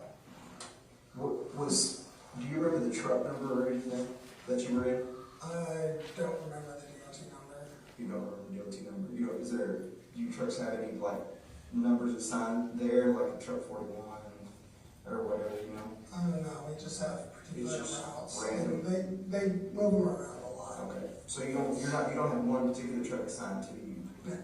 No, like today I was in, like, normally we're driving in like cutaways and stuff, but today I was put in a box truck, which I hate because you don't have that kind of thing right there to go back and get packages. You have to open it up from the back. Okay. So the truck was the bigger truck or a One smaller? of the bigger trucks. Okay. We have 3 different types of trucks. We have cutaways, step vans, which I prefer step vans because I'm tall and I hit my head on everything, and the weird box truck thingies. Okay. But you're one of the bigger ones, you said. Okay. And it has, describe that truck to me. What's the back look like? Does it have a side door and a back door, or is it just one back slide? Yeah, all of them have a side door and back door. Okay. So all of them have that. That's what it is. And the cab to the front of the truck, is it connected with the bed? Obviously. So, Okay. Again, that's I'm pretty sure, by the way, I do think she pooped herself also when I don't want to say it, but you get what I'm saying. when you choked. And here's the deal, Tanner. Remember, we're going to be completely honest to each other. All right? So, honesty and transparency means that we talk to each other and we don't hold back from each other, and that we talk to each other direct, right? Sir. You respect that, right? You told me earlier that's what you expect of me. Yes, sir. And I think I've proven that thus far, have I not? Sir. Okay, so that's what I expect. So don't hold back from me, man. We're in this now, right? So these details and these small things and the things you say to me, okay, they're not so small because there's a bigger picture. Remember, I keep talking about that bigger picture, all right? So we have to be honest with each other, and we can't hold anything back, all right? This is the time to get it off your chest. You can't keep any of this bottled up. You can't keep anything from you, because if you do, it'll tear you up inside. Okay? You understand? Sir. Are you leaving anything out on that, on her? You said, do you think she pooped herself while you were choking her? Yes, sir. Okay, so while you're choking her, she pooped herself. It wasn't like she's still there alive and then she pooped herself. Oh, she pooped herself. Okay. Like, How do you know she pooped herself? I mean, I smelled it when I was moving her. Some of it got on the floor. That's good. There's a little bit of poop, a little bit of pee. In the truck, so some of that stayed in the truck? Yeah, I cleaned it up. When I stopped at Love's, I got sanitizing stuff and cleaned it up with my throw. What'd you pay for it at Love's when you bought that stuff? Did you pay for it in cash or card? I didn't pay for anything. I just asked them if they had any cleaning supplies. So you asked a store person if they had some cleaning supplies? And they provided you some? Yes, sir. Do you remember what the person that you asked for looked like? Not really. No, just an employee at the store. male or female? No. Hispanic, no. White, no. Black, no. Don't remember. I think maybe two. I wouldn't Maybe quote me what? on that, but he did kind of look like he might be part Jewish. Okay, why do you say that? God, this is gonna sound terrible. He had a decently big nose. Okay. All And right. I know that sounds so terrible, and I'm sorry. Again, where are we at? I know. Open line of communication here, all right? I know, That's but still, I try not to discriminate because it's just kind of shitty. This is 2022, so like, You're not discriminating, you're describing somebody with their features. So don't feel like you're discriminating about it. Just like if you're talking about me, you're gonna say the fat guy that's bald headed, that's brown, right? I mean, when I have a tan, that would probably describe me.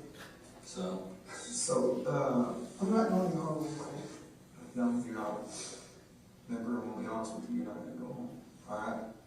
You can't, obviously, with what you're telling me here, we're gonna have to, we're gonna talk about that here in a little bit too, okay? But Am I gonna go home at all? not, obviously, there's a process that goes through with it, and I'm gonna explain all that to you, but like I said, I wanna get to this, because what's the most important thing, right? We wanna get her home. We're gonna get her home. Hang on, listen to me for a second. Let me tell you this, all right? At any point in that, did you think about just letting her out?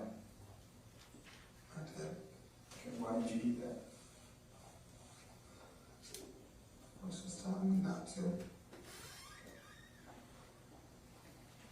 Are you 100% telling me the truth about where you put her? And I know I keep harping on that, but it's important because I want to get her home, right? Yes, I want to make sure that, you're not leaving out in detail because you think it's going to mess something up or whatever. Sir, that's where I left her. Did you, and I know this is kind of silly, but did you tell anybody about what happened? Did you write about it?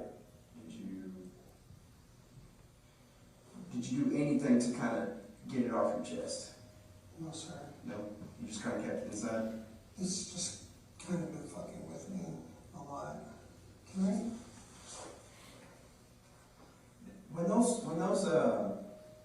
When those police officers came to talk to you, those agents came to talk to you, did you ever think about telling them what happened?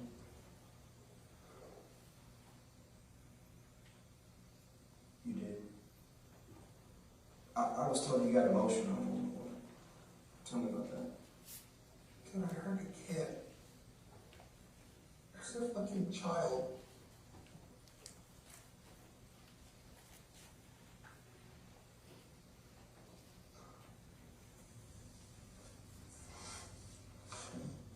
Can y'all just... Need a minute? Can y'all just shoot me in the head? No, we can't do that. We can't do that. Please. You need a minute? No, I just want to be with my family. You'll get a chance to talk to your family and kind of explain it to them, okay? And tell them what's going on and fill them in. We're going to give you that opportunity, all right? If you want to do that tonight. We were just...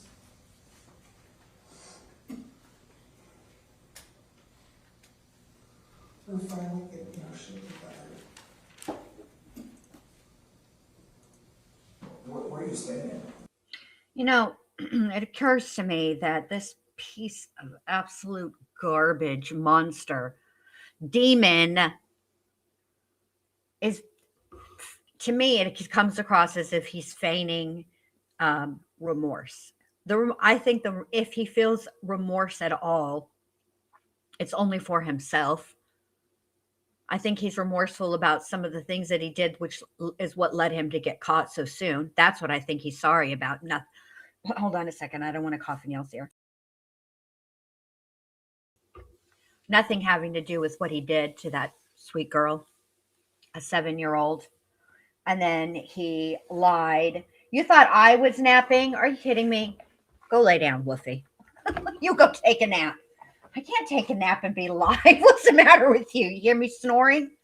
You want me to face plant the mic? He has no remorse. He's not capable of it. He doesn't hear voices. He's just evil, period.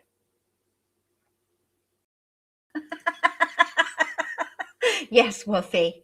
People with coof. He has no remorse. Absolutely none. He's a piece of shit. Absolute piece of shit.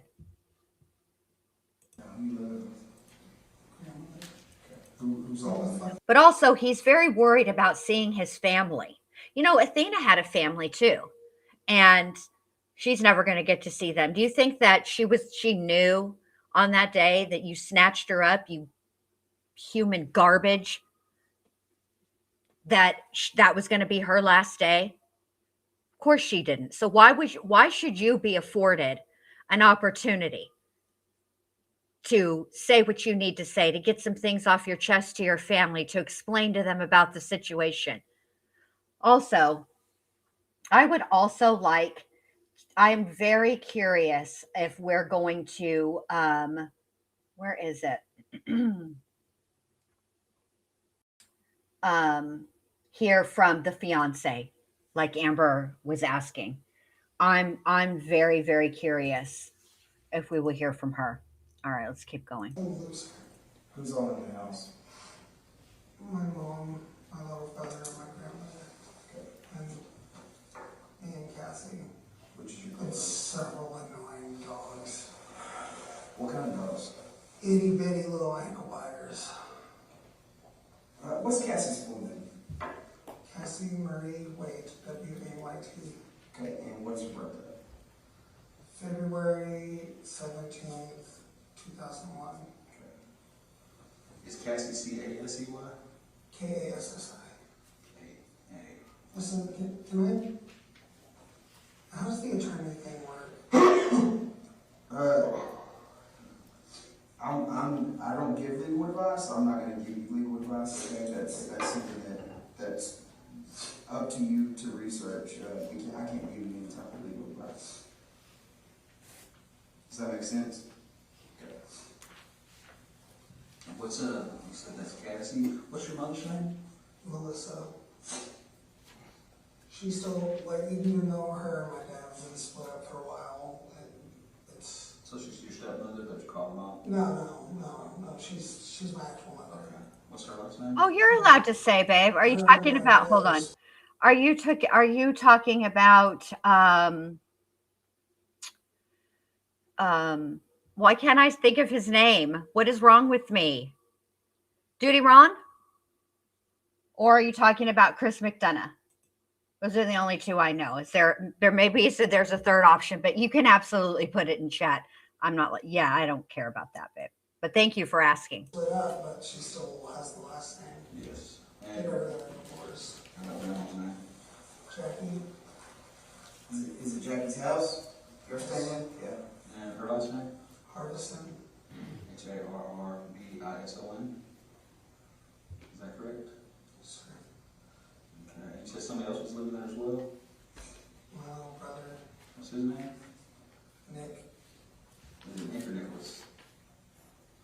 Nicholas, but he goes by Nick. He hates when people call him Nicholas. I got it. So I call him Nicholas all the time. I fully understand. And it's Warner, correct?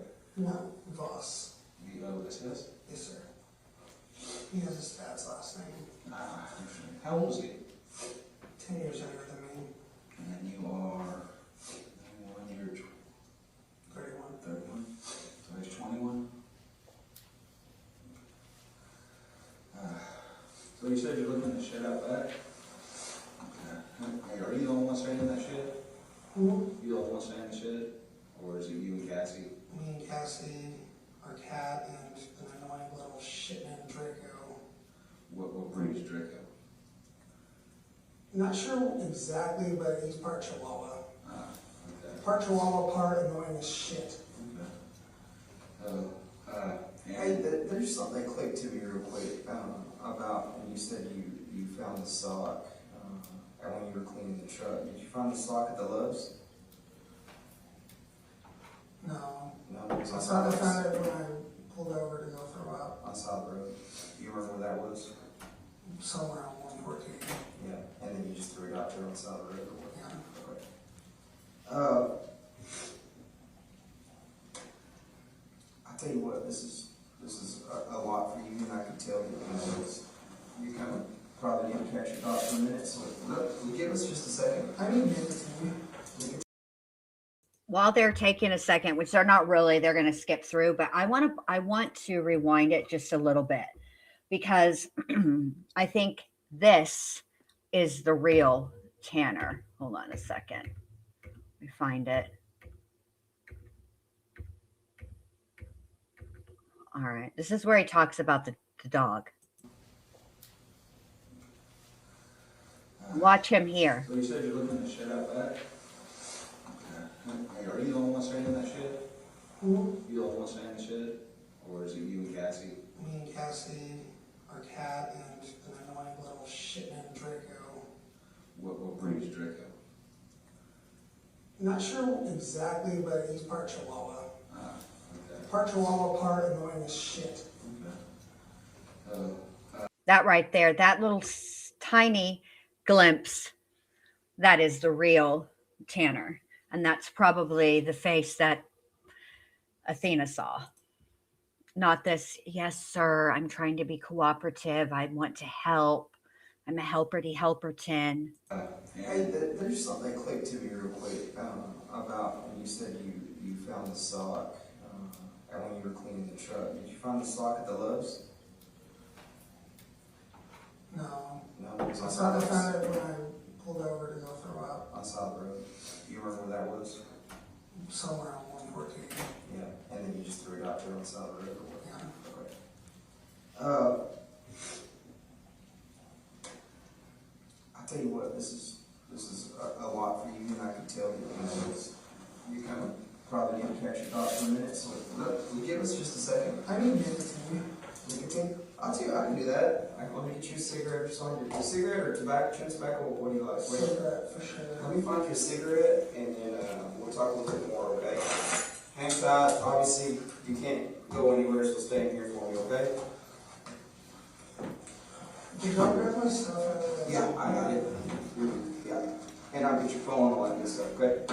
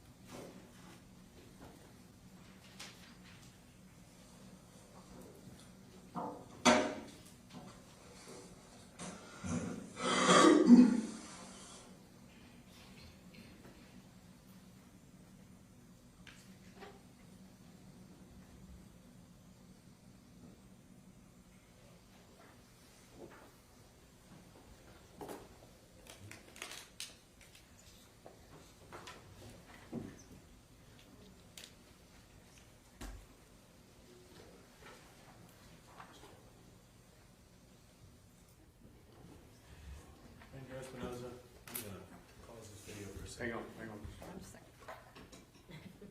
Okay.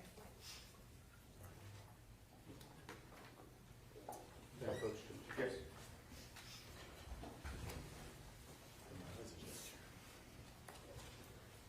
Mr. Ranger Espinosa, I'm showing you what we marked State's Exhibit 223. Can you tell me what that is? That's a picture of the board from that interview room with the writing from that day. Let me ask you a couple of things. Is that what we just saw, this board, is that what's on the left of this video? Yes, sir, correct. And I noticed on part of your video you were talking about locations and maps, is that right? Yes, sir. And is what you wrote and what Tanner Horner wrote on that board? Yes, sir. As far as the maps are concerned? Yes, sir. But I noticed on there he got up and he wrote something else. Yes, sir, that's correct. Now, what he wrote, is it also on that? Yes, sir, it is. And is that a true and accurate depiction of what you saw when you're in that room just now as we watched? Yes, sir, it is. Judge would ask to admit States 223.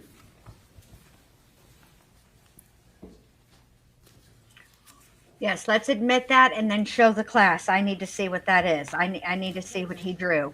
States Exhibit 223 was admitted. Ranger Espinosa, would you read what Tanner Horner wrote on that board? He wrote in red, "He's going to hurt me, please help." And was that the first time that he had indicated to you something about somebody else being involved in this whole thing? Yes, sir. And is some of that what he's reflected on there? Do y'all discuss that with him later on in this video? Yes, sir. During the course of this interview, at some point, I bring this up. And is that where this whole zero thing comes out? Yes, sir. And is that where y'all talk about it? Yes, sir. And is that what I asked you before? This is where it originated from? Yes, sir. Okay. Now, I'm looking at this video and things, and I want to make sure here, you're sitting fairly close to Mr. Horner during this time, is that correct? Yes, sir, I am. And during this time, when you're asking him questions and you're drawing maps and things of that nature, does he appear to be distressed to you? No, sir. Does he appear to be able to answer your questions, at least the questions you're asking? Yes, sir. Okay. And does he appear to be able to answer them appropriately? Yes, sir. And I noticed on here, does he appear, at least at this point when he wrote that on there and then sat down, to be in any type of distress? No, sir. And then later on in this interview, does he indicate to you that he's under any kind of distress whatsoever? No, sir. And does he maintain the same or similar attitude that he has now in demeanor throughout the rest of the video? Yes, sir. May we continue with the video? It appears the video has about 30 minutes left. Do any of the members of the jury need to take a break, or do you want to try and finish with the video? Try to finish? All right. Okay.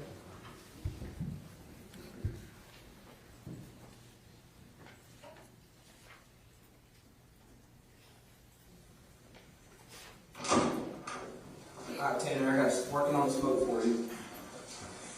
You heard Danny Riley, he's also with the Rangers. Obviously, he's been helping me out on this deal, okay, so, and he had a couple of questions for you. Obviously, we're trying to remember, like we've been talking to you on the side of the road, and here we were trying to just clear up a few things. Yeah. You know, you've been from the get-go, just like straight up, you know, you're cooperating. We don't want this to be a long one, we want to let you know what's going to happen here. You want to know what's going to happen here. We want to go ahead and take her back home, like they were saying, right? I mean, that's our goal, right? All of us, I think. Let's think about anything we've left out that's kind of holding this process up. Just think about that for a minute. What is that? What would be holding it up in your mind?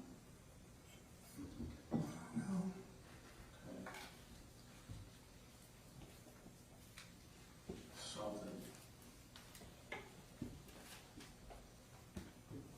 You feel like there's something that's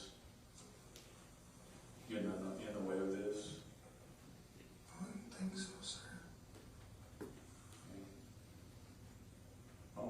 so. Told y'all where I put her, I told y'all all the details of everything that happened, I don't know what else there is. Okay. So the details you're providing, I wasn't there already, right? So I don't want to. Sure. I don't want to go on and on, but you took us down the road earlier, right? We crossed over, we were on 21, 23, we crossed over 51. We know your phone was turned off. Can you explain that? Like, turned off? Good. Okay. Died, my charger was messed up, I couldn't get it back home for a bit. Okay. How long was that? Probably about 30, 40 minutes. Yes. Yeah, it's at the time of when? What's happening when your phone is not on? What do you mean? Like, what are you doing at the time that your phone is not on? I want you to be truthful about that. Body. Okay. And just because you and I will both be truthful with each other, I want to give you everything I got. I want you to give me everything you got.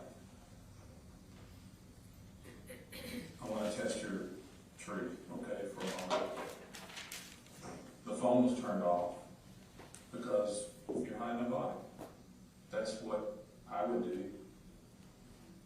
That's what you did. Correct? I'm more receiving information right now. Oh, you're receiving information right now. Also, most killers don't turn their phones off, which is how they get caught. But you, sir, you went that extra mile. What a piece of shit. Okay. So receive that, okay? And as careful as you can, I want you to tell me why you're doing that.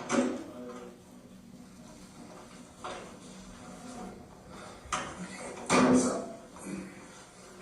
we're gonna go ahead and do all this, and Glennis is still up here. Thank you. So when I came in here, I went like this, and then I backed up, and then I hit the girl. She was on the ground crying. I felt bad about it, tried calming her down. This voice in my head told me, dude, we're gonna get in trouble. I had to do something with her. So I told her to get in the truck, and for a long time I was trying to figure out what the hell I was doing. I didn't know what my next step was. Was I just gonna drop off somewhere? I don't know. We went through this private road, and I parked for a bit, was talking to her on the way there, and all this other stuff. Fill in the blank for me on that, please. I don't like saying it, but Well, you don't have to say it very descriptively, you can say what you did to her though. I killed her.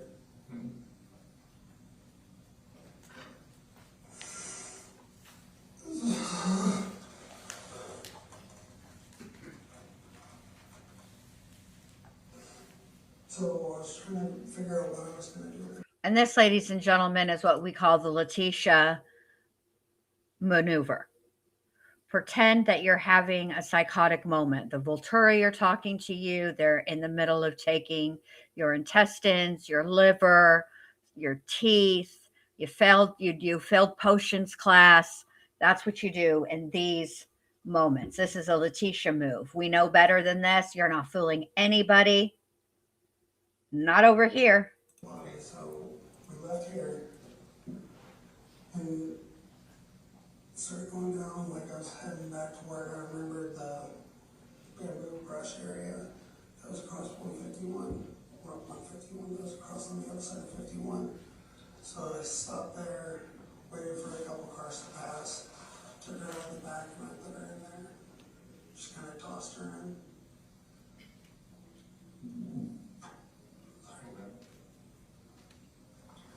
And the phone was turned off where? I'm not sure exactly when I died. Sometime when I was driving over to here, I think. Over, where you saying you're at? I think, I'm trying to remember where it died.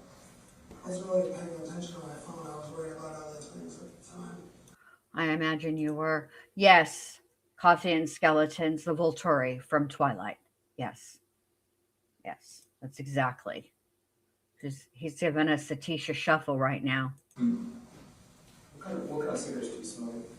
Lucky Strike, Lucky Strike? Rebel Hundreds.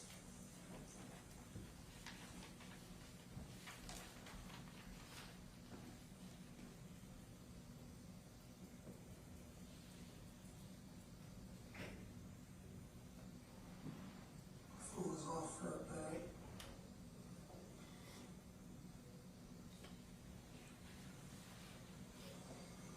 But the phone was off because you were hiding the body? I really, I heard you say earlier you were hiding the body and that's why the phone was on. that's why I didn't try getting it back on. That's why I'm That's why I didn't try getting it back on. Oh. It's not like my phone dies, I'm just like, oh shit, my phone's dead, and I try to bring it back really quick, but wasn't too worried about getting the phone on as soon as I could.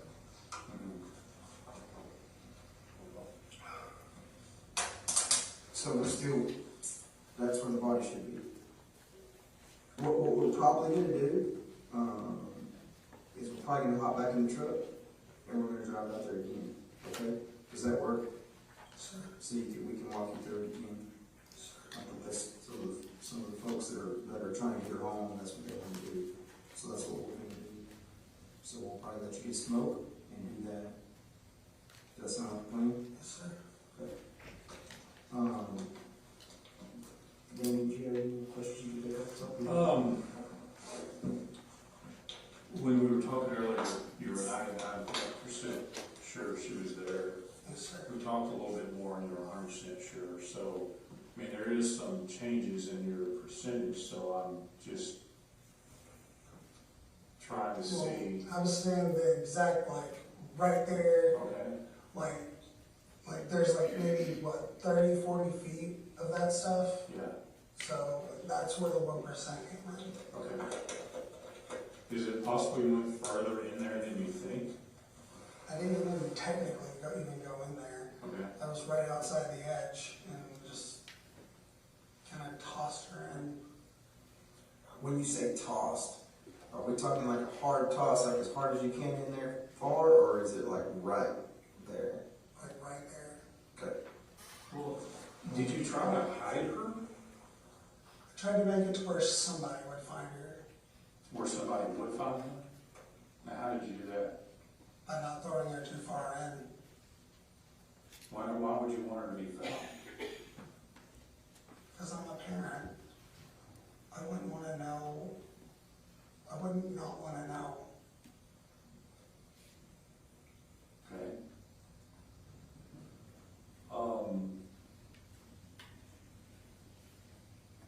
During the next couple of days, you didn't return? So Why? You're a parent. I didn't want to know. I didn't want to know what was. I was hearing updates about this constantly. I was Just just gonna ask you that. fucking with me. Did you see it on social media? Did you see it on the news? My grandmother, she sent me stuff about it at one point. Then, I was passing that road yesterday and I saw a bunch of people down the road, so I kind of already knew what was going on. Well, you met with FBI the other day and you didn't tell them you're a parent. And you didn't tell them the truth. Right? They were looking for her then and you're a parent, you didn't tell them. That wasn't So, that wasn't you. What do you mean? It wasn't me. What do you mean that wasn't you? They didn't talk to you? They talked to me, but they didn't talk to me. Okay, interpret that for me. I think I What'd you write that for on the board? When we stepped out, you wrote that.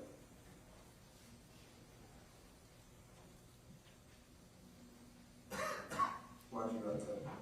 Because if I say too much, I'm going to die. Why do you say that? Zero's gonna hurt me. Who? Who's gonna hurt you? Zero's gonna hurt me. Zero? Like Z-E-R-O? Okay. Well, listen to me. We need to know some of these things, alright? And we're here, we'll protect you, alright? We'll get you the help you need. So you gotta trust us on that. Okay? How can you stop me from hurting me? Well, there's several ways to do that. We're capable of doing that. For sure. We have the resources, the capabilities, we're in a controlled environment, we can keep you safe, okay? Are you gonna trust me? You can continue to trust me? I trust you. Okay. I want He you doesn't. Okay, listen to me. I want you and Zero to trust me. He's telling me this is all a trap. There's no trap. There's no trap. We're gonna get you some cigarettes, and we're gonna find her. Well, in order for me and you to keep this trust and this open line of communication, and for me to be able to get you anything, for me to be able to let you talk to your family, to do anything, move forward, smoke a cigarette, we're gonna have to keep on the same page, okay? You agree with that? You need another water or anything? You do? Okay. We'll get you another water in a second, alright? But what we're gonna do is we're gonna try to get you back out there and look at this location, alright? You good with that? Yeah, and you smoke a cigarette on the way. We'll go in my truck, more likely. I'm gonna get some things to facilitate that, and then we're gonna do it, okay? Danny, you got any more questions for that? No, I just think, everything's gonna be fine, okay? I told you to trust this guy. I just want to know that. Yeah. Give us just a second, alright? You know, about what year? No, whatever you need to do. So, if you can get you some more water, we'll take another ride. You know? It's just about doing the right thing. And it's hard to do the right thing when you agree sometimes. So, I didn't know what to do when I hit her. I don't know. What is someone that kept telling me the idea to get rid of her? Yeah. I just wanted to leave her there and hope that she wouldn't tell anybody. Yeah.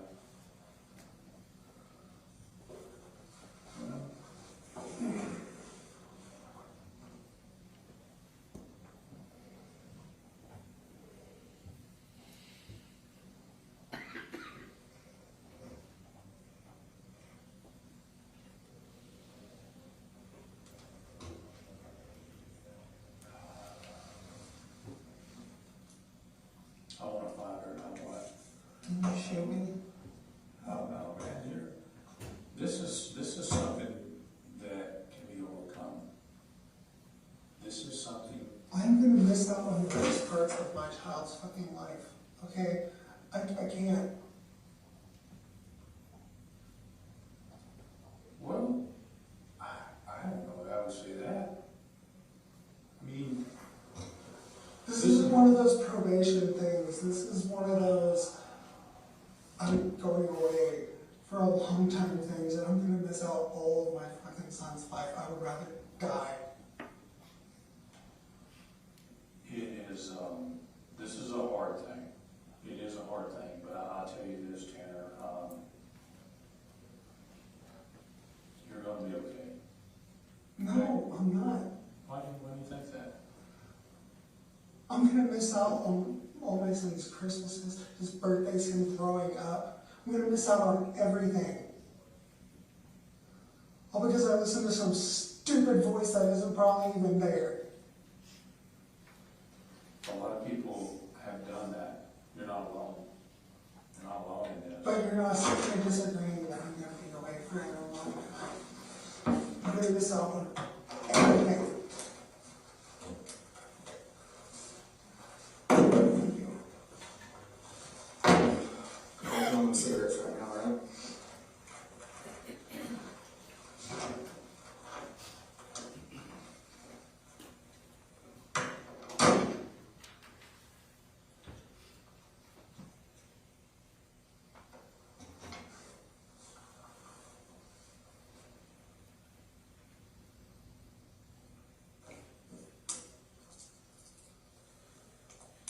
I think what we're trying to figure out is if there's anything that you're not telling us, you know, based on what we know. See what I'm saying? I think we're trying to help you, and then we're trying to figure out how much you're trying to help yourself.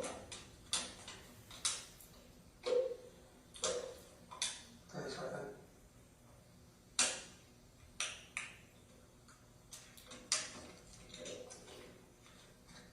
Sorry, I couldn't go on. I was Yeah, no getting shit problem. out of me. No problem.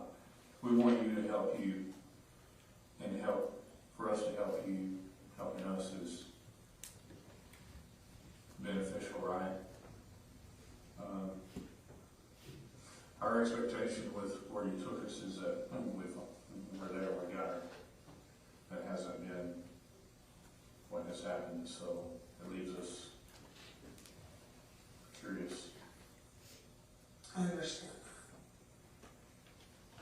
that. But I left her there. That's where I put her. I don't know how you guys haven't seen her.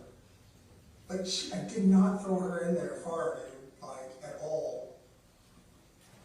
She should be, like, almost visible.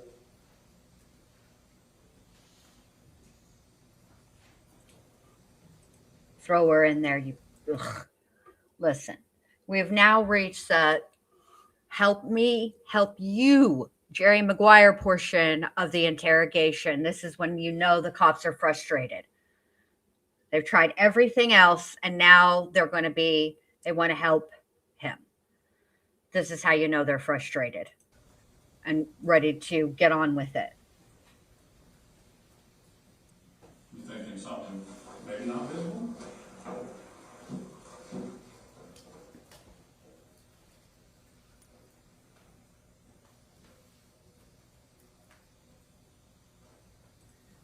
Honestly, Amber, I think he's just buying time because he don't want to sit in a cell. He knows where they're going to put him. He's already said that, somebody's going to hurt him, blah, blah, blah. So now he's going to get the turtle suit, and he knows it. That's what he's thinking. He's pondering now. What are my options? Zero saying we need to speak to an attorney.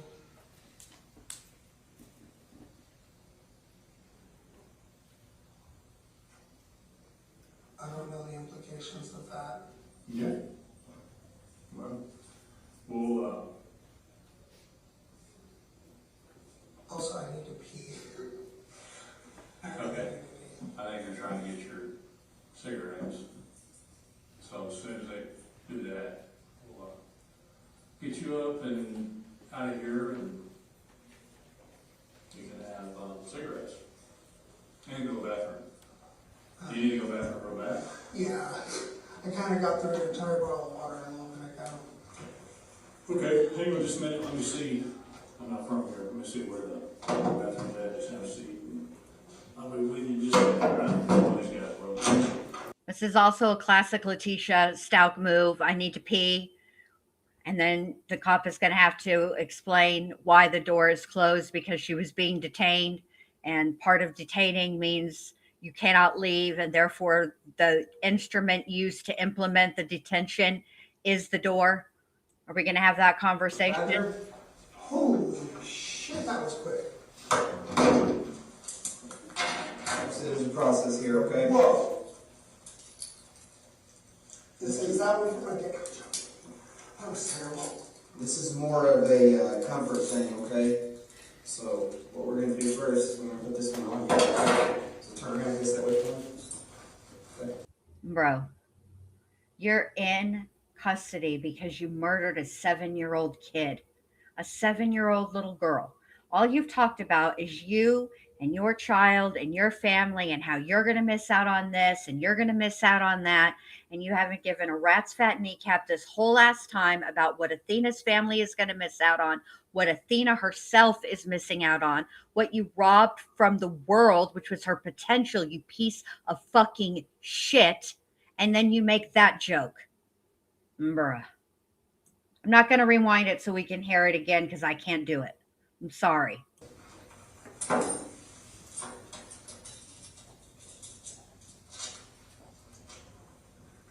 Oh, great. Hold on. Let me push pause real quick. So, Coffee and Skeletons, I knew that they were going to be doing a some kind of presser at like 1:00. He was going to plead guilty. So, Coffee and Skeleton says, Jen Liu, it looks like Rex Heuermann is giving up his right to appeal and he will cooperate with the FBI's Behavioral Analysis Unit. Good. We're just gonna do one hand here on this side. Okay.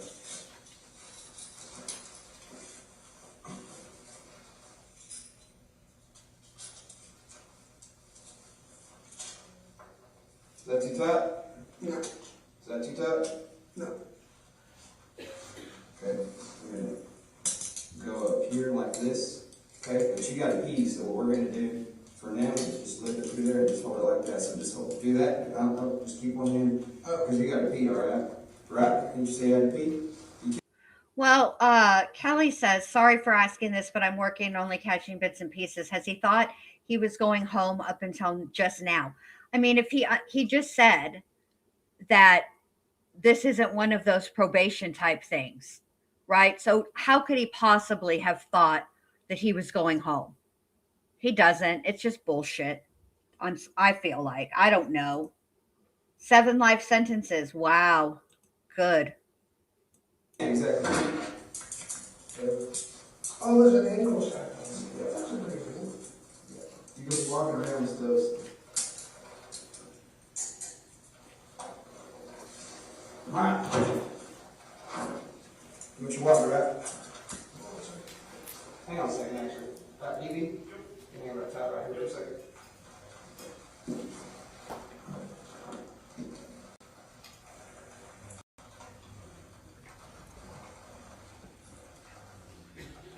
Kelly says he seemed shocked when he saw the cuffs. He made a joke. He asked if one of them was for his dick. That's what he said. Is the big one from is yeah, I'm not repeating it. That's what he said.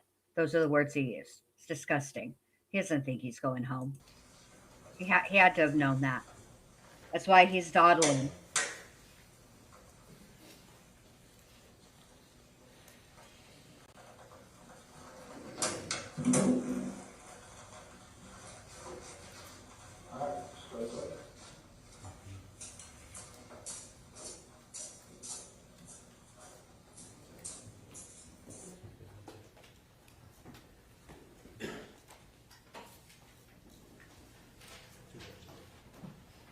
Ranger Espinoza,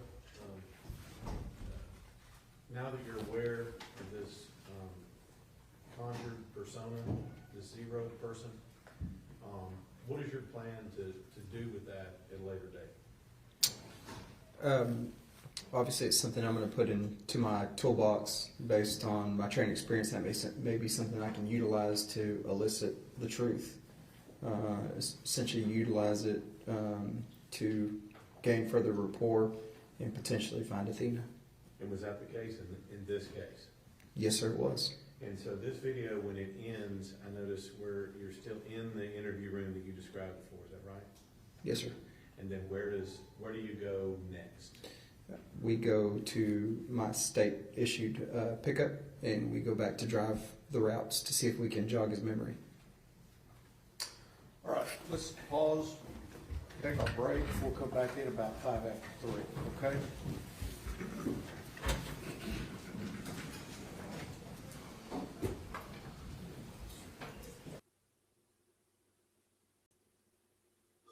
We still got to couple of minutes before they're supposed to be back.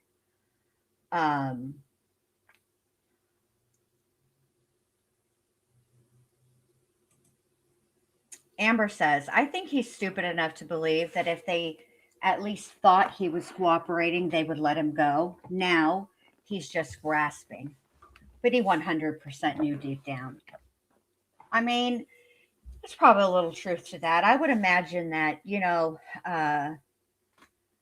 there's the truth of what somebody's intentions are is usually not black and white. It's usually somewhere in the middle. So I feel like that's probably true. Maybe he thought, that if he cooperated, I just can't see how somebody who understands that this is not a probation thing is going to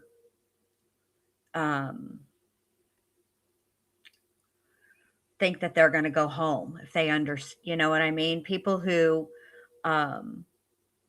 get probation get bond, which means that they have a chance of going home. They told him, like there's no chance. You don't get bonds with this kind of a crime.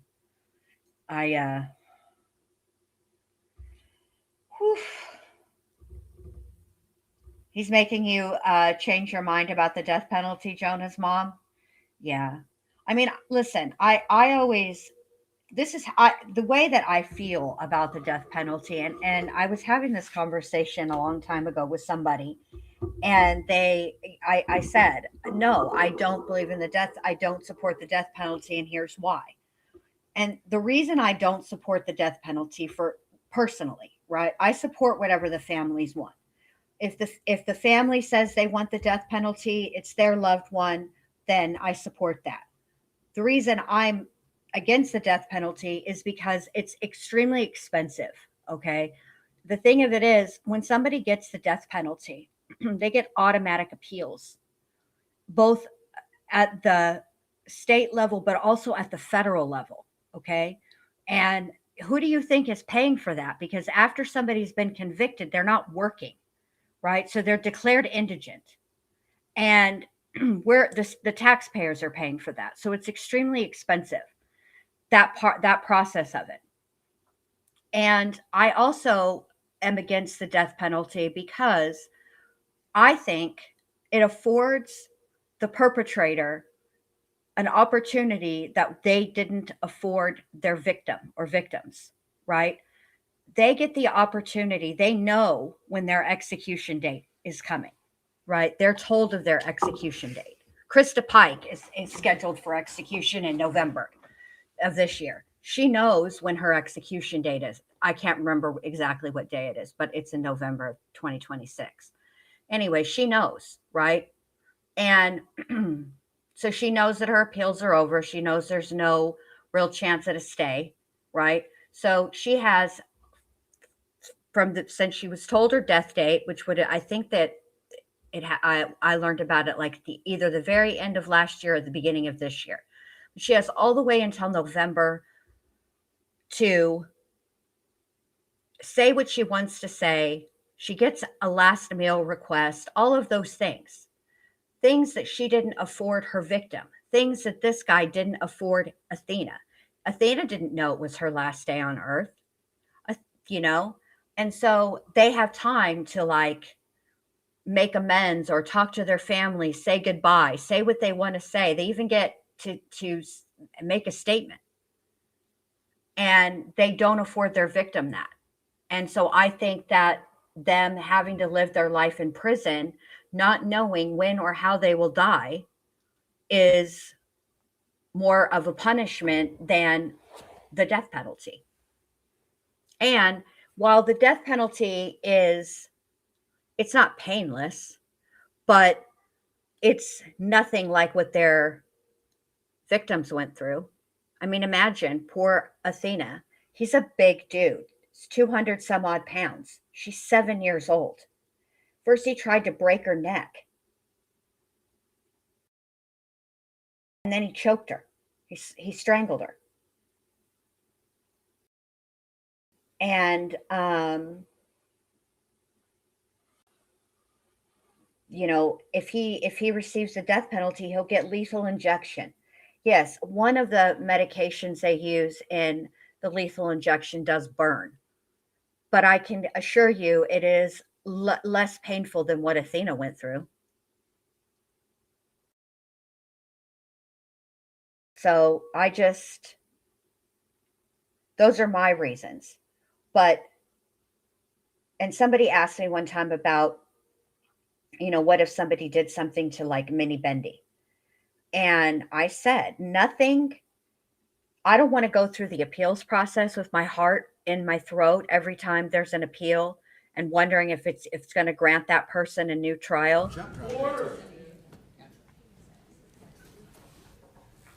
No. Throw them in Gen Pop and let the universe sort it out. That's how I feel.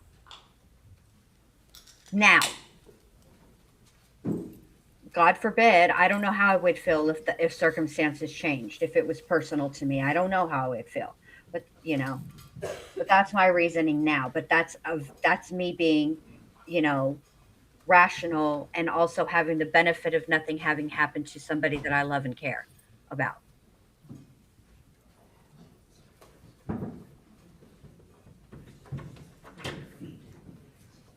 Everyone may be seated. We are ready to proceed. Mr. State. Thank you, Judge. Randy Espinosa, and again, I'm trying to keep all this in order. The next location that you go to from the jail is where?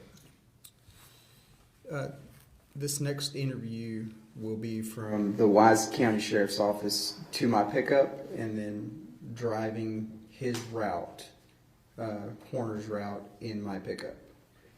And so your first destination when you leave the jail in your pickup is where? Driving the route to the bamboo location. Okay. So let me back up and ask you a couple of questions. Was this your plan to go back and drive the route? Yes, sir. And then who gave you directions to get back out there to get to the location? The defendant did. Okay. And is this the same location you were at an hour or so before you got to the jail? Correct, yes, sir. Okay. So he took you to the same place that he took you before? Yes, sir, which was County Road 4599.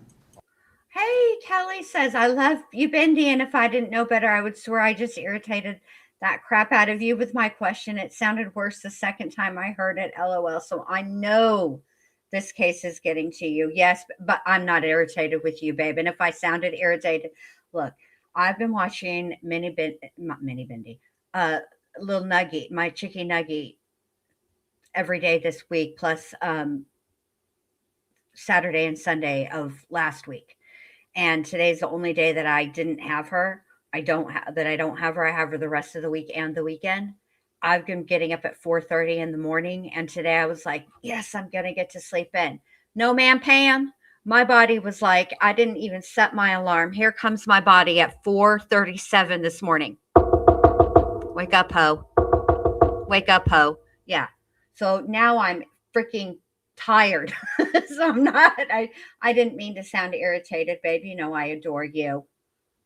All right, here we go. All right. So out on County Road 4599, is this the same bamboo location that we talked about? Yes, sir. That's the first location he took us initially, telling us that that's where Athena's body was. We were again directed to that location. So he's telling you the same story as he told you before and took you to the same location? Correct, yes, sir.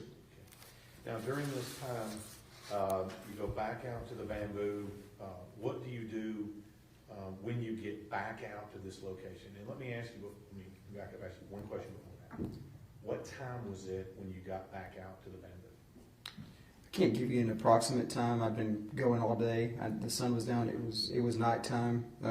It was sometime after dark.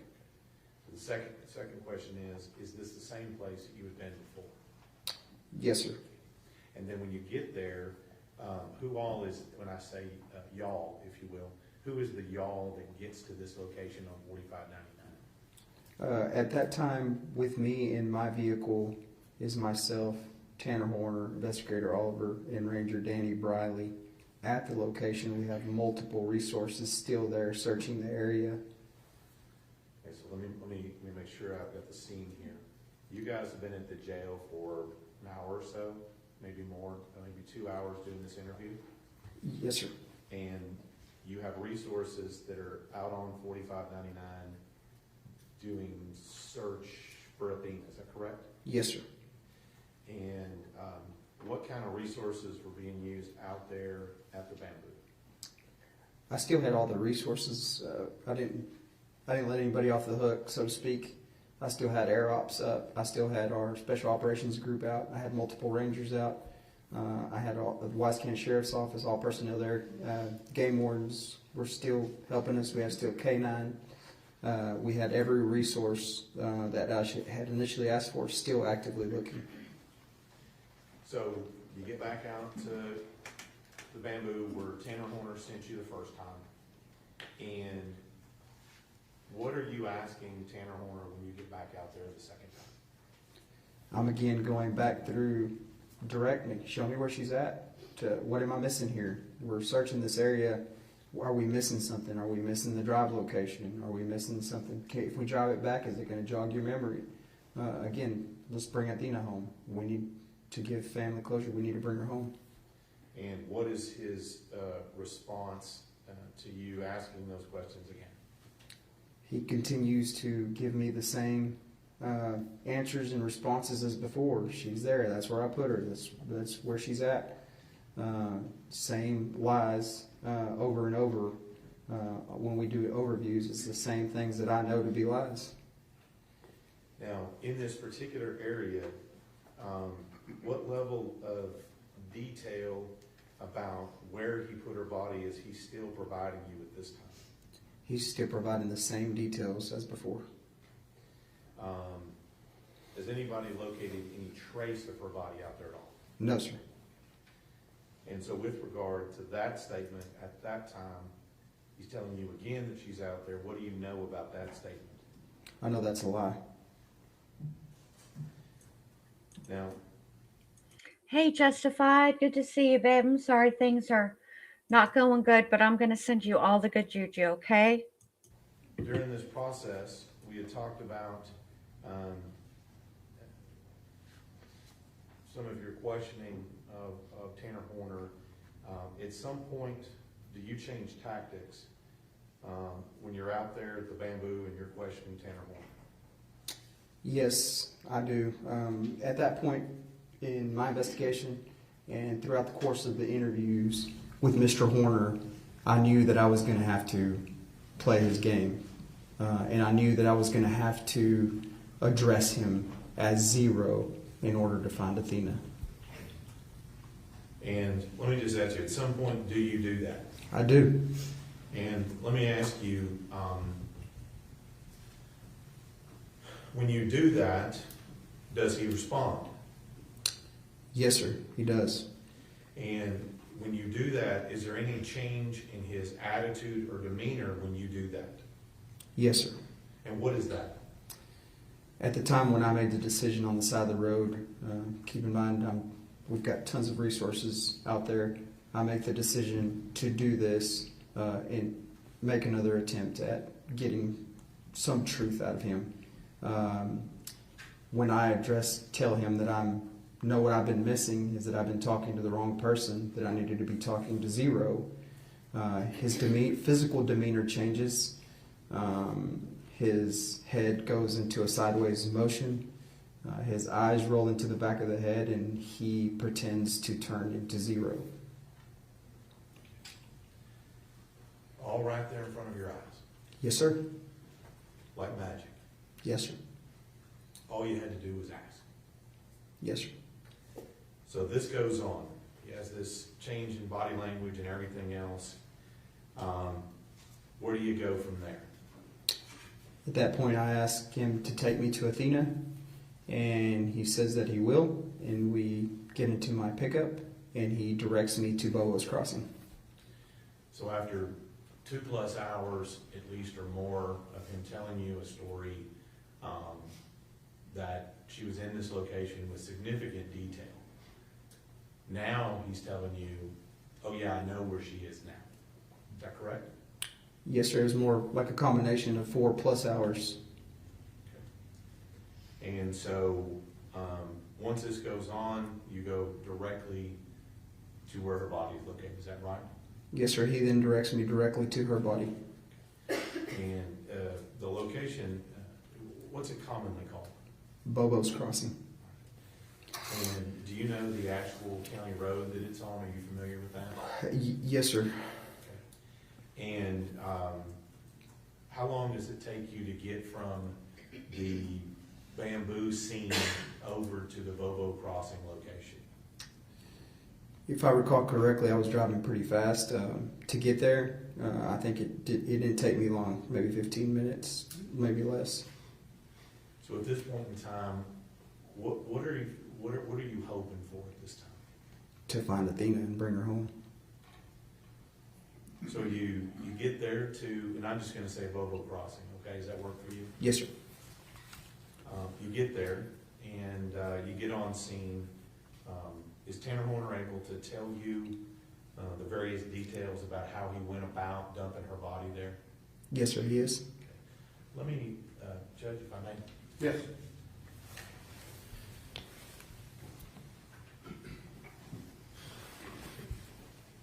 Mr. Espinosa, I'm going to show you what I've marked. This is State's Exhibit 39 and 40, a couple of maps there. Do you recognize that location? Yes, sir, I do. And is one of those kind of a 1,000-foot view and then one of them's a little more zoomed in? Yes, sir. Okay. And is that the location you were talking about as where Tanner Horner directed you to where Athena's body was? Yes, sir, it is. County Road 4668. Okay. And by looking at that, are you going to be able to explain and tell the jury where he parked, where he dumped the body, and things of that nature? Absolutely. Judge, we'd offer States 39 and 40.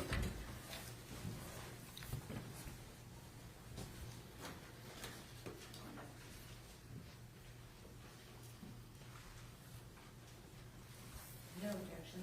States 39 and 40 are admitted.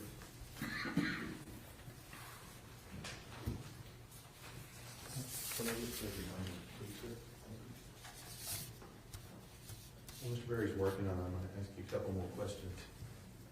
This location we're talking about, Bobo Crossing, what is the closest main thoroughfare to this location? As far as what the... Highway, FM, what's the closest one to it? I think it's the road that goes back up north. I think that's still 51, I believe, back to the west. Okay. Well, we'll show you the map here. So in this particular map here, the road we see going through the middle, is that what you're referring to as the Bobo Crossing Road? Yes, sir. It goes east and west. Okay. And you get to that from another farm to market road, right? Yes, sir. And so as you get here, is this where Tanner Horner directed you to go? Yes, sir. Correct. And did Tanner Horner give you specific directions on turn by turn on how to get from where you were to this location? Yes, sir. From the bamboo location to there, he gave me directions on how to get there. Okay. And at some point, did he explain to you why he knew this was this location was here in this area? Yes, sir. He stated that he passed it every day on his way home.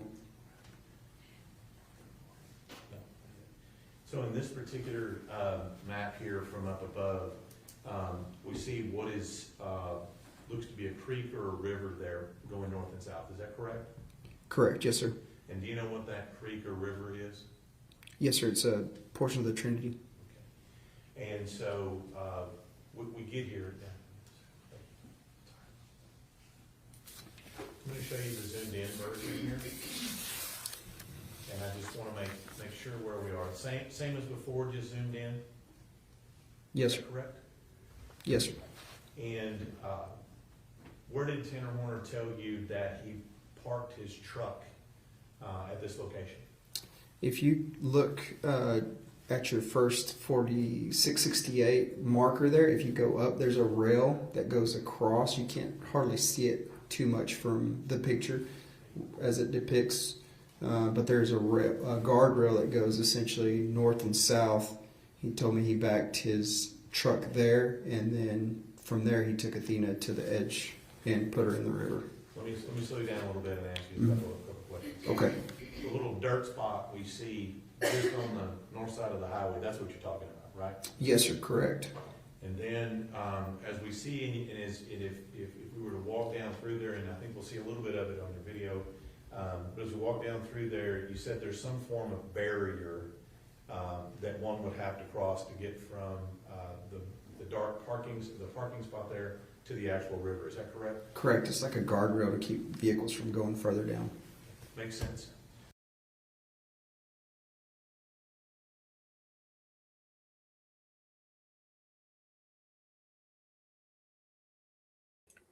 I just wanted to say happy birthday, Coffee and Skeletons. If you hang out all the way till the end, I promise that I will serenade you. All right, hang on just a second.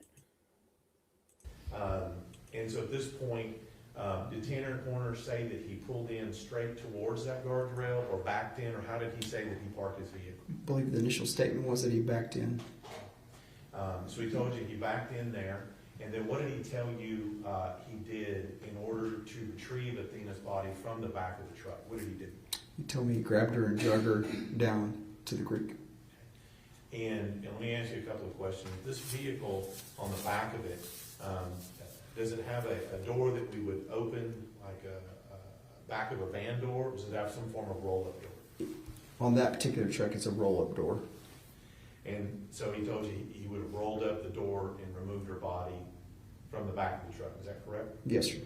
Now let's talk about what he told you about how he got her specifically from that area over to where the water is. I think you used the term drag. Is that correct? Yes, sir. Okay. How did he tell you that he drug her body from the back of the truck over to where the water was? The exact statement that he made, obviously we're going to see here in a little bit, but it was in fact that he drug her body to the creek. Okay. Now, let me ask you just a little bit here. I notice on this, there appears to be a little clearing here on the other side of the guardrail towards the water. Is that correct? Yes, sir. And it looks to be there are a couple of trails and other things that go around that. Yes, sir. Where did Tanner say that he went to put her body in the water? To the left of that flat white spot that you see there on the north side of the road, right off the river, right to the left side of that, there's a drop down into the river. And this is what I would believe, I guess people would fish from there or something else. Is that right? Correct, yeah. You could just access it by walking down, which would make the river accessible to you for whatever recreation you were taking part in. So the distance between where he started dragging her body on one side of that barrier, all the way down the trail, down the side, and down to the water, how far is that? I can't give you an exact measurement, but it's got to be at least 30 yards or more. Okay, so 100 feet or more? Yes, sir. And then down to the water? Yes, sir. Okay. And this terrain that's there, is it smooth and flat like a sidewalk? No, sir. It's rocky, rough. As you're walking in, it was muddy at that particular time. So it was not easily accessible, especially not at night. And so his statement is that did he tell you if he drug her by her feet or by her arms, or how did he drag her? I don't remember the exact statement. I'd have to reflect back to the video. Okay. And then we get down to the water. He's now drugged her down to the water, and what does he tell you that he did once he got her to the edge of the water? He told me he dropped her right there over the edge. Okay. Let me ask you, so you get there, you're there in your truck now. Mm-hmm. Ranger Briley is there with you. Investigator Oliver is there with you. Tanner Horner is there with you. Correct. Does he give you directions to go down where it was? Do you go with him? What is the process by which you got down to where he dumped her body? We get to that location at Bubba's Crossing, to the guardrail portion of that location, and I pull him out of the truck, and he physically directs me down to where he put her body. So he takes you all the way down to there? Yes, sir. When you get down there, tell me a little bit about the water conditions and the depth of the water when you get down there. I just want to tell you guys that this is incredibly heavy testimony. I totally get it. And after it is done, after he speaks about it, of course, we're going to hear it. But in the interim, we are going to have a little break. I have the cutest thing in the whole wide world to show you guys. Okay. So hang on for that. And Pretty Eyes. Yes. Is that who asked me? Hold on just a second. I just want to make sure that I answer the right person. Pretty Eyes, sorry. Yes, her family is in the courtroom. They're all wearing pink. I will not forget Jonah on June 22nd for his birthday. I promise. All right, here we go. There will be a brief reprieve from all of this. Obviously, that portion of the creek, the water goes approximately 1 foot and gradually increases to the middle of the creek. So it goes from shallow to deep. The water's very murky. At that time it was stagnant, so it was hard to see. And let me ask you, when you got down there, Ranger Espinoza, did you find Athena? Did. Tell me about, was she in the water? Yes, sir. How deep was the water that she was in? I'd say approximately 3 feet where she was at. Were you able to see her clearly walking up on him? I wasn't initially, so when I first walked up to the edge of the creek, he told me she's right there. That's where I put her. And based on the water visibility, it was dark. I had a flashlight. I angled the flashlight at different angles, and I was able to see her nude body buoyant beneath the water. Now, when you could see that, did you see the entirety of her body or just parts of it? Partial. And how were you, what did you have to do to be able to see that? What was the manner of means you were able to have? I had to adjust my flashlight in a certain way where I could see, but it was very clear she was there once I did that. Right where you finally told you she was? Yes, sir.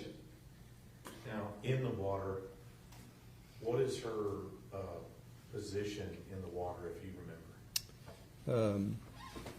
Based on my location, I could see that she was obviously buoyant beneath the water, and it appeared that she was face down with her arms at her side. Time out.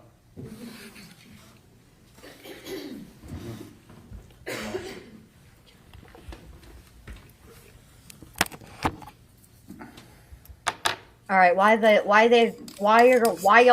I can't talk. While they're doing that, let me show y'all this. This is Chicken Lady's new little baby, Esther, in her, hold on a minute, let me pause this real quick. In her new little sweater. How adorable is she, y'all? How adorable. Hold on, let me take this off. Look at her in her little sweater. We need this break for just a second, y'all. We need this break. Absolutely need this break. Look at her. Oh, sweet Esther. The first ward goat. Little baby goat. Yay. I want to take this picture. There's another one that she sent me too. And I want to make a little, like, some like a little emoji. A little Esther emoji because she's so stinking cute. This is heavy, heavy, heavy. And we needed this break. Thank you so much, Chicken Lady, for sharing Esther with us. I love her. All right. And just really, I want to, just really quickly, I just want to say, I think sometimes we forget, or maybe it's just me that I forget until I watch a trial and I hear officers testify, especially when they find a child's body and they recover a child. And that stays with you, you know, when you see that. And you can tell it stayed with him. You can tell that all these, you know, this happened in December 2nd. She was murdered on November 30th, 2022, but she was recovered on December 2nd, 2022. And all of these years later, you know, you can see that it's still right there. Like he remembers it and it's with him. And, you know, sometimes I think it's important to take a moment to appreciate the kind of things that law enforcement have to carry with them.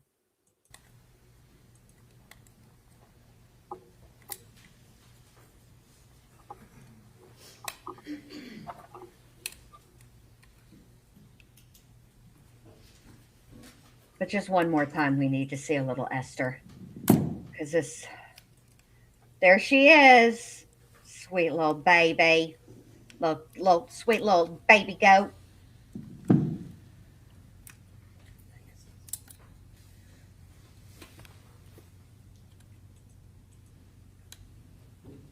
I'm glad it's not just me.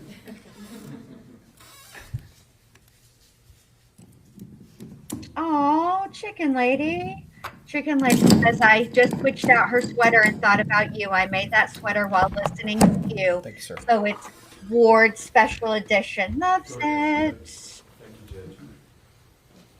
So now you've located her in the water, you've now used your flashlight, you've spotted her. You said that her body had no clothes. No, sir. Let's talk just a little bit of that and take a short detour here. At some point during this, you had told me before in your testimony today, you had a conversation with Tanner Horner about her clothes and whether or not she had clothes on. Is that correct? Yes, sir. And at some point, did he tell you that she had her clothes on? Yes, sir. Is that true? No, sir. Now, at some point after this, after you located her body and after you've done what we'll talk about in just a second, do you have another conversation with him about her clothes? Yes, sir. And what does Tanner Horner tell you he did with his clothes? He eventually ends up telling me he kept her clothes, and she was in fact nude.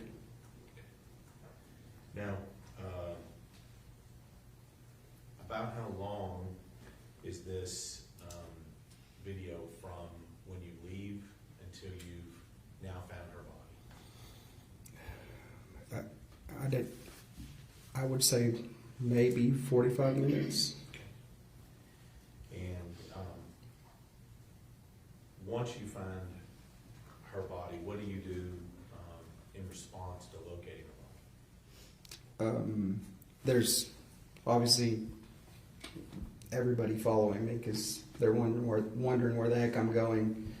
So I'm able to maintain everybody up top and immediately maintain the scene integrity, which was everybody get the heck out of here, shut it down, hold it, let's secure the scene, and let's get crime scene here to process the scene. So at that point, you've secured the scene, and so your role as far as the scene is concerned, you're done. You're going to bring CSI in and whoever else is to handle that part of it. Correct. Yeah, it's part of some of the resources I already had on standby, which was the Texas Rangers crime scene team, Wise County crime scene, and FBI ERT, which is their crime scene team. And I guess what I'm saying is, for questions with regard to CSI actual recovery of Athena's body, those are those people we would be talking to. Is that right? Correct. Yes, sir. So you've got the scene secure. You still have Mr. Horner with you. What do you do next? I load him back up in the truck, and I take him back to the Wise County Sheriff's Office, continuing to get, some more details, some more facts.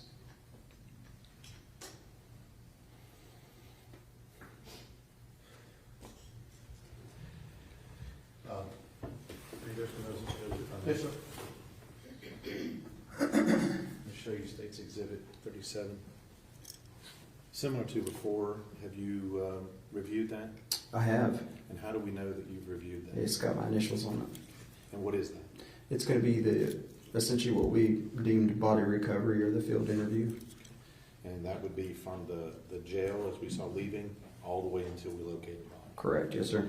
And is the actual location of her body contained on this video to some extent? Yes, sir. Yeah, I don't know how clear it is based on the fact that it's on a body camera, but you'll be able to kind of see what I just walked you guys through. Judge Rudolph states 37. Any objections, any additional objections other than those previously brought to my attention? No further objections, Your Honor. Those objections previously brought remain overruled, and states Exhibit 37 is admitted.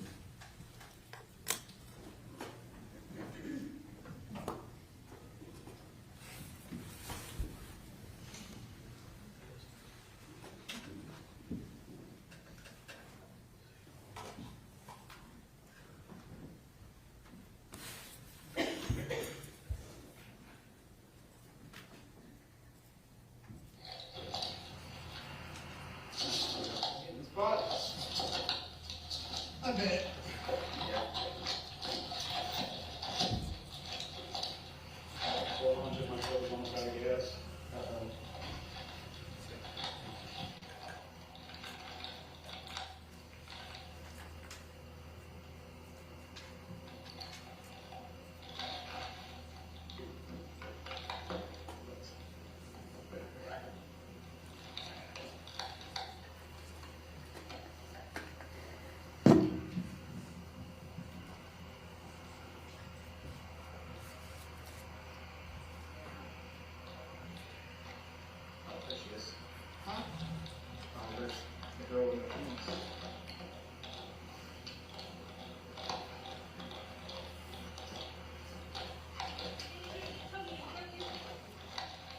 Sorry.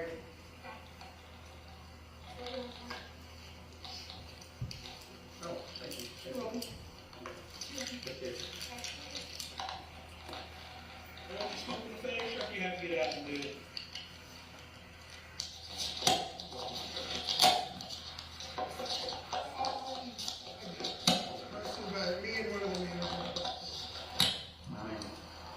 What's gonna hurt really? It's a metal truck. I mean, are these fabric or are they vinyl? I think about it. Like me, I was vaping there for a little bit, but then I got sick with COVID like 2 weeks ago, and I switched back to smoking because I didn't need all the fluid on my lungs. Because a friend of mine had like serious lung damage because he was vaping while he was sick. Yeah. That kind of stuck with me, so kind of.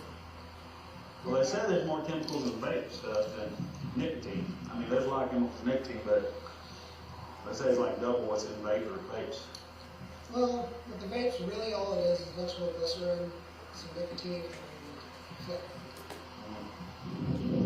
It smells good sometimes. Like the juice I make one is maple syrup flavored. Ah. It makes me crave pancakes. Smell of syrup makes me crave pancakes and waffles. Man, find a good waffle, that's hard. Well, I go to the city a lot, and Waffle House is always a good go-to. They're chocolate chip pancake waffles. They don't overdo the chocolate chips. So I used to get like a grilled chicken sandwich and a chocolate chip pancake waffle. That was good stuff right there. See, I get the chocolate chip pancake waffle, but I also get an omelet and like 2 sides of hash browns. Woo. I knew Cheesy hash browns, greatest thing. Oh, cheese and with onions, and sometimes capped. Little mushroom. I can only have the onions if they're like caramelized. Otherwise, I'm like Too much freshness. Well, aren't you? I got you. yeah, kind of hustle this thing. I didn't used to eat onions until I got about 30 years old. And I started realizing I like the taste of onions, especially purple onions. Surprisingly though, they're actually not called purple onions, they're called red onions. Isn't that weird? Yeah, I know. It's definitely. I still call them by what I see. I'm just that way. Yeah, talking about Waffle House making me hungry. I'm a big boy. Okay.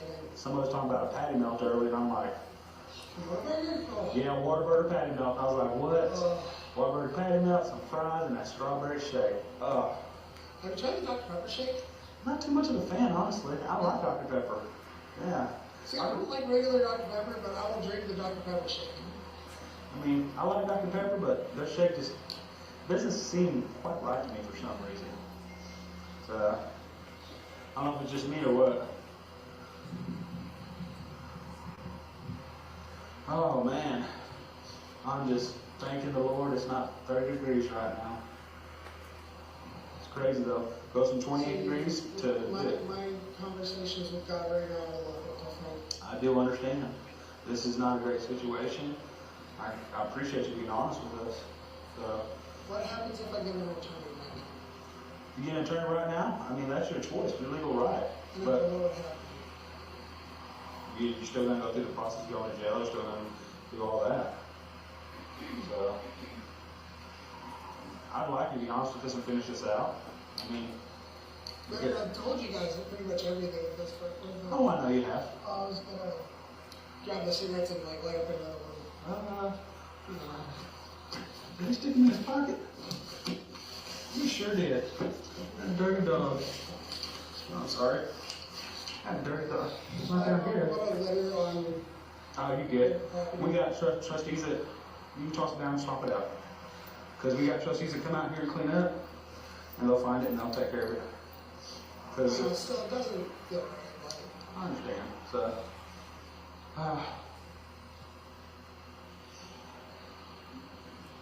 you know, the last time I was in handcuffs was like 4 years ago. First suicide, that was what'd you do to attempt suicide? trying to hang myself. What happened? I didn't tie a knot, I just kind of tied it around my neck and yeah. And then Did you hang it from a door? The door opened a little bit after I went unconscious and Okay. Yeah, I've actually seen that. yeah, I woke up with a big old fucking knot on my head when I hit the floor. Sure, a big headache too. I had like a constant headache. I'm like halfway convinced I had a tumor in my brain.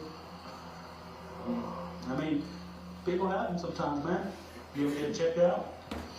Nah, I'm the kind of person where I don't go to the hospital until the very last second, which, you know, that's probably not the best thing in the world. Like, I have, like, random heart palpitations and stuff because I drink a lot of energy drinks.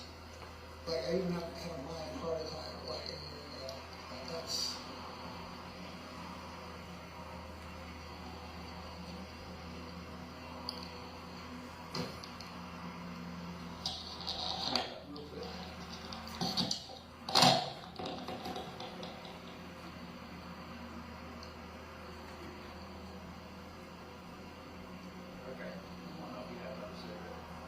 Absolutely. I don't know what happened to him.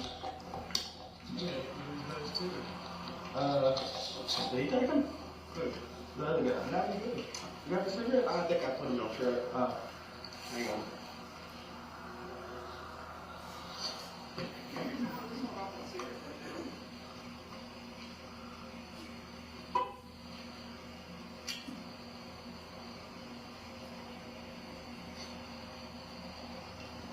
Hey Joe, taking your truck out? You want my windshield camera mount? Oh, never mind, I'm not my truck, Jesus. I'm sorry. If I had my truck, I'd give it to you.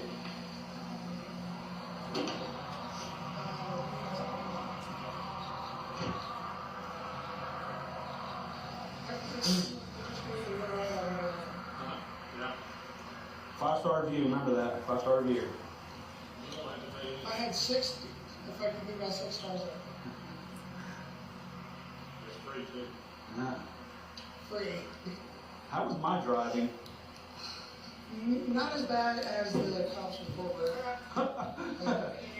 Come on in. What do you take that there, man?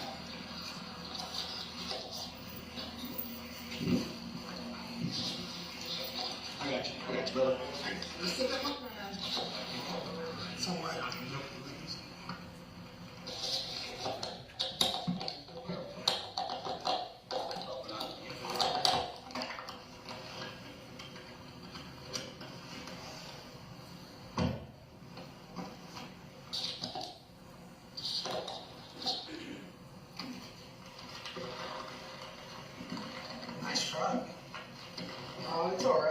from point A to point B. You can slide that. I got plenty of room.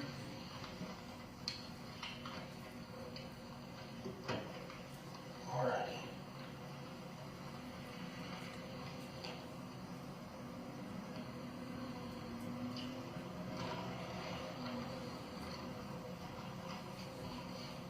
I forgot to push the button.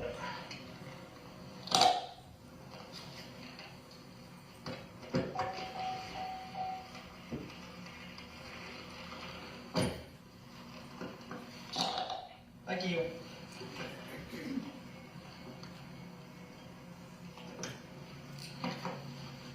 Can you let the guys that are out there looking, let them know we're coming back out? Yep.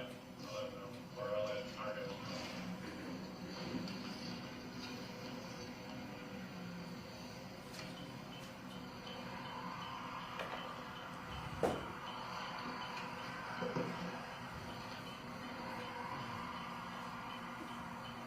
Oliver, did you do the same? Because I think the O1 was the one asking.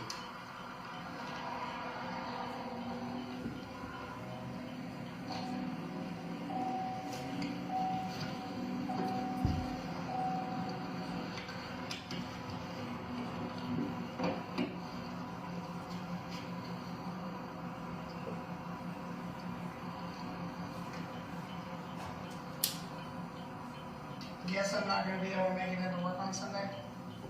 That makes you work Sundays? Yeah. Right now we're going through peak season, which, to be honest, it's kind of a pain in the butt. Late hours, back to work. Oh yeah.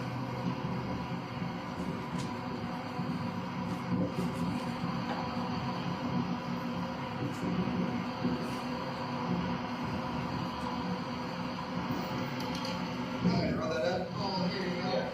Oh, I was gonna roll that up for you. I was rolling it up for him. I don't mind the cold. Oh, yeah. Is it cold out there? It's a little nippy.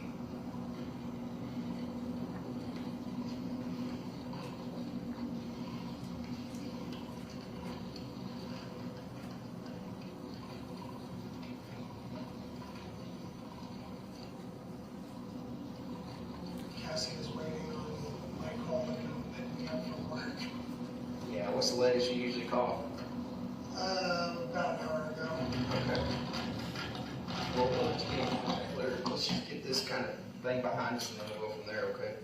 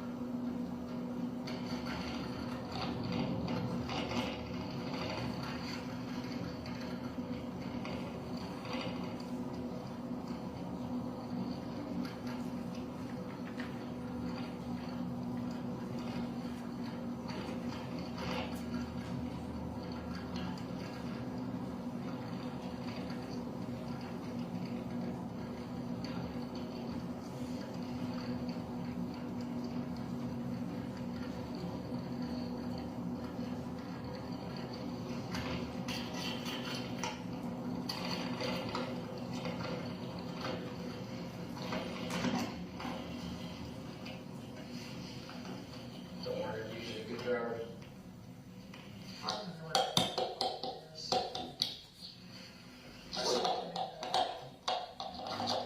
Technically, I'm still employed with him. We're not. So is that money? Yeah, I just didn't like the whole being a 1099 thing. Oh, I didn't know it was that. Yeah. I thought it was big enough for the. You think, right? These years, they're still doing the whole 1099 thing, which I think is ridiculous.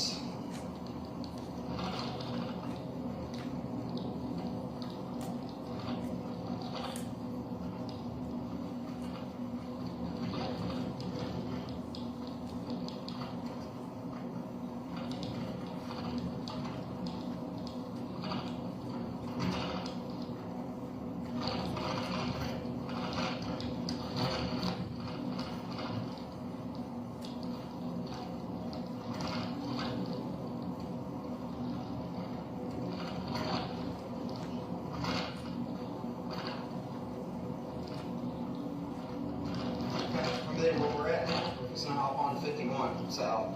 Not really, I don't know anything. So this is right south of Decatur. You come in on 51, you're right south of Decatur. Do you not take 51 into your routes? Not really. No? I mean, if I'm picking up stops off of another person, sometimes I'll take 51. Normally I just cross over 51.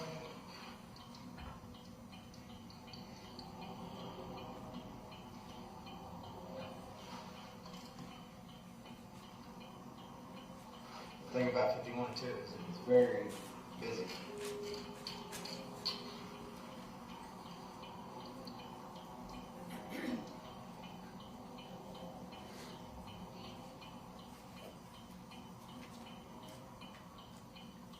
So where did you drive Uber at?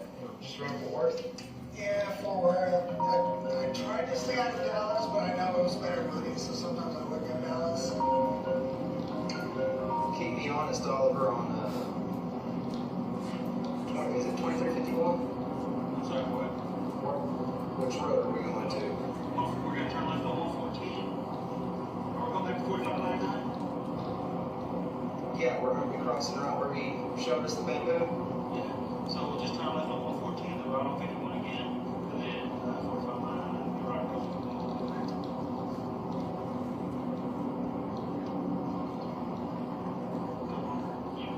What is it?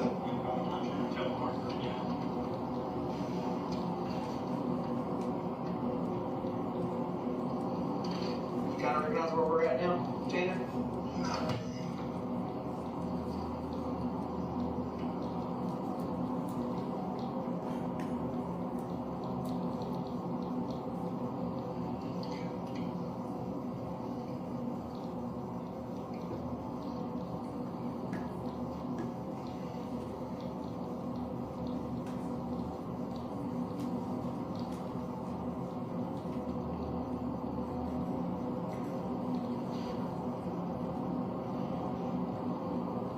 Hey, DB, can you pull up your maps?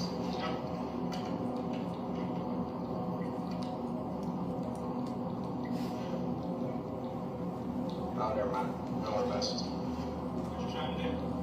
I was just trying to pull up a map. It's alright. It's alright. Yeah, no, I'm good. I just wanted to kind of give them a visual as what we're doing it.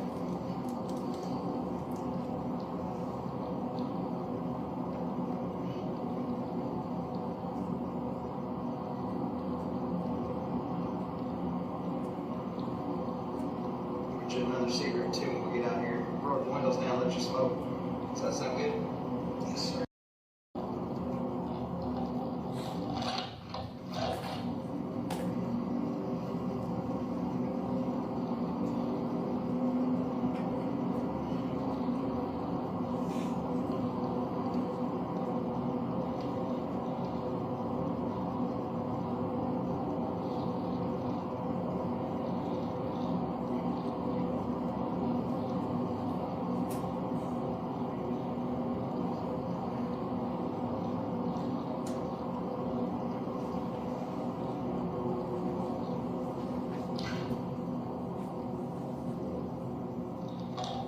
John, you remember it all? This is 114th right here. I just want to keep you aware of your surroundings, that way if you remember gets jumped.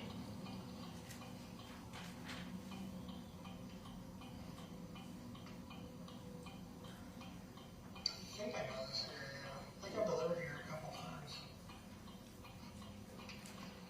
Is 51 that way? 51's this way. No. Yeah, oh yeah, I'm sorry. You go around and then it turns into 51 south around that little bridge. So 51 south and then 114. Is that what you meant? Yeah. Good. I didn't even know there, like 51 went past the bridge. Okay, so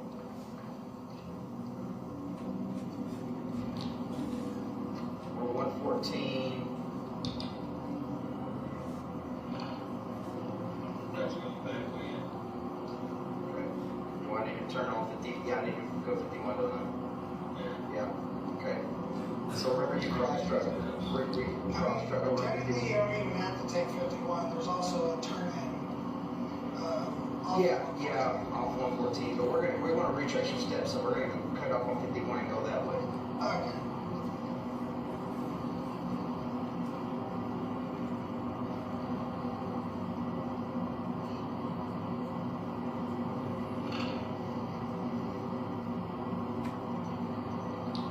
What happens when I get an attorney? Sir? What happens when I get an attorney? I don't know the legal system very well. Yeah, like I told you earlier, I can't really give you legal advice. Obviously, you know, it's just the same thing as when I explained your rights earlier. Just that's basically the rights you have afforded to you.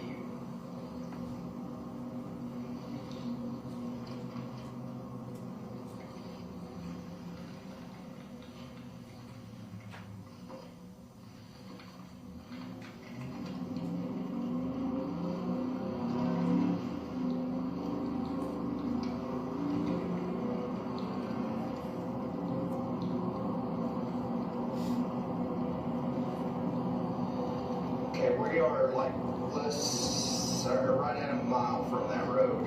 Is there anything jog your memory? I mean, I didn't go on this part of the road. Okay. Yeah. There's passed over 51. Okay. But you usually do that on a regular basis, right? Yeah.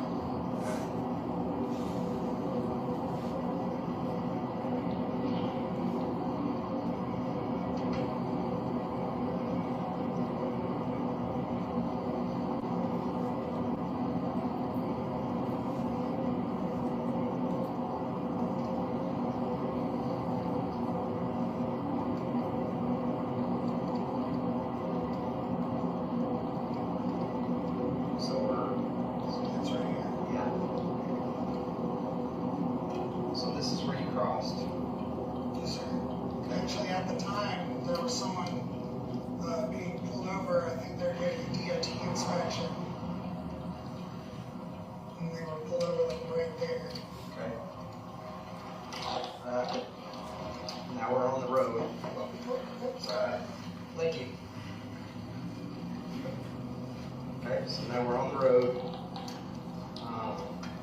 And we are...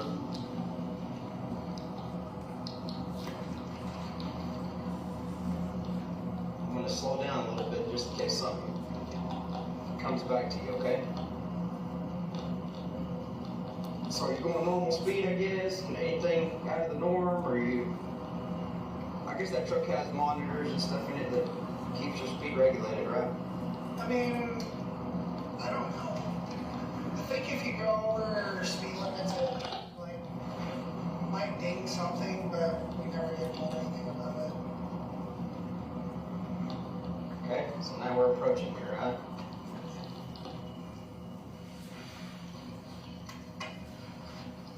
Okay.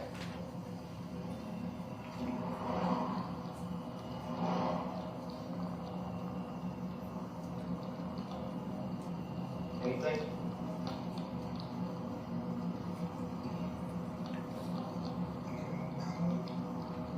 I know where I put her.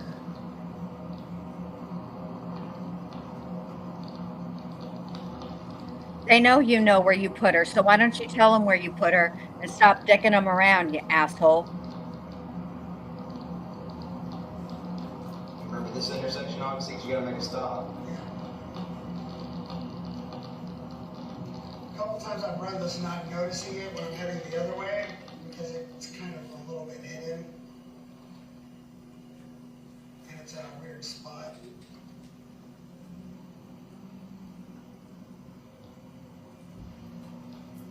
Okay. Oh, Kelly, this is probably, You remember this hold on, let me look. house right here? I want to say it's probably like 2, maybe 3 hours. Okay. Let me look though.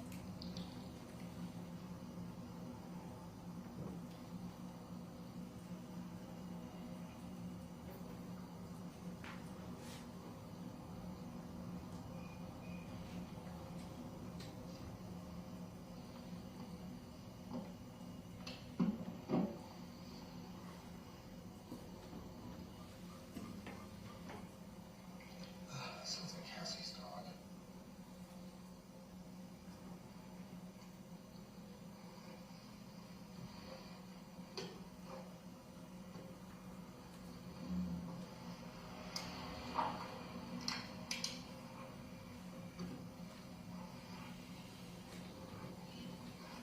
It's like an hour and a half away. It is awful. Hey, ATS News, good to see you, babe. Okay, you still good with it? Mm-hmm. Okay, and you remember this house right here? Yeah. I stopped right past the van room so people in the house couldn't see me. Okay, so we're here now, right? Yeah. Alright, we're dropping here. And then you get to the spot right here. Do you stop before the bamboo or after the A bamboo? little bit after the bamboo. Okay, so tell me where you stop approximately. Forward more.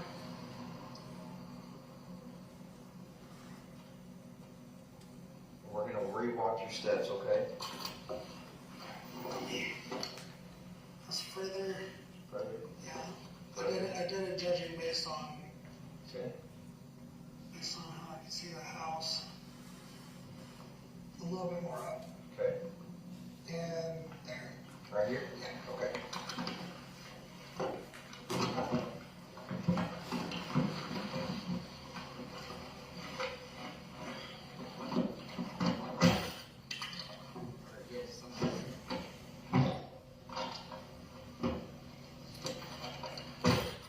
So you don't have to hug me.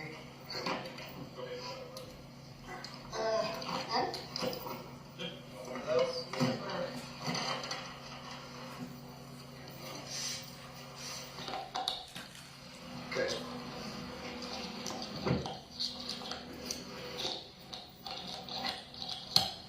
Let's walk your steps first, okay? Okay, can you kind of reenact that? Show me. I was looking back to the rear. Okay.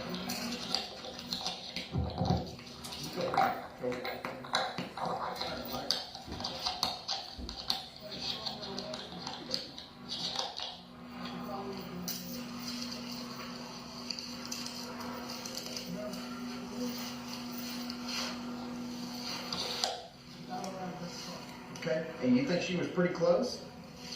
Yeah. Like pretty close to the, Yes, sir. okay. Walk in about how close you think she was.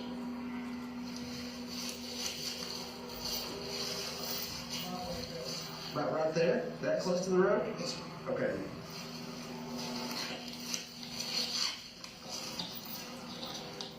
Okay. Are you sure it wasn't this side, or Yes, sir. you're 100% positive about it? Yes, sir. Okay. All right, let's put some light on it now. And I know it's kind of dark. Now shine it that way. Okay. And now shine it back. And you think it was right there? Yes, sir. Okay. You can't do the question. Okay. Show us. About right here.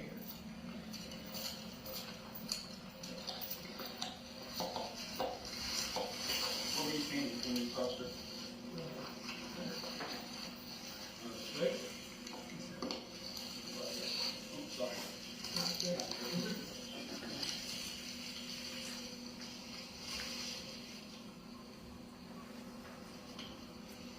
You remember that hard tree being there, and that bigger tree in the middle of that?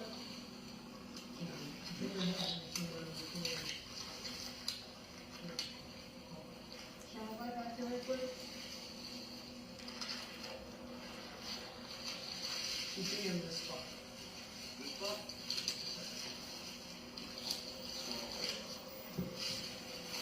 That's where I thought.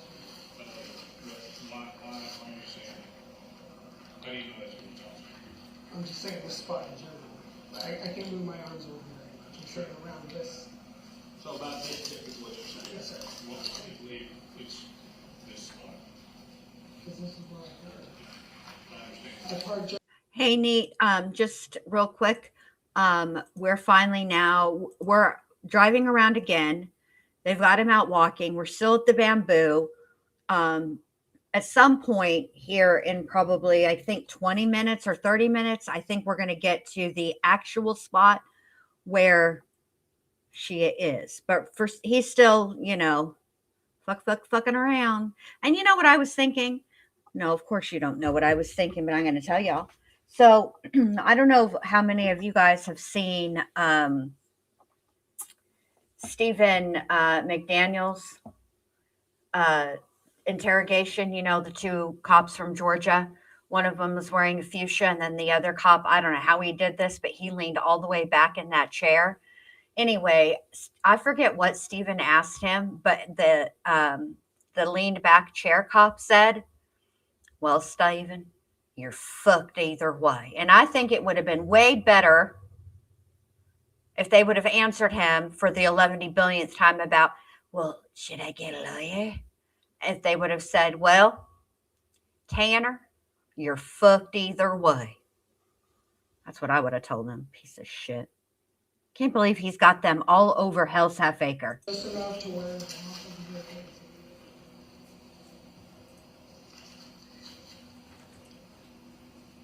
Yeah, we're still on another wild goose chase, just for a little bit longer though. Let's go back over in the truck, smoke a cigarette real quick.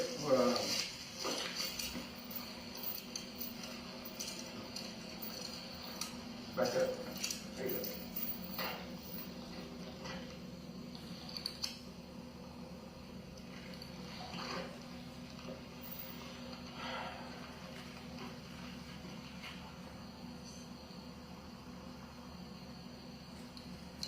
Is there any way you could be confused? Yes, sir. Now, if we go to your house and look or anything like that, is that going to change anything? No, sir. My fiance lives with me. Okay, so But there's no way. so you wouldn't take her back?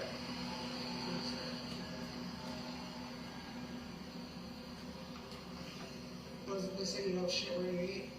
Or something like that? Yeah. Okay. Where you? Why don't you jump over there?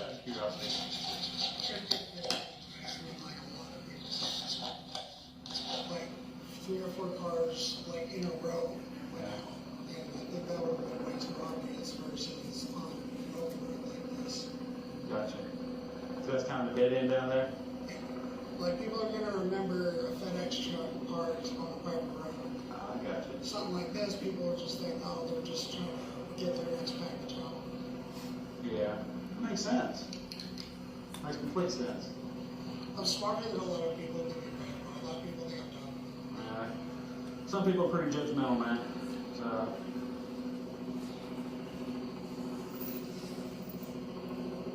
Ain't my right.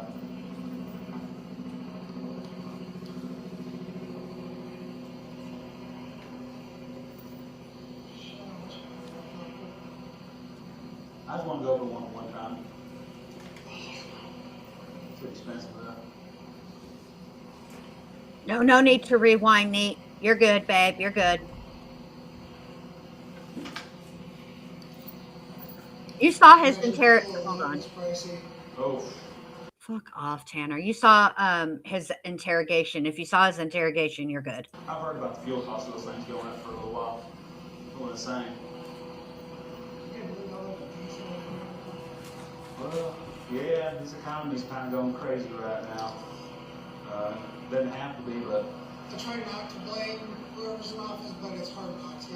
Well, they sent $91 billion overseas. It's kind of hard not to blame them. And they can't track 20 billion of it? Ooh. You didn't know that? They've been trying to track it all. They lost track of 20 billion. Don't know where 20 billion went. $20 billion. American dollars. Money your money. 20 billion of it. Yeah. And when they ask about it, they're like, yeah. Yeah. Pretty much. Yeah. Well, Now, who made the money? who made the money? We don't know. I mean, it's just printed, but I mean, when you send $21 billion over there for aid, we don't know where it went to. So it went to somebody's pocket. We have homeless people in our whole freaking country. Why do we have to help other people? 100% with you. 100% with you. We even help our homeless veterans, our homeless people, take care of them, feed our starving, our hungry children. But I'm just a dumb cop, so I don't know. Wouldn't call you dumb. And she's being intelligent.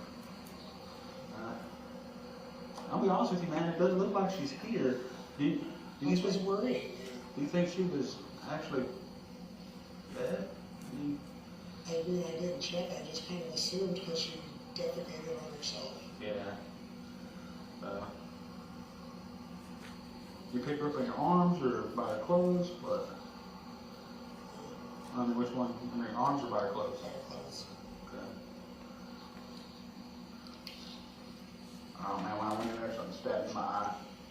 My eye's irritated now. Yeah. A little piece of bamboo leaf. I think I'm allergic to bamboo. And there's no chance you could have done a little further or back? Not 3549? Originally, the plan was I was going to go on that private road and dump her, but then Yes. I understand. Because our main goal is to get her, get her remains home, you know, close it out. Yeah. I mean, I think it might be possible somebody picked her up at the same time, like, you know what I mean? Yeah. I mean, that's random person picks her up. That's gonna be why they come forward and stuff like that. I'm a hero. I found her. Stuff like that. You know what I mean? Unless they were not right. Yeah, that's true. Like, I've noticed there's quite a bit of tweakers out here. Quite a bit. Sorry. I'm just sitting here wrapping my brain and thinking, it's like, Tanner's being completely honest with me, completely cooperative with me. He's been upfront and honest, and it just clicked to me. Is it Zero that's fucking with me? That's not wanting to tell me where she's at?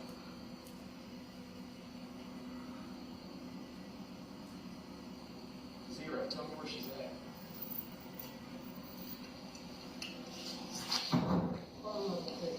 Where? Bottom of the creek, which creek? Oh, it's called. What, can you take me to it, Zero? Take me to it. Tanner trusts me, why can't you trust me? I'm giving you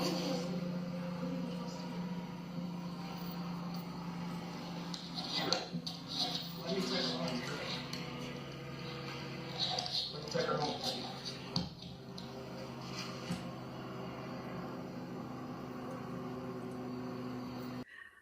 I'm telling y'all, if Ranger Esposito had not had that moment of, let me call him Zero, I think Tanner would have had them chasing their tails for God knows how long. Come on. Do we need to get in the truck?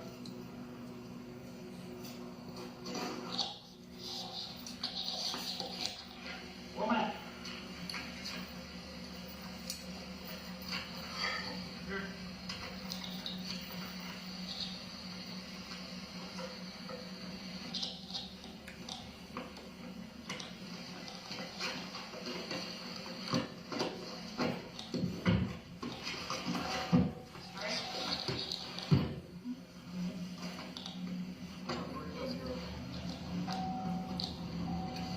Until I get to 7:30. Take her right on 7:30. Okay. I made a little bit of you trust me the entire time. I apologize, Zero. I wasn't aware you were willing to talk to me. I'm not gonna let Tina out for that. Could you get out there and tell them to move, please? ASAP. Hey, come on, let's out real quick. We need out. We need out.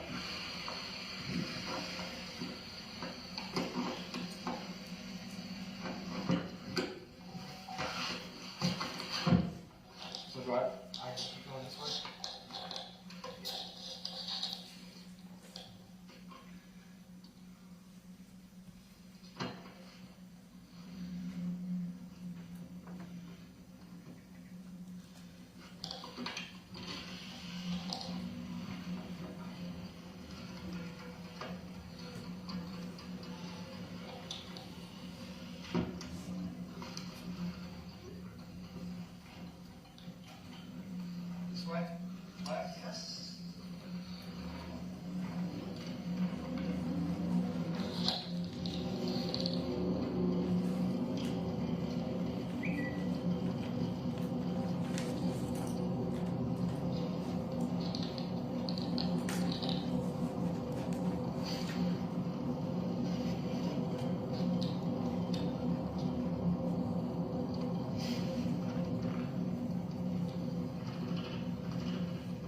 Right or left?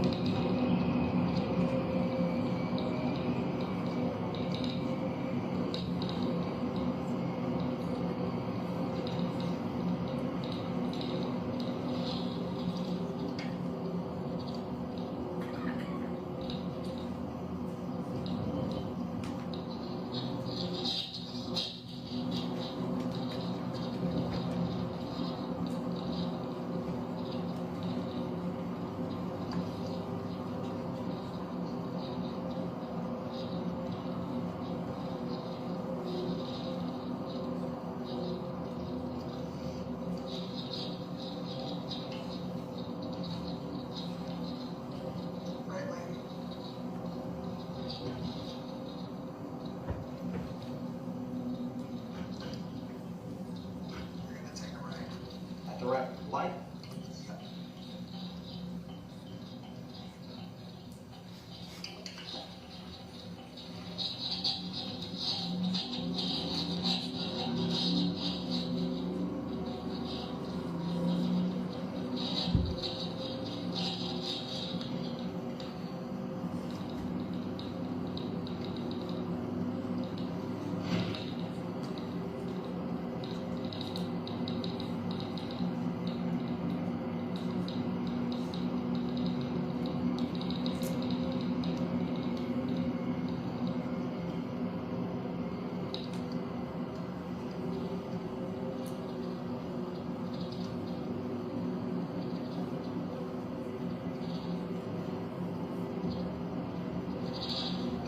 Do you want it to go slower or anything here?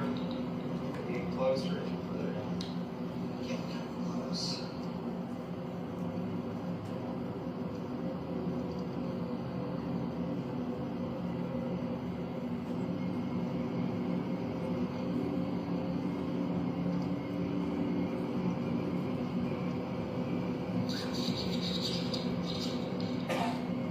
Want me to slow down? Yes.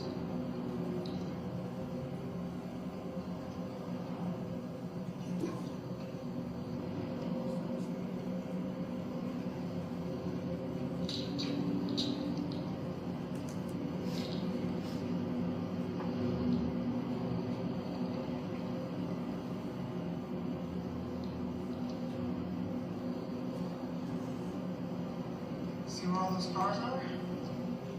Take a left.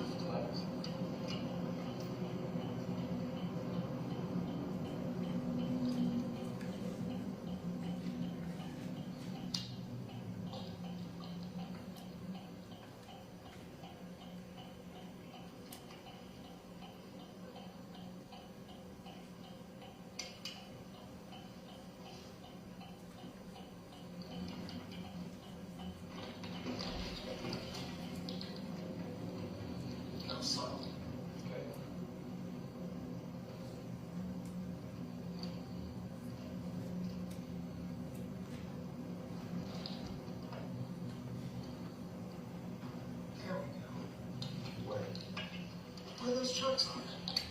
Those trucks are at? Yes. Where did you park? Right here. Where'd you put her? I'll show you.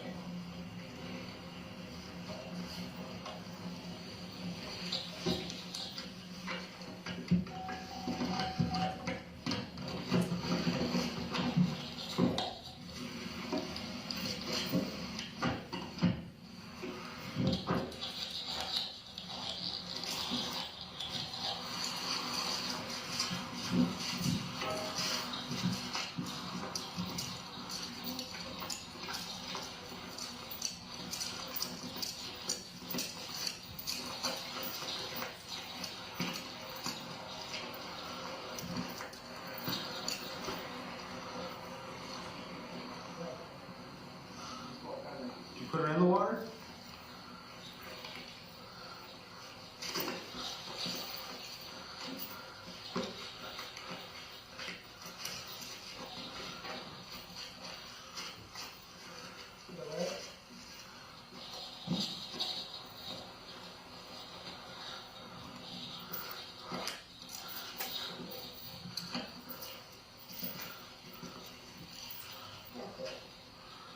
You got her in the water? Zero. How far in there? Tossed her in, got back in the truck, started driving off. No, that Tanner back in there. When He's you, not a realizer. Zero, when you threw her in, were you down there? Were you closer to the? I got you. Got this. I'm just gonna slip. Hold it up. Yes, Casey, he is talking with a different inflection, a weirder voice, a little higher pitched. Got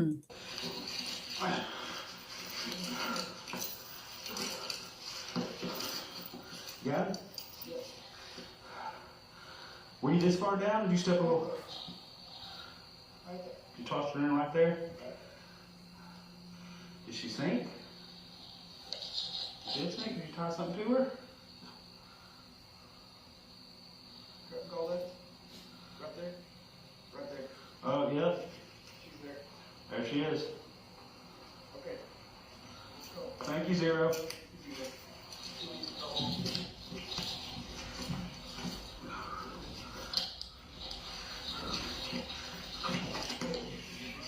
Oh.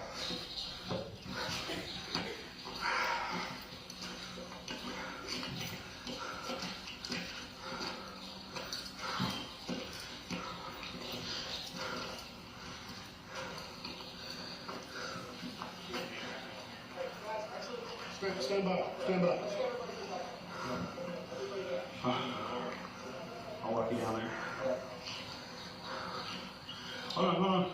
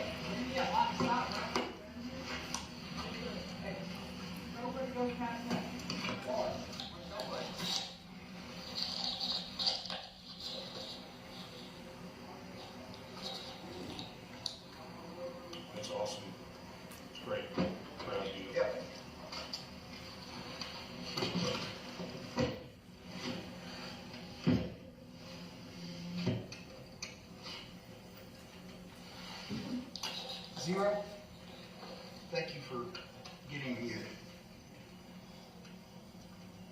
But I've got a question, Zero. Hold on. What happened? Am I talking to Tanner now? Yeah. What's... I need Zero. I need to ask Zero one more question. Zero, can you come out? Zero, I need you. Talk to me.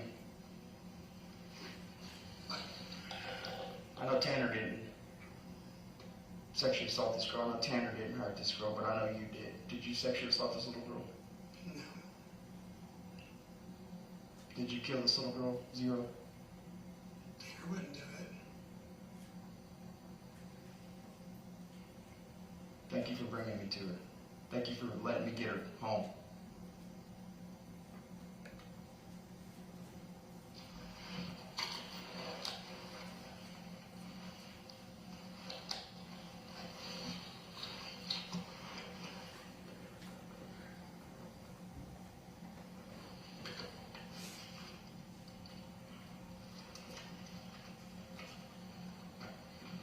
I'm gonna have to back up.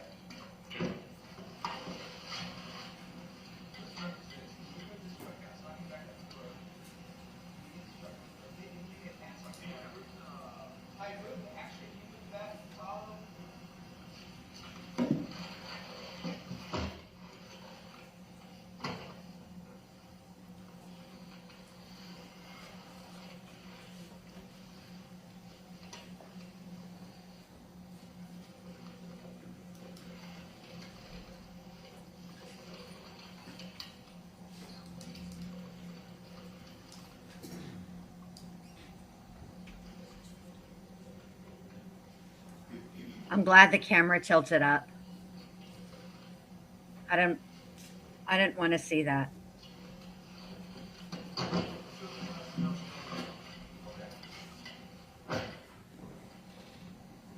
Just trying to play crazy. Like, wait, what?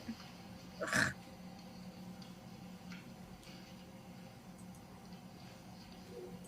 Hold on. I need a moment. No, you shut up! Don't talk to me! Don't talk to me, criminal! All right. I think I'm okay.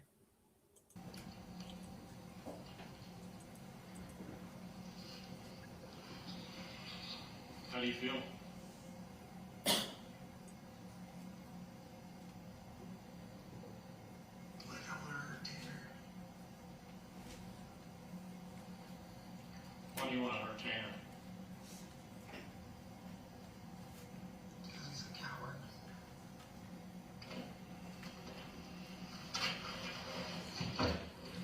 He's always been a coward.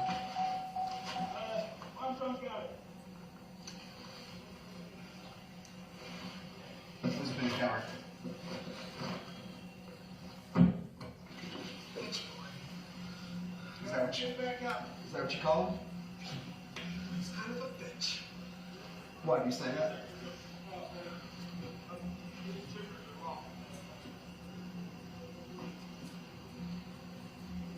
Keep going, Joe. Keep going. We've got that road stopped for you.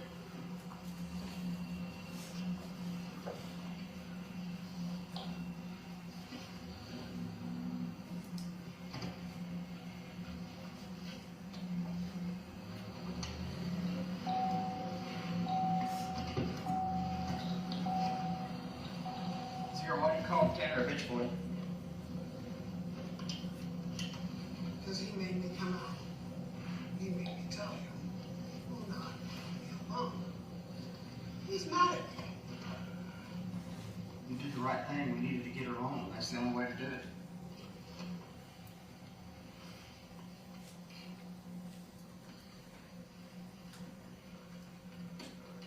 We needed to get her home. If something happened to somebody you cared for, wouldn't you want them to come home?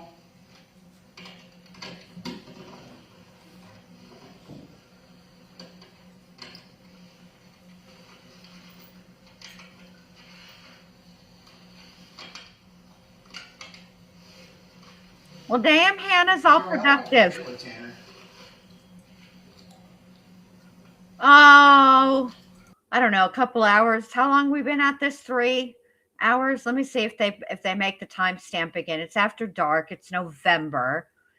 I'm going to say this is probably about 7:30, 8 o'clock, somewhere in that vicinity. So, about 5 hours you've been with Tanner. About 6 months. Oh, Where'd you come from?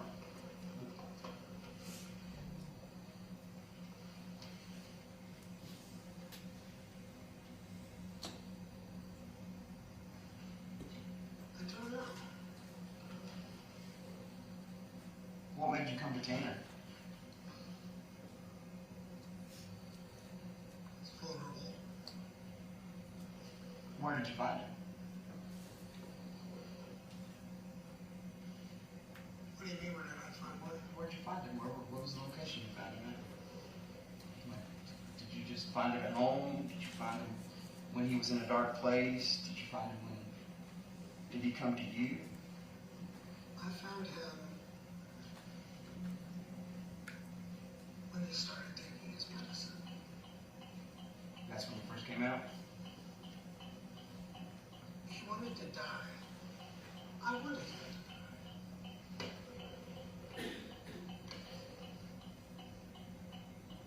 He seems to be more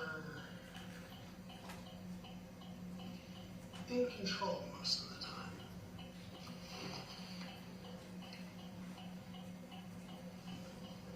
Why do you want to talk to me? Zero, you've been more helpful than Tanner right now. Tanner was really honest, but you helped me, so I want to know why you took advantage of Tanner. Tanner was honest, and he was really helpful, but you wouldn't let Tanner tell me where she was at. I had to talk to you to get the truth. Tanner didn't know. Last thing I let him remember was in there in the bamboo. Did you go back to the bamboo either? No. You didn't go back to the bamboo and get her and then bring her here?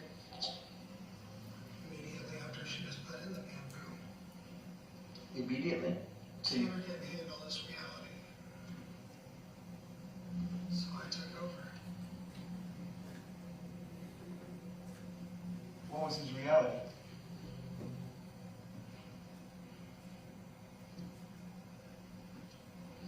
The fact that he let a child die. So is Tanner telling us the truth on how everything happened? His truth. What's your truth on it? What's your take on it? How did it happen? I tried to get him to her, that little girl. She was gonna put us away for a long time. So That's everything is... vehicular assault. So everything... Even if it's on accident. So I took the initiative to make her go.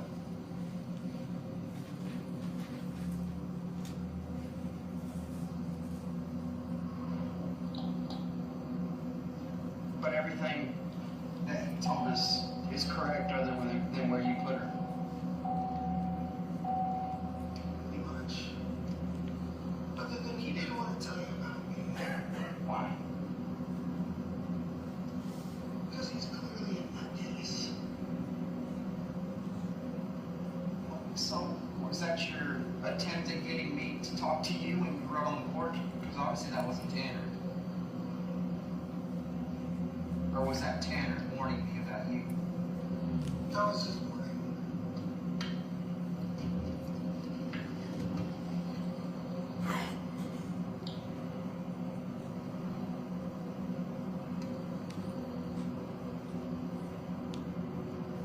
Is there anything that Tanner left out that I need to know?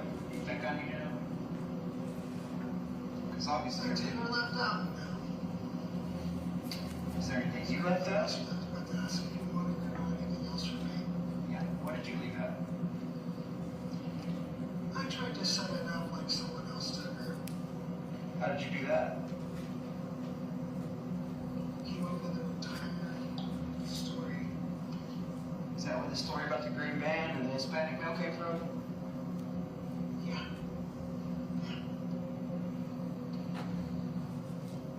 Is that what you told those agents? Okay, I just have to say something here because this pisses me off so much. What in the actual F is up with these coward ass monsters blaming the Hispanic male? First it was Eduardo, then now this a-hole is blaming a Hispanic male in a green van. What a piece of shit.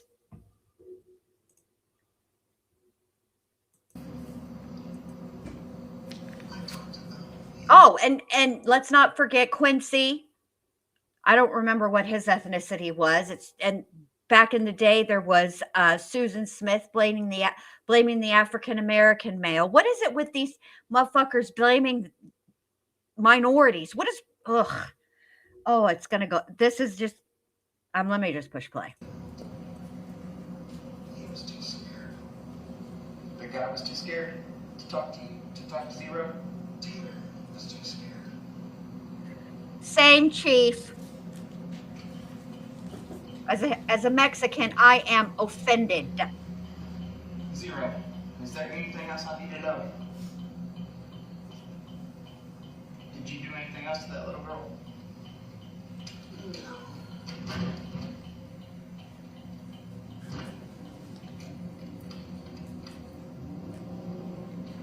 Was that your biggest fear, that Tanner would get y'all put away?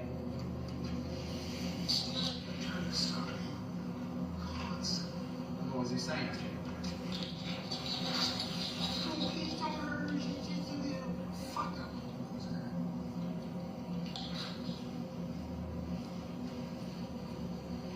Did you immediately, as soon as y'all hit her, did you come out and take over? Because you were fearing that maybe Tanner would get y'all put away, or did it take some time? Tanner was worried about little shit.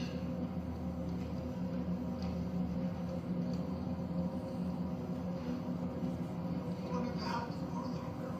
Oh, no.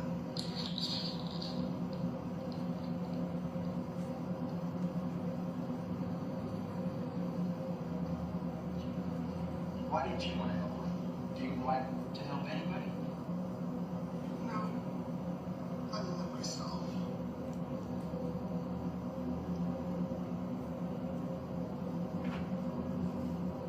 Have you ever been anywhere else, Zero? Have you ever done this before? No. Is this your first time? Of course. Well, but the opposite of the time. I know what you got. Right now, he just doesn't know how to deal with anything. Just trapped in his psyche, talking in his ear.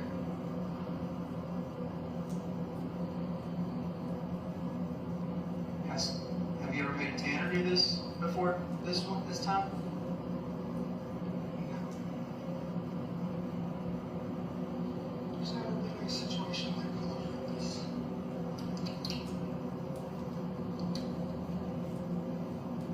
So, if y'all hadn't hit her with the truck, you would have never done this. If Tanner hadn't ever hit her with the truck. Tanner would have hit her with the truck, and none of this would have happened.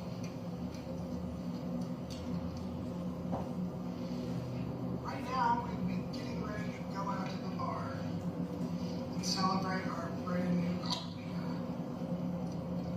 Do y'all go to the bar often? On occasion.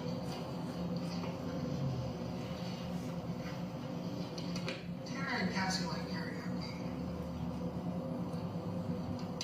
Have you ever tried to hurt Cassie for any reason? No. Does Cassie know about Zero? She does. How does she know about Zero? We've talked.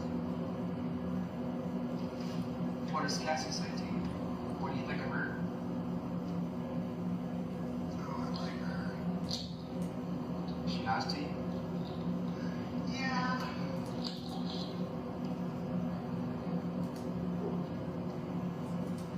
But between us, she likes it better when I fuck her versus what Tanner does. I mean, why is that?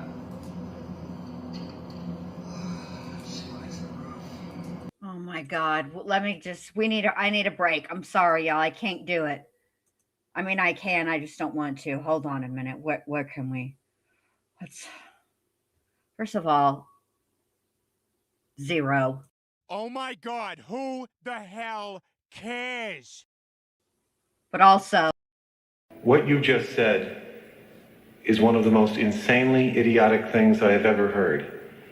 At no point in your rambling, incoherent response were you even close to anything that could be considered a rational thought. Everyone in this room is now dumber for having listened to it. all right. Wait, one more. Everything's perfectly all right now. We're fine. We're all fine here now. Thank you. How are you? All right. All right. Back to it. But now Tanner has to take over. Tanner has to take over when? All the fucking time.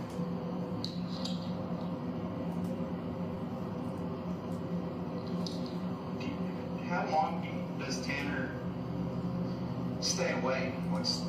How long do you keep him away? And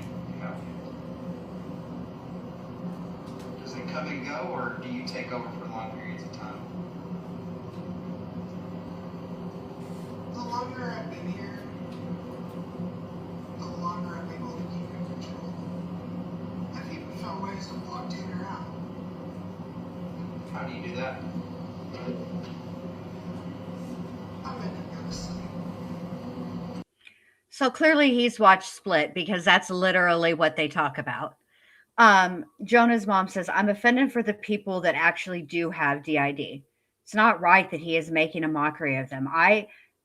It's infuriating to people who have true mental health issues, right? Who are schizophrenic, who are bipolar, who are paranoid schizophrenic, who have dissociative identity disorder, all the mental health issues, who struggle every day and do the hard work to try and overcome and live their life and be as happy and as productive and all the things as they possibly can be. Meanwhile, this little rat bastard is over here playing like he's in the movie Split. If he busts out and says, etc.,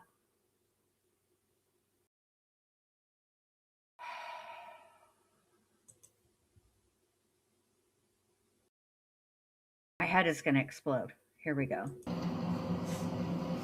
How long does he stay asleep? How do you make him go to sleep? That is true, Nate.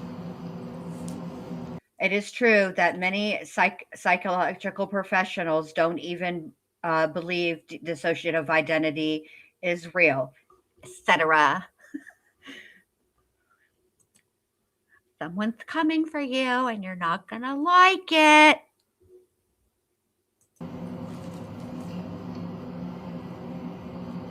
So, when you killed that little girl, was Tanner trying to stop you? Was he trying to come out, or did you put him to sleep? He was trying to come out to sleep in the rooms with him. Yes, Hannah, and I'm proud of you. Hannah says, I fought many years with my mental health issues. I still work 48 weeks and I worked hard to function. So this dude can miss me with his fakeness. Absolutely. Absolutely. I love Hedwig too.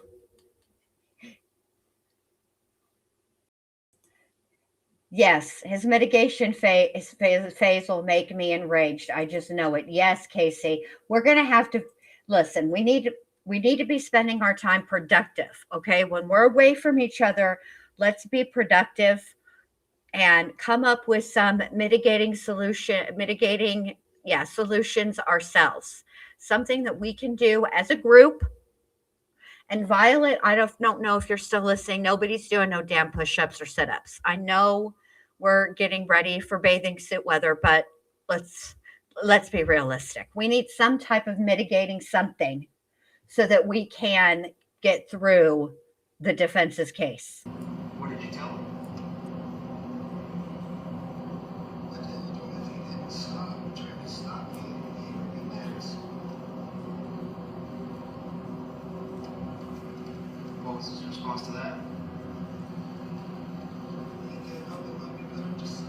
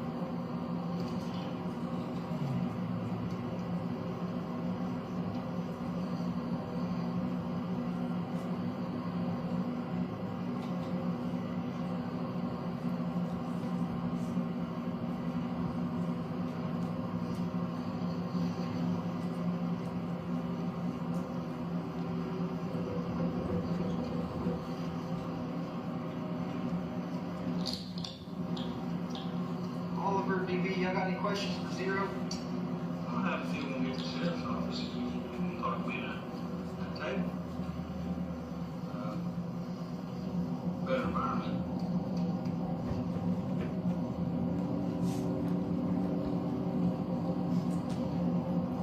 Zero, you said you only been here 6 months. 8 months? In those 8 months, how have you made Tanner's life better? If you think that's my goal, you're sadly mistaken. Is your goal to improve Tanner's life? Why does it seem like I'm going to be on top of that? Is that your sole reason for coming in to Tanner?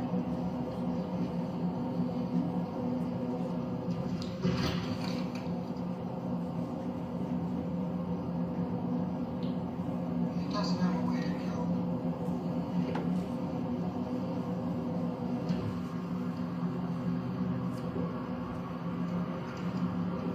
All of us worthless parents, we drugged up junkies. Not being able to deal with anything. Like, he needed me. Otherwise, he wouldn't have any way to cope.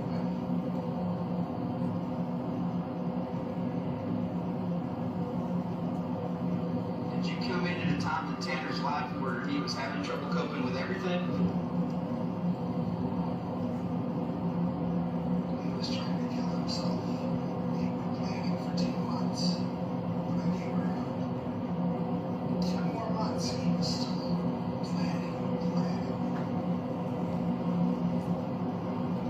And the dumb bastard has to go and get help. Get medicated. Why did you do this to her? Well, I can't have any fun if I'm in jail. Say what? You can't have fun if you're in jail. I can't have fun if I'm in jail. What's your idea of fun? Partying. So you're saying that's why you did In Liberty? particular, I'm a very big fan of the white stuff. Cocaine or meth? Cocaine. Is Tanner or just you? No, Tanner just likes being lightly riled up and crazy. More fun that way. He just wants to relax.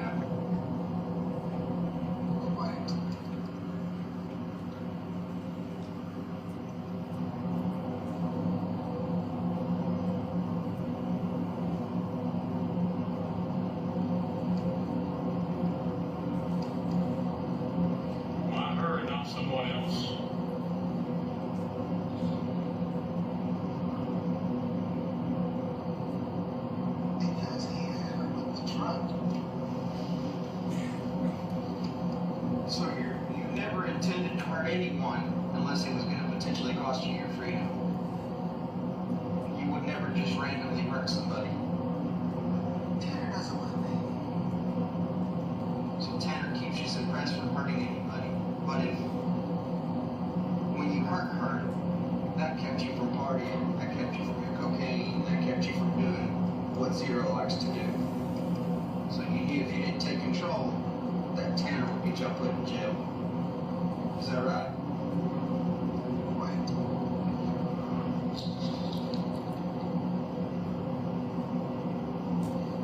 But you knew if you didn't take complete control and take care of business, Tanner wouldn't.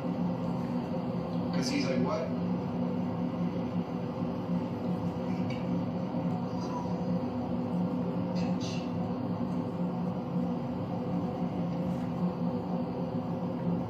And Zero is who?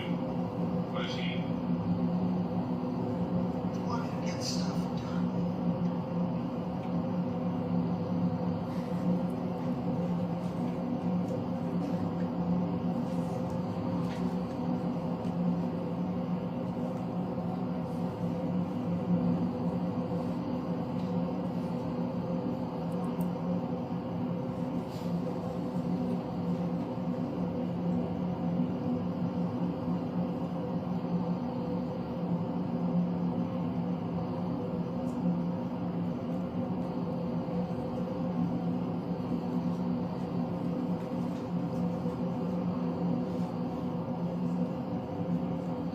What's your main goal, Zero? Is it just to party and live and slowly push Tanner out? I wouldn't be able to push Tanner out even if I wanted to. Why's that? Tanner much longer than I have. Is it hard for somebody out when they've been around that long? Just past the right there. It is. I find it to be completely impossible to get rid of it completely. Yeah. But this is the first time you've been in anybody?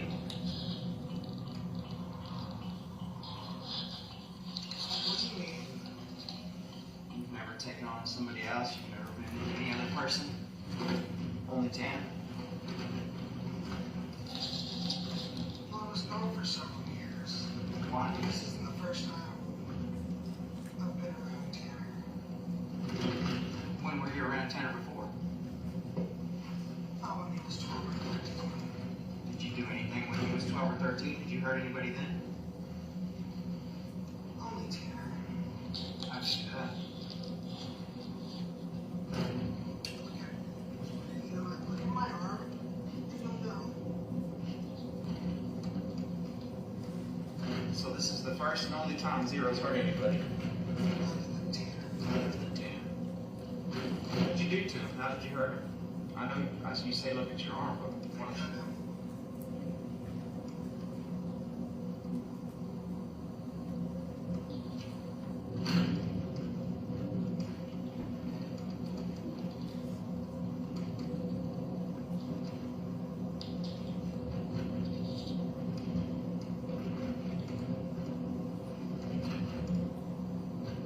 One time I got really good. What'd you do? Tell me about it. Took a box cutter. Slashed as hard as I could. On where? His wrist? Yeah. You could have killed him. That was the goal. But then what happens when he dies? I'm free. That you won't be able to party and do the things Zero likes to do. Self-destruction is beautiful.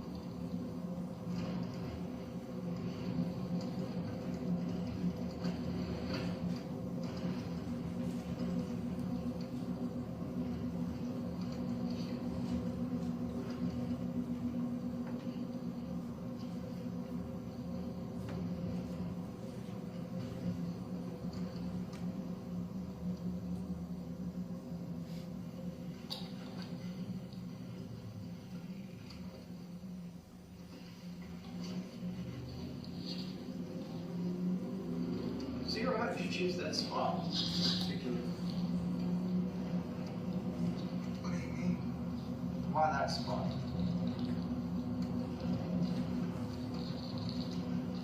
What spot? The spot where you took her body. Because I knew Taylor would tell. Eventually. So that was the spot where she might not be found.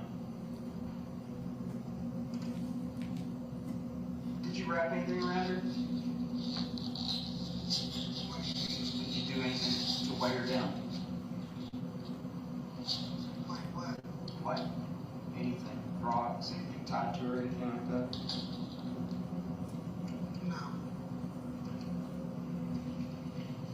Did you turn your phone off, Zero?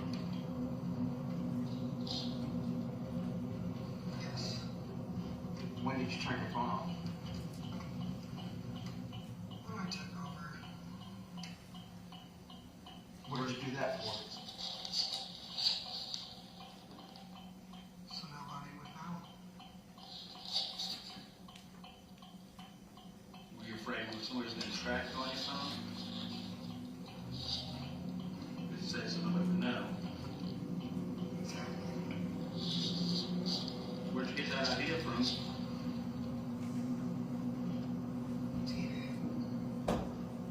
All the crime shows and stuff, I'm sure? You saying yes?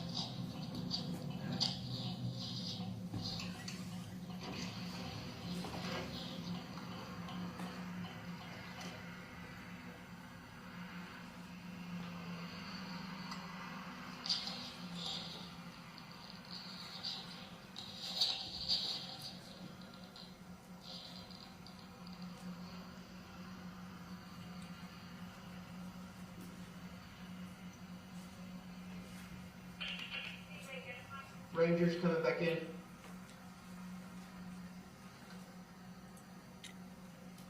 I have something for y'all. Give me just a sec, okay? I'm gonna pause it because it'll as soon as I upload it, it'll show, and I don't want there to be any, like, I don't want you guys to miss anything. Oh, it didn't do it. Oh, good. Okay, I can play it. Never mind. I've made something for you guys.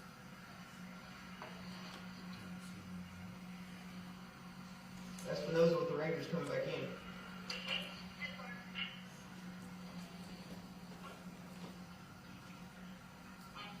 Yes.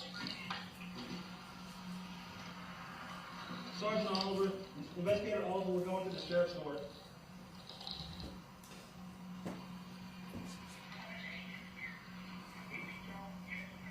No. Just open the gate.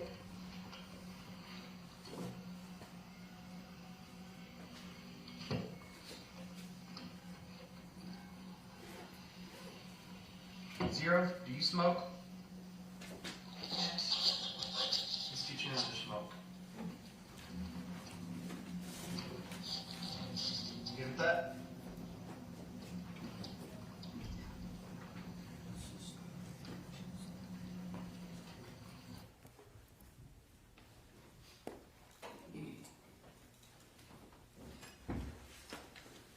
You wish to stop and take a good point? Yeah, if we can, there's some left, and then there's one after this. Okay. Do y'all want to stop for today and start up in the morning? I'm fine with that, Your Honor, if you are. Is that agreeable with the defense? Yes, Your Honor, I defer to the court. Okay, we're gonna stop for the day, okay? Go back to your jury room and I'll have Deputy Keaton, tell you, give you an update on tomorrow. I need to talk to the lawyer, all right?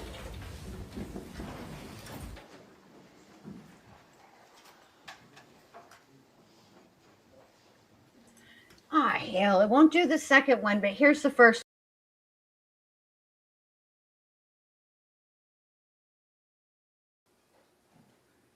All right, so there's that one. I don't know why it won't let me do the Patricia one. Hold on.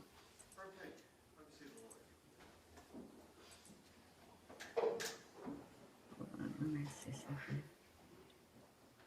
Ah, I know why. Okay, I'll fix it.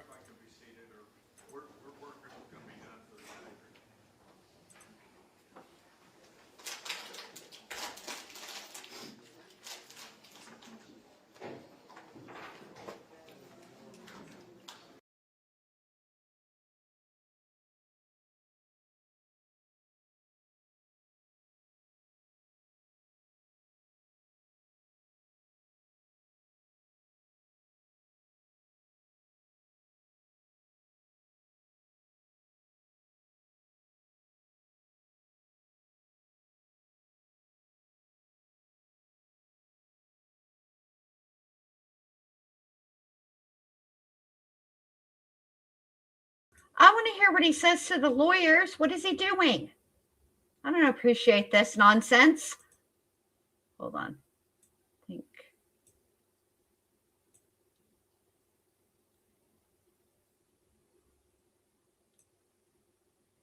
Hold on, let me see. I think I can do it like this. Just a second. Let me try it again. Well, that's just fantastic. It's just what we wanted. All right, so let me see if it'll let me do it. If it doesn't let me do it, I'll mess around with it when we're not wasting time. But also, there it goes. All right, here we go.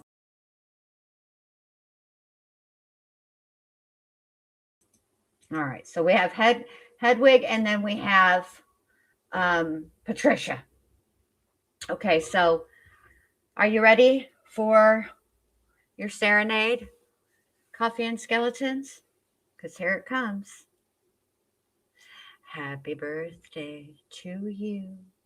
Happy birthday to you. Happy birthday, Coffee and Skeletons. Happy birthday to you. Happy birthday, Coffee and Skeletons. Bruh, that autoplay got me. And it was the lawyer, right in my ear. And he said, "What's up, everybody? Happy birthday, Coffee and Skeletons. I hope you have a fantastic day." All right. Well, you're welcome, babe. You're welcome. Thanks for chilling with me today on your birthday. I appreciate it. All right. So back tomorrow with more bullshittery from Tanner Horner, pretending to be Zero.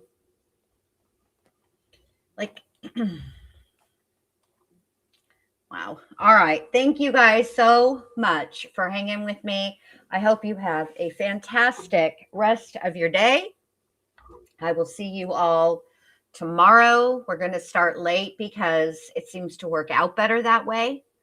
We can skip right through lunch. We only had to wait, 5 minutes, I think, today? Yeah. All right. You guys have a great day. And if you haven't done so already, do your girl a favor and give her a thumbs up or a thumbs down, either way. And hey, if you think about it, come back and hype the video. I don't know what it does, but they wouldn't have it if it wasn't good, right? I'm sure it helps in some way. I think it pushes you out. I'm not sure. We need, don't we want to share the bendy with all the people? Bring the bendy to the people? All right, y'all have a great night, and I'll talk to y'all tomorrow. Bye.